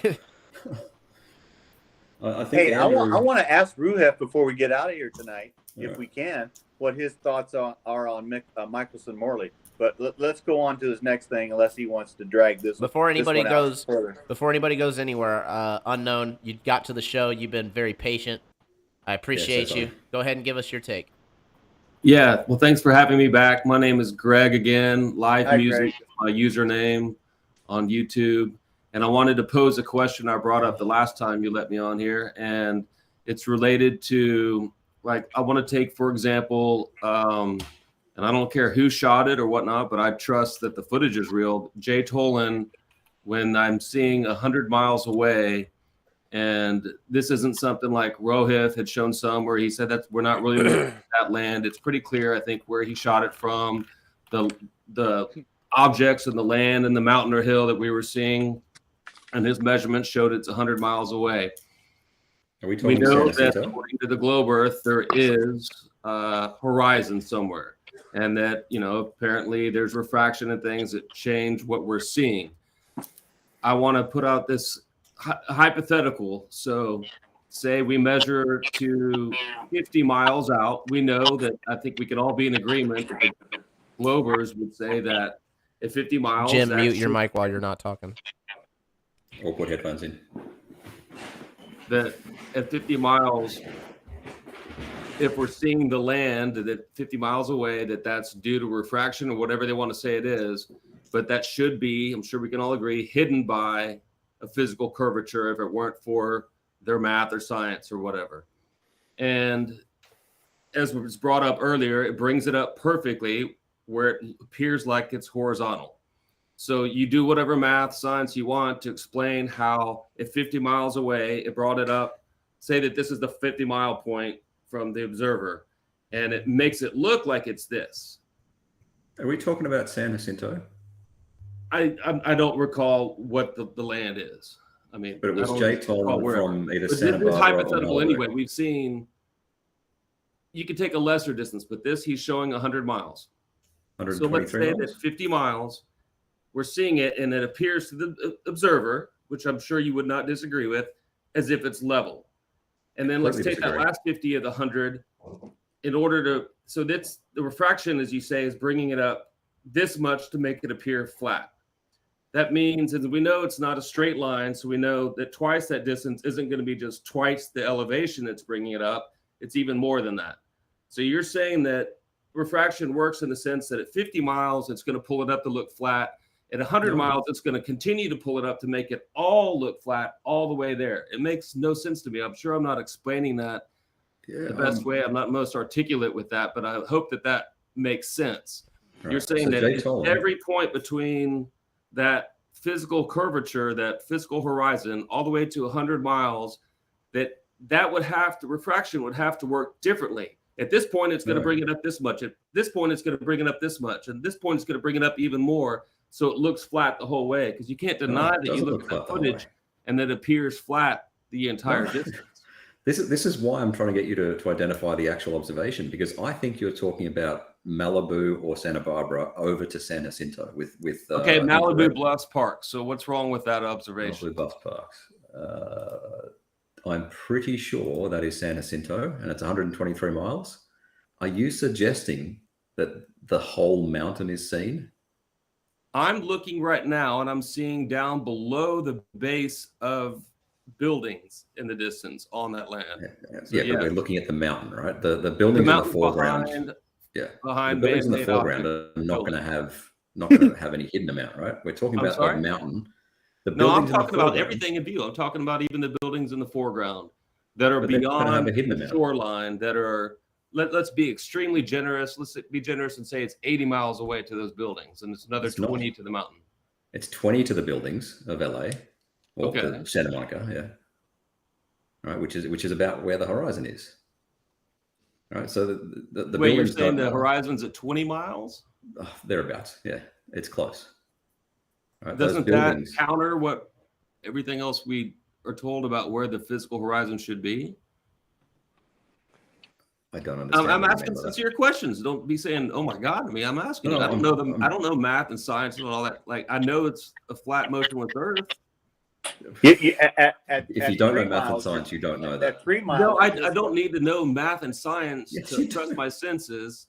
To know, to see other scientists and other mathematicians talk about stuff. You people try to say everything equation disproves my senses. We can get to your senses later. At 6 feet observation height, you should have a physical or geometric horizon at 3 miles. At 30 feet observation height, you should have a physical or geometric horizon at 6.71 miles. So I don't know what you're, so it's like, I don't know where you get a horizon of 20 miles. Because that's got to be a really high, even 160 feet. If I remember Lewicki with what Tom Coombs said, at 160 feet at the State Mirror Park, looking across at Chicago, I think that was just like at 160 feet. That was like 12.5 mile physical or geometric horizon. So I don't know where you got 20 miles from, Ruth. I do know some math, and I do trust the 8 inches per mile squared. We hear people say, "Oh, that's nonsense." But what I've seen is up to 1,000 miles. It's within feet, and I would say that's pretty darn accurate. Even more. Yeah, I mean, that's very accurate, and we're not even talking about a fraction of that distance, a tenth in this case. Ruth, I want to chime in on this one, and maybe you understand math and geometry. Maybe you can help me see something that I don't. Okay. So this will be from previous demonstrations that I've done on the shows. When we're talking about 8 inches per mile squared, right? So this is going to be a parabolic equation. Okay. Now it is going to be accurate based on if you're standing and you're shooting a 90-degree angle, right, out from your standing point. Okay. Yep. Based off of that 90-degree angle, it will drop roughly 8 inches per mile squared. Pretty accurate for up to about 100 miles. Okay. Yeah, Anything it's off super of that, accurate, it's gonna start deviating. Yeah. Now, the whole point is we're not looking at the horizon at a 90-degree angle. So when we tip down, okay, and we take that 123 miles, we can do an arc chord formula, and we can figure out what the bulge is that's actually between us and San Jacinto. Okay, Yeah. so we can figure out how high that land mass is, or water mass, whatever we're looking through. So if we take the distance, divide it by 2, okay, that's the center point. That'll be the highest point. All right, and then we multiply it by each other, and then we divide that by the radius. Okay, and then we divide it again because that'll give us our diameter. Then we can figure out what the height of that bulge is, and it's called the sagitta. And then from there, we can convert it from miles into feet. So if you're standing 123 miles away from something, you're not seeing on the curve calculator based on 8 inches per mile square. That's based off of a 90-degree tangent line, and that's not what we see. The drop figure is pretty useless. So the drop doesn't mean anything. So when we're looking down at it, so if how I like to describe it, it's like the mountain's on one side and you're on the other side. If you cut from your feet to the foot of the mountain, right? If you cut it all out, then it's just a straight flat path. Okay. And then you're left with all of the other land or water, whatever you cut out. So it's like cutting an orange. And then you can measure what the depth is from the top of the arc to the bottom of the cut. Yeah, so but how do you measure that against a photo, though? Like the only thing you can measure against a photo really is hidden amount. That's what's the most useful. Well, the only thing that you can do is you can take a distance, right? And then base it on our known radius. That's the only thing that you can do with a circle.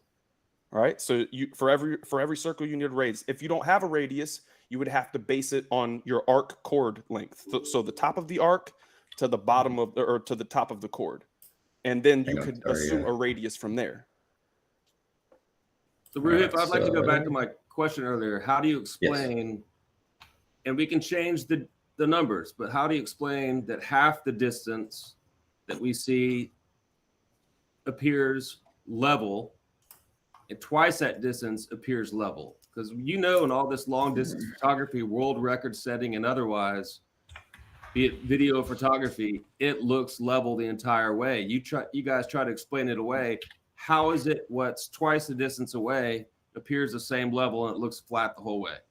How about we analyze the video? Refraction works differently the entire way? I just disagree that it looks level. Like, how are you distinguishing that's where we're getting into the horizon? That's like, in my opinion, that gets the whole thing like, oh, well, how are we going to, I deny that we're actually communicating here. We're in a, like you have this whole other idea of reality. It's very clear it looks level. Alan, so how are you determining the stuff that's this side of the horizon, right? How are you determining that looks level and not curved? Like, I don't understand. How am I determining? Because I know that, like in my city, Houston, I know the buildings aren't sitting up randomly on high hills. I can understand if I'm seeing everything. I know what it looks like to look level. I don't know what you mean. Do you? Yeah. If I said, obviously you don't. If I said your camera might be pointing down 1/4 of a degree, do you think you could do that with your eyes? I mean, apparently it was significant before. I mean, if I'm looking across the salt flats, I can know, look, that's level. I'm seeing level. No, if I look at my city in Houston, Texas, we have multiple skylines. We have downtown, we have the medical center, we have the Galleria area, we have other rising. We have, you get up on one of the overpasses and you know the distances to some of these. And I know they're not far enough to where you're going to see a massive drop. You never see buildings tilting back. You can look around and see in every direction, 10 miles plus, everything looks level. I know what it looks like to look level. Now, let me just address this. Number one. But yeah, I'd like to answer the one thing. Even if it doesn't look, it would still look close. Why does it pull things up 100 miles back to look the same as 50 miles, the same as where the observer is. All right. So you mentioned tilting buildings. All right. You said 10 miles away. But let's I don't go back see to them my tilt question, away. though. Well, I'm trying to clarify some misunderstandings here. You are expecting to see tilted buildings. No, in right? fact, I preface it by saying I know the distances are not great enough to be seen that. Okay. Maybe I shouldn't have added in that. I understand I'm not All going to right. see it at that distance from 10, 15 miles, drop way over a curve or be tilting far back.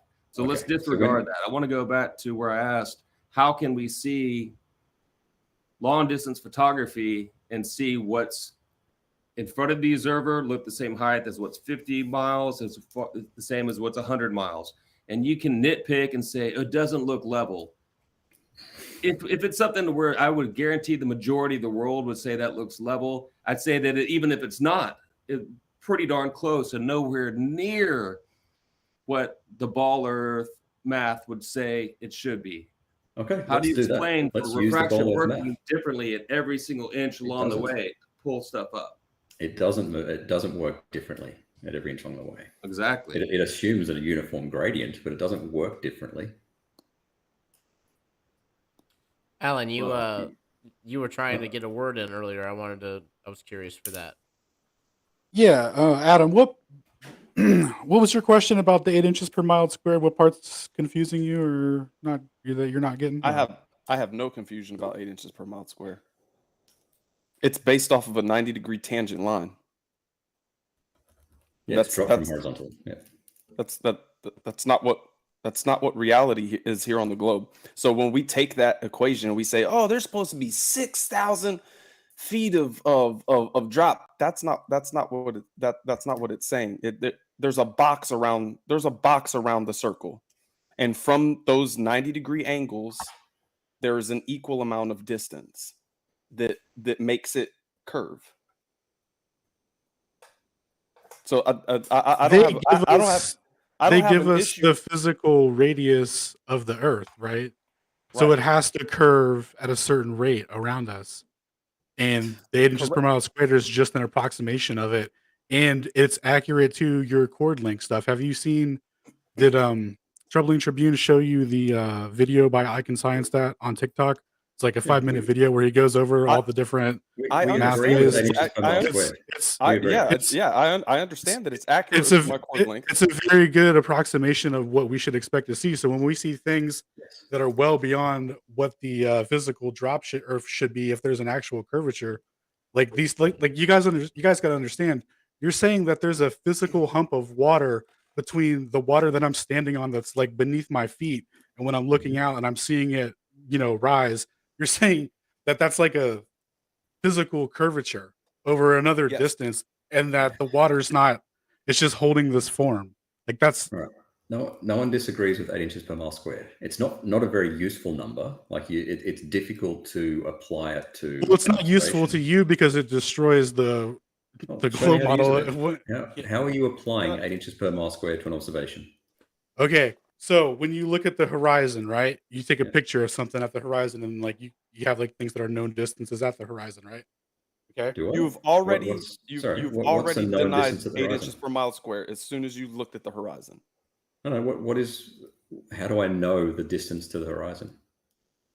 I'm looking Your horizon should be horizontally. It should be calculated by how far you can see based on the radius of the Earth. No, fuck. How are you applying 8 inches per mile squared to an observation? What are you looking at in the observation to compare it to the model, the 8 inches per mile squared? You take about observation height. Absolutely. What are we looking at in the observation? You're looking out, and at 6 feet observation height, things on a ball of 3,099 miles. The model, Jim. That's the model. We're talking about the observation. You like mathematical predictions, right? So, how far does the globe predict the horizon should be, right? Yeah, the model over here makes predictions. We're talking about an observation. Oh, right? So math isn't reality in this case. Okay, all right. For fuck's sake, dude. Seriously. Proceed. Can I share my screen? Yeah. Or I'm sorry, I'm not in charge of the show. I don't know why I answered. Yeah, go for I'm fucking yoked, bro. Ruhif is presenting right now. Oh, sorry. Yeah. I didn't know you were prevented from. Let's see it, Adam. Yeah, here it goes again, right?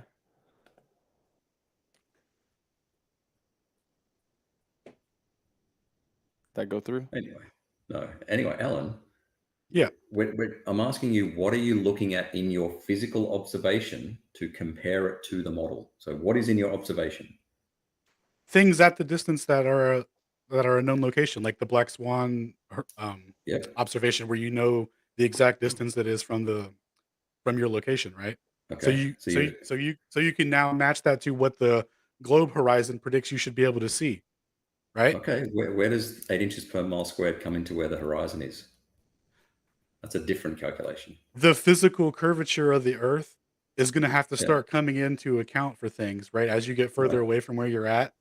So things are going to start getting, you're not going to be able to see them because they're going to be physically tilting away from you and under a bulge, right? Around a curve. You're Correct? completely Or am missing I? my point. Completely missing my point. My point is that 8 inches per mile squared is pretty useless. It's much better to use things like hidden amount, or maybe distance to horizon, which is Bro, you get all that off the 8 inches per mile calculator website. Is that not, like, what are you talking about? We all agree that 8 inches per mile is accurate, right? But looking at an observation, You're saying, how am I applying it? And I'm saying, are you looking at the amount of hidden? Like, are you seeing that there's not enough hidden as predicted by the globe? Yes. Okay. Okay, good. Which is not given by 8 inches per mile squared. Right? It's a different calculation. It's the distance to horizon calculation. When we're talking about the physical obstruction between water per se, we're talking about the Sagitta, right?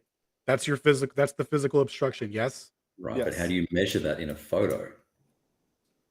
You can't measure a sagitta in a photo. You can measure an amount of hidden. If you can see things that should be well under that, then there's no Sagitta, brother. Yeah, that's how. I know. But how are you measuring the sagitta or sagitta? All right, man. Let's move on.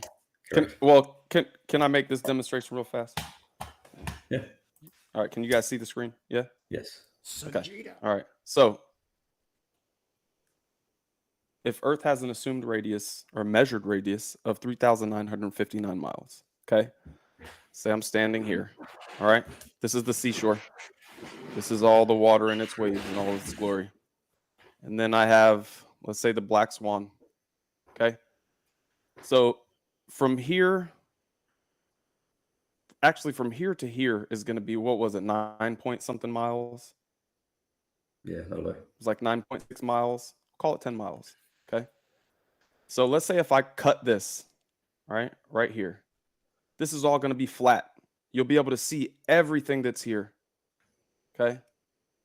Now, if I take that distance and we transfer it to the chord, the arc will be very minuscule at this distance of what the difference is on the chord. Okay. Yep. So if I take that, let's say 10 miles, there's 5 miles here and 5 miles here.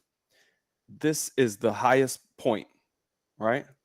So that's what I'm looking for. So if I multiply 5 times 5, gives me 25. And then I divide that, right, by the radius. It's going to give me,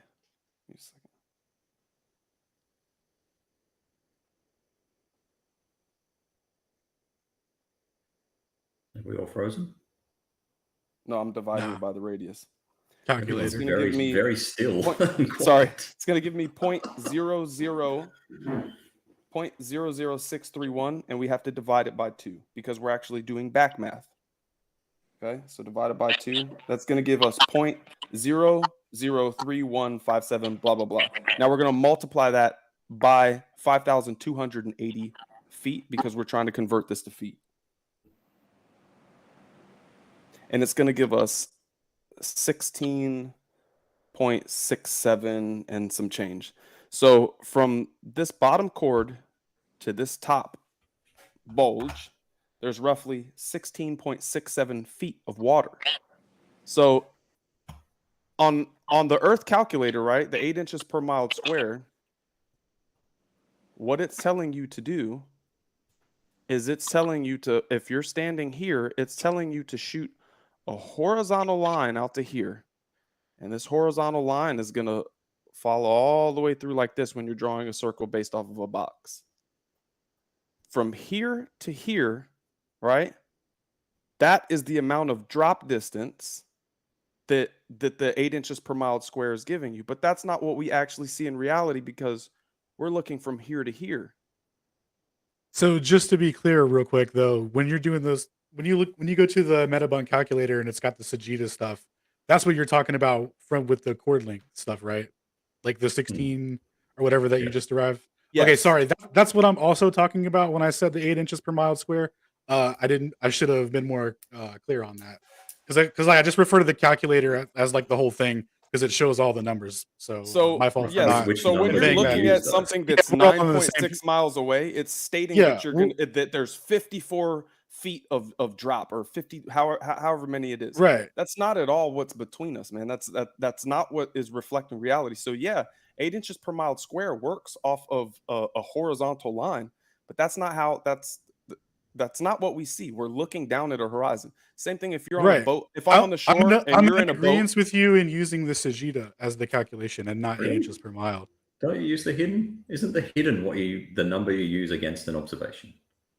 I don't use any numbers against anything, bro. I just fucking go to the calculator thing and it has all that shit there. You do use what hidden. number do you use? And the Sagitta is what would you consider the physical curve? So that's the only one that matters. That number, 16 feet, right? How do you apply that number to an observation? I don't think that's useful. The only number that's really useful is the hidden. So things should be hidden behind that 16 feet, right? Right. By how much? By however much it's supposed to curve further away. The hidden amount, right? So let me elaborate. This is such a weird conversation. I actually did this one pretty extensively, and the reason why you want to use hidden, and by the way, this is actually a win for Flat Earth. The hidden amount is always more than what the Sagitta is, because the hidden amount is based on the object that you're viewing, and there's a little bit of quote geometry involved in it, as well as angular size reduction. So the object in question that you're viewing on the calculator actually shrinks in angular size, and the hump, the Sagitta, is closer to you. So it actually, however big your Sagitta is going to be able to hide more feet subsequently of whatever object you're viewing. So it'll be like if you have 16 feet of a Sagitta, it'll end up being able to hide like 24 feet of building or whatever it is that you're viewing, because the building is angled and it's also small. So that's how at least that's what my understanding is with the Earth curvature calculator on Walter Bislin, because it does take in the angular size and the angle away from you into consideration. Do you think the curve calculator, either Walter Bislin or Metabunk, do you think it gives the correct prediction for the globe Earth? Not always, no. Like, do you think it's mathematically? No. Do you think it's mathematically correct? Not whether it matches reality or not. Do you think the maths is correct? For what you should see on a globe when you're doing it? I mean, I suppose, yeah.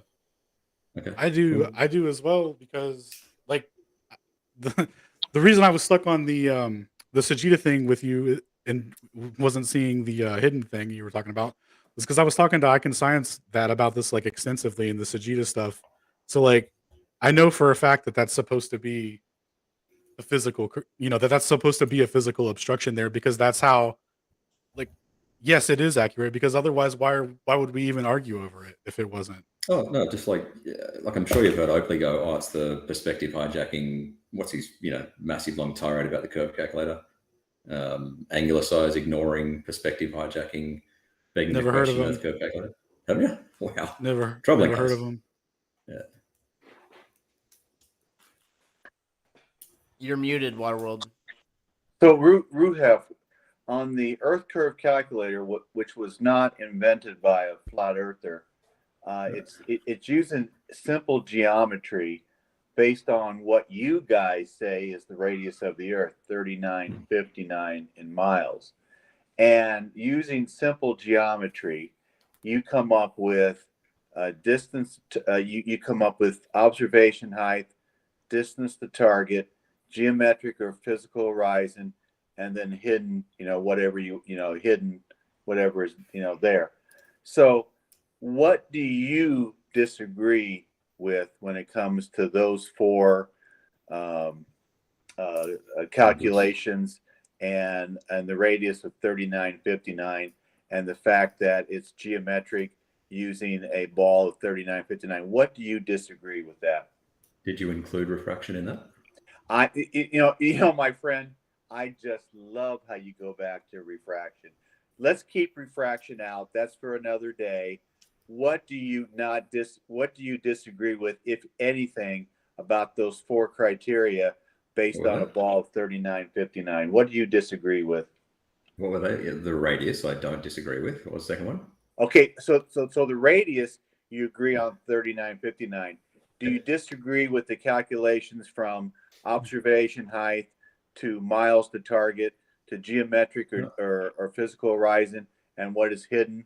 Do you disagree with any of those based on a ball of 3959? Yeah. Notwithstanding refraction, the whole thing's correct, yes. Okay. Notwithstanding refraction, it's correct.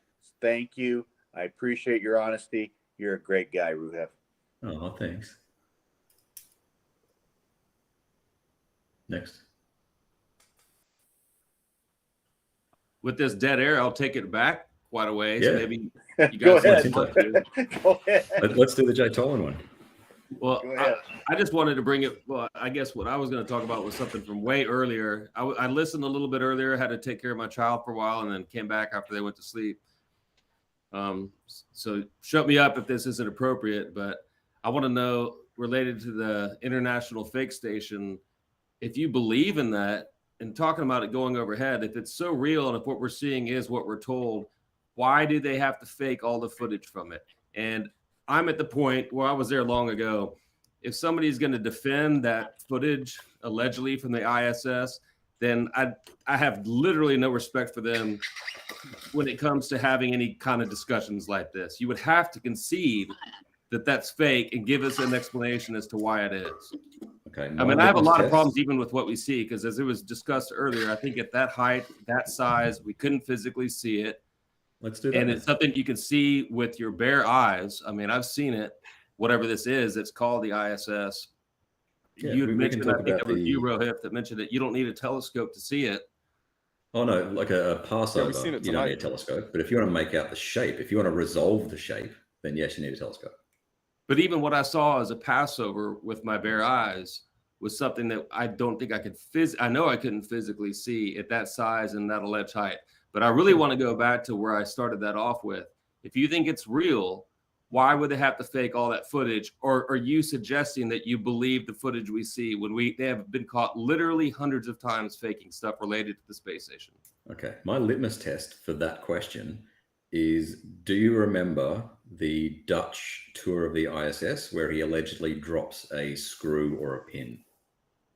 I get them all mixed up. I've seen so many. Okay. I do not remember that specific one. Doesn't mean I haven't seen it. Let me but it seems like you might say the word math in a minute. My my 7th grade science teacher lived on the ISS. Yes, and I've as I mentioned last time, I think I did jobs where I was surrounded by astronauts. I went to do an interview with the guy at his house, and when we were there, he was playing a voicemail he got from his friend on the ISS. That doesn't mean a thing. He's actually going back to the moon. Oh, beautiful. Joseph Akaba. Nice. Where are we? This one. He's going back to something that doesn't exist. I like that. I like it. The moon doesn't exist. Well, and see, Adam, that's again, you people just, I think that those of us on this side, Waterworld, Andrew, Troubling, and myself, I think at this point, we discussed this last time, I think it's always good to have these discussions, but when you're bringing in people that have been looking into this for a while, this isn't like newbies, and I can understand newbies, or even somebody like in my family or friends who haven't wanted to entertain it, though they've been aware of it for years. If they're still buying into it, that's one thing. But people that have had time that are still making excuses for these most obvious lies, I'm like, we just need to say, come on, let's move on. I feel like a lot of it is wasted time. I know I'm not suggesting these guys are doing it for that purpose, but we know some of the trolling stuff is meant to do that, to keep us tied up, to keep us distracted when we could be more productive in other ways. I'll be honest. I'll be honest, Andrew, to answer your question from earlier, because I know Ruhef answered and I never really got a chance to answer. When it comes to like the moon landing and like I've seen, I guess, documentaries from both sides, and I guess I'm just kind of in the air, kind of like the weather balloon. Like I really don't care. Have you seen the videos of them where their astronauts are in these alleged pressurized suits and they fall down and then they get back up off of their feet without using their arms? Probably something like That's that. because of the moon gravity. It's like, how is that even physically possible?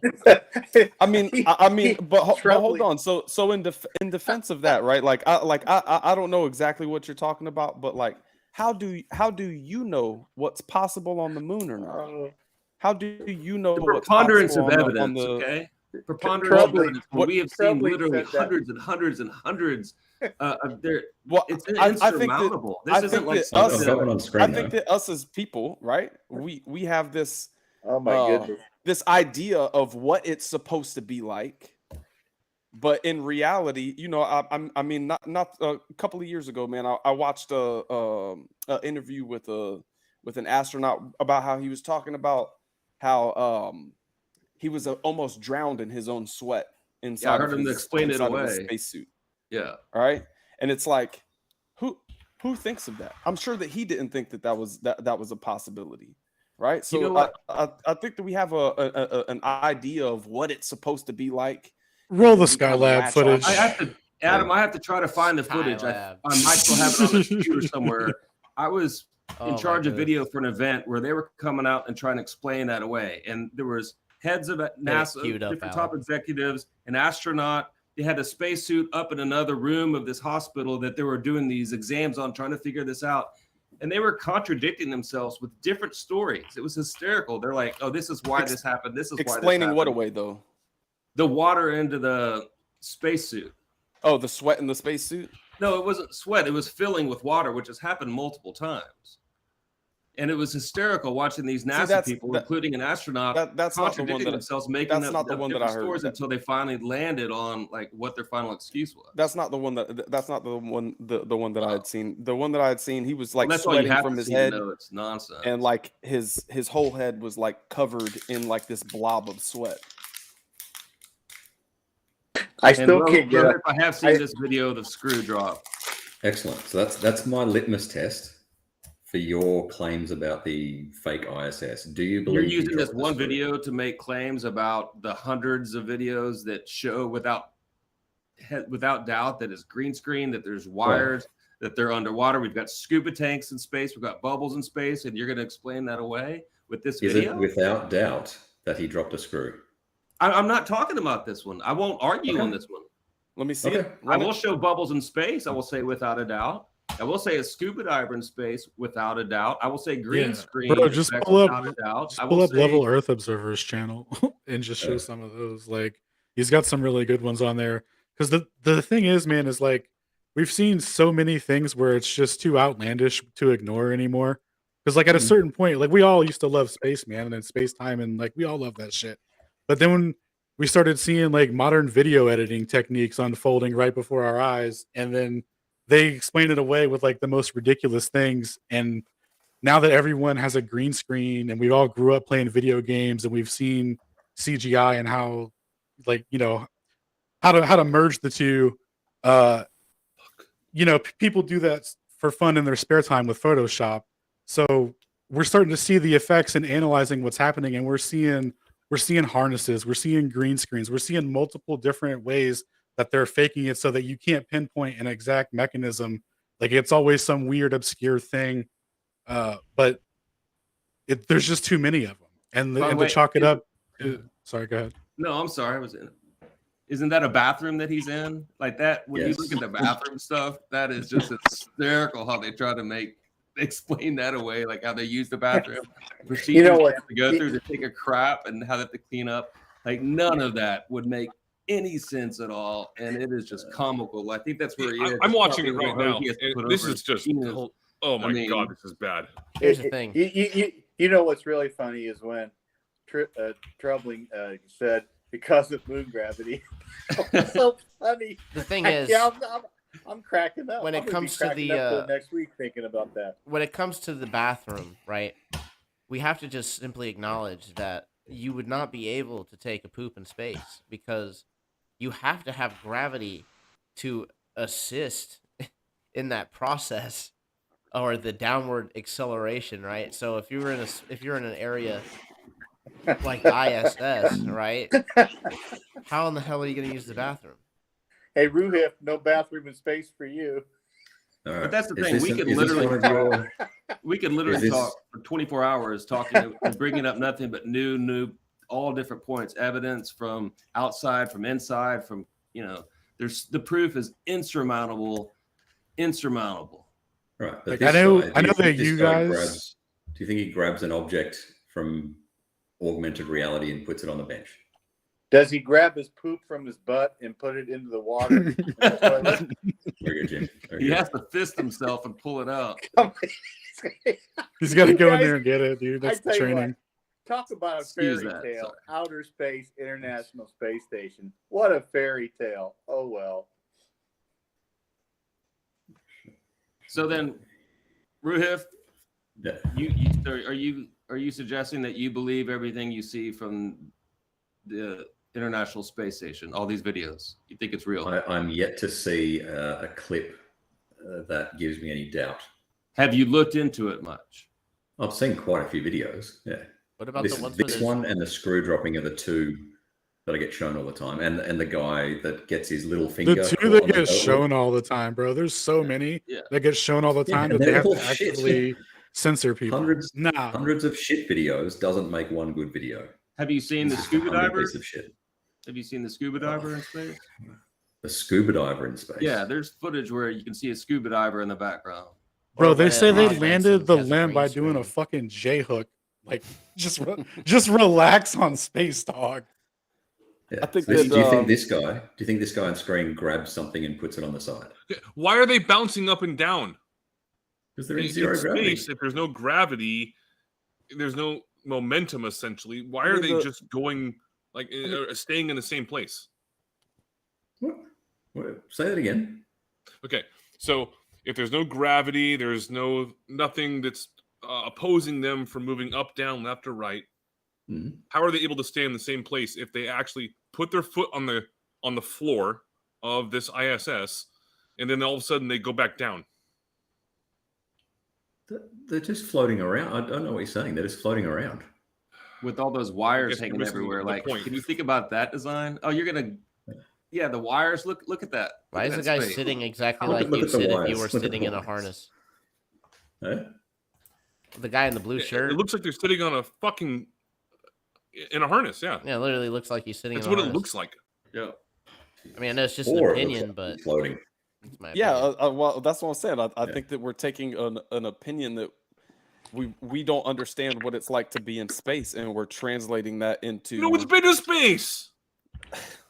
Positive claims, boys. Positive I don't claims. think even if space was real, I don't think things are solid objects are going to pass through other solid objects. We've seen that a number of times in their footage. The microphone in the neck, the microphone through the hand. Oh, hang on, we just saw a glitch there. Is that a CGI glitch just here? Is that a CGI glitch? Or is it an artifact of the video being transmitted? I definitely think that they have red. I work in video. I know artifacts are. I definitely think that they have blue and green shirts on for a reason too. Jesus. Yo, can I share some stuff? Can I share a video real quick? Hey, Ruhef, you and I are going to open up a comedy club. I'll come to Australia. We'll call it the Comic and the Flat Earther. Do you think we can make some money off of that? Yeah. Dude, Adam just debunked the green screen guys because the green shirt and the blue shirt obviously wouldn't work. Yeah, I never thought about that before. That must be how many different colored backgrounds can you use for a background screen? Oh fuck, I think there's only two. Probably any color. Yeah, you can use it. Okay, well there's yellow. He's got yellow on. They got blue on. They got tan. They got black. Pink so is something hard. would disappear. But yeah, Well, yeah, do you maybe also it's pink. Pink understand- skin's very hard. There are many different hues, shades, tints, and they have extremely advanced software. We've seen that footage in the background where the Roland Bush Senior by, and they have the blue with the white lines on it. I They're can not gonna literally be do limited this. to.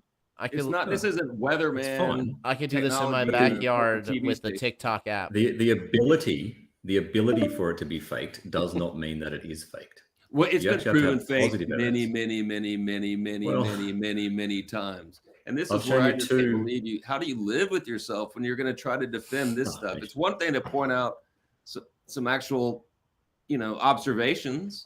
10-minute warning. And teach us how a theodolite works or something like that. But if you're going to play off a lot of that stuff as real, and if you're saying that you've seen a lot of it, there's no excuse for that.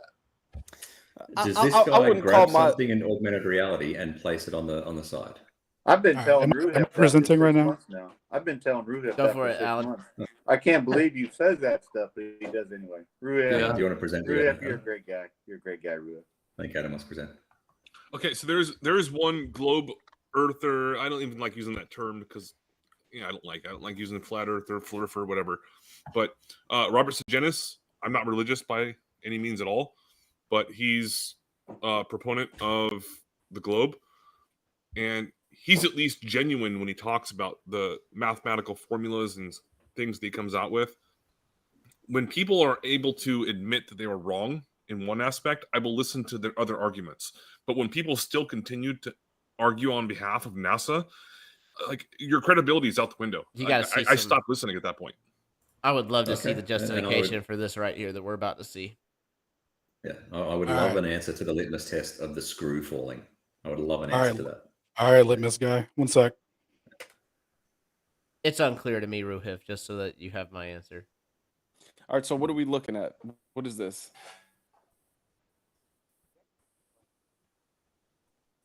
The ISS. Looks like a cartoon or animation to me. Yeah, How where is are it they able to move in seeing all this those from? different vectors like that? That's crazy. It's keeping right center frame with the camera. Amazing. Well, That means it's oh. probably a reflection, right? No, Okay. that was supposed to be the ISS from a shuttle approaching it, Okay. and it's in the window. Why? It's not. Why is it It's moving not that way then? because it's not real, dog. But it's supposed to be real, right? Yes. All right, see so it all right, for so play it yourself. again. Play it again. Let me You see. can see it Yeah. for yourself. It's really fake. All You right. can measure the height. You can measure the distance. All right. Hold on, litmus guy. One sec. You guys are hilarious. As we get later in the night, we got it's not real, dog, and then Troubling goes. It's about the That moon looks like a gravity. reflection. Oh, look, there's the physical object that's outside of the window. Oh no, wait, it's inside the window. Can we No, it just just be looks like a honest here, reflection. guys? Let's Yeah. just be Come on, honest. one This video looks is window. fake It's a as Discredit all. fuck. All right, there's even tons more in just this video. Bro, all I'm saying, Adam, is that there's a ton of shit to look into for this Right, stuff. ton Don't of just look shit. in. That's right. Don't just Tons look of into. shit doesn't Shut up. make good. Don't just look into Screw Guy's litmus test because you're not gonna find anything, bro. Right, but hundreds of shitty examples don't equate to one good example. Honestly, right? man, That looks like a this was- reflection to me. I really try to stay away from conspiracies because I feel like conspiracies breed emotion. Reflection off of what? What is a conspiracy?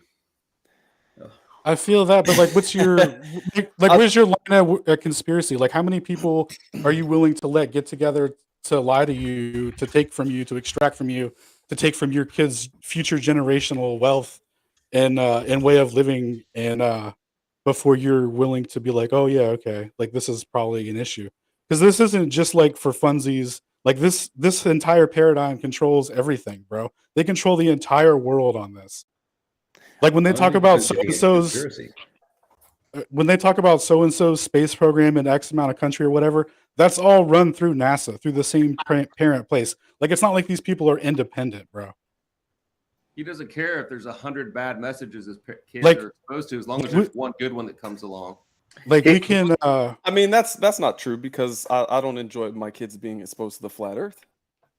Here's the problem we got, folks. NASA gets 25.5 billion a year. Space Force gets 24.5 billion. That's 50 billion divided by 365. that's just north of $136 million per day. 9 million people a year die on this earth from starvation. 800 million per day go to bed with hunger issues.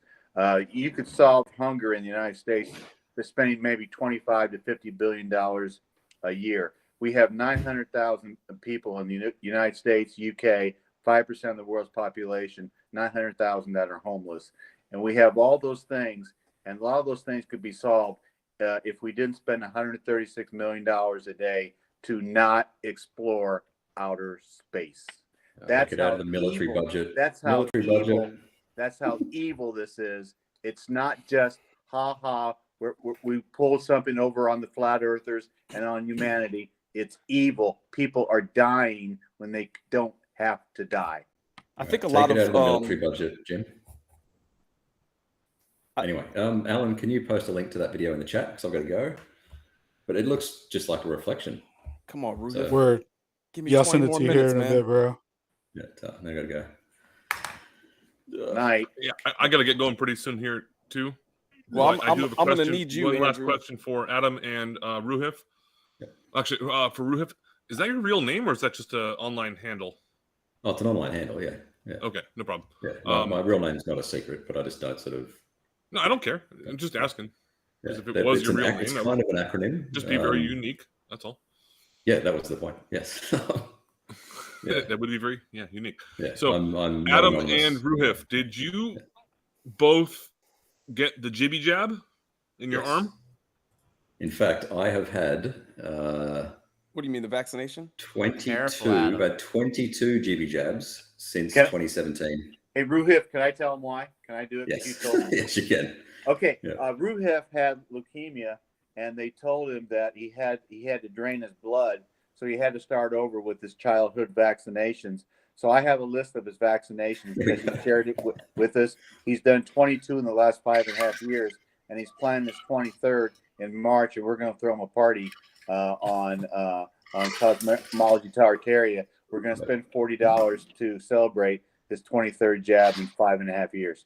You got to read out the list. Read out the list, Jim. Oh no, it's on my phone. I can't. I tell you what, next time I will. It's on my phone, and I can get it. I can't get to it right now. But I do have the list. In one day, he took 6 shots, 3 in one arm and 3 in the other. I can't believe it, but he did it. And over a 2-month period, in September to December or something, November of 2017, he took 13 shots. So it's okay, Ruhef.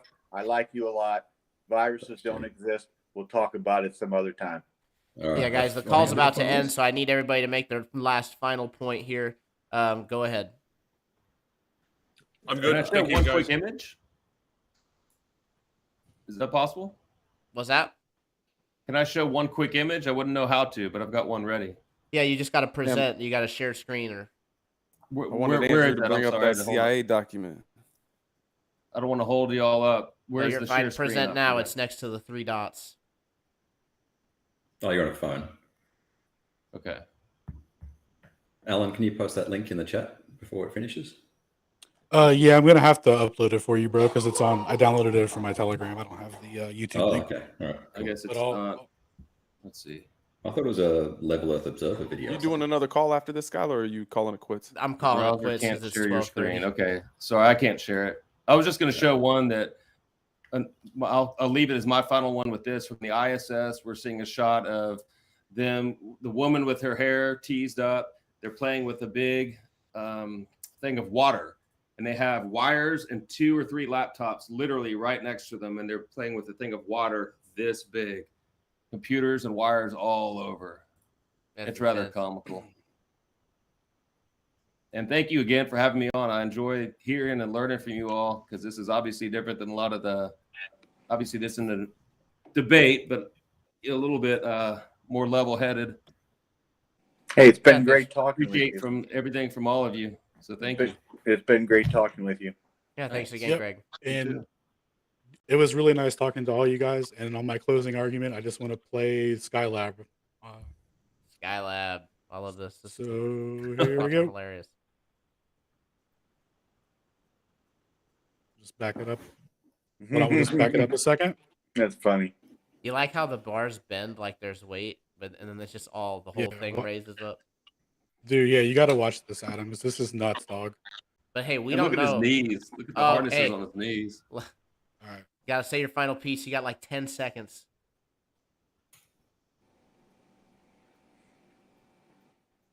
Nothing? Who are you talking Hang to? on. Oh yeah. Everyone. All right. You had your chance and you blew it. I'm just kidding. This was a really fun stream, guys. I really appreciate everybody tuning in. Let's go ahead and push it on over. This has been another exciting True Earth Debate open panel. As usual, we did not get to conclude on most of our topics, but hey, hopefully we will get there. Do maybe a little bit more moderation next time, not let anybody go in circles, and that way we can cover even more ground. I do want to try to cover even more topics, so we do appreciate everybody tuning in, coming on up, not being shy, saying their piece, helping keeping everything really interesting. So, what else do we have for you? That was, I think, just about everything. Let's go ahead and load up a song for the way out. We are gonna do, yeah, let's do the one right here. All right, folks. Appreciate you tuning in. I will see you next time. Let me go ahead and drop this. By the way, guys, if you haven't had a chance, be sure to go to my Discord or my Telegram channel. We are getting that thing booming, growing. We'll be posting notifications anytime we're going live. Since my schedule has gotten a little hectic, it's been kind of hard to pinpoint exactly when we're going to be doing things. So you can always find out by going there. And I'll go ahead and I'm not going to drop a link. You guys know how to search Discord. It's easy. Just kidding. Give me 1 second. Let me post that link for you guys. Oh, my phone's actually dead. I can't. If anybody else out there would mind posting that link, I'd really appreciate it. But until then, let me go ahead and get the outro playing for you. Thank you guys so much. Thank you all for the support. One last shout out from the comments. Effed Up World, Dr. Law, Angela Baby Carson, Big Pine Sailing, Kevin DeShill, John Curley, OTW News, Doug Marber, John Curley. We appreciate all you guys coming out. Sean Alk, Creature, Austin Murphy. Austin keeps complaining that I won't let him join. And it's like, I'm not telling no to anybody. You're just not getting in. Download the app, man. All right.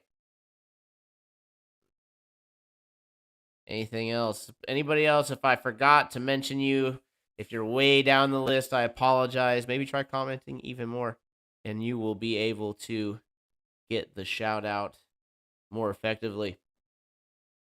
Mischief Brew, appreciate you.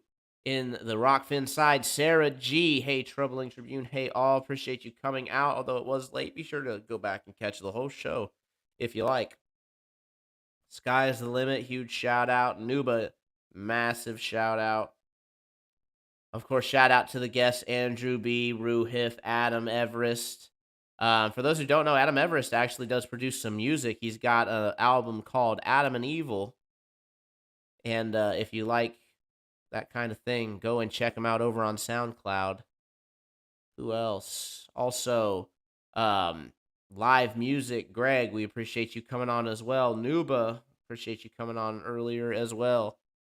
Caven, got your shout out over here on the Rokfin side. All right, I think that about does it. Absolutely. All right, folks. Let's go ahead and call her a day. I will see you next time. Peace.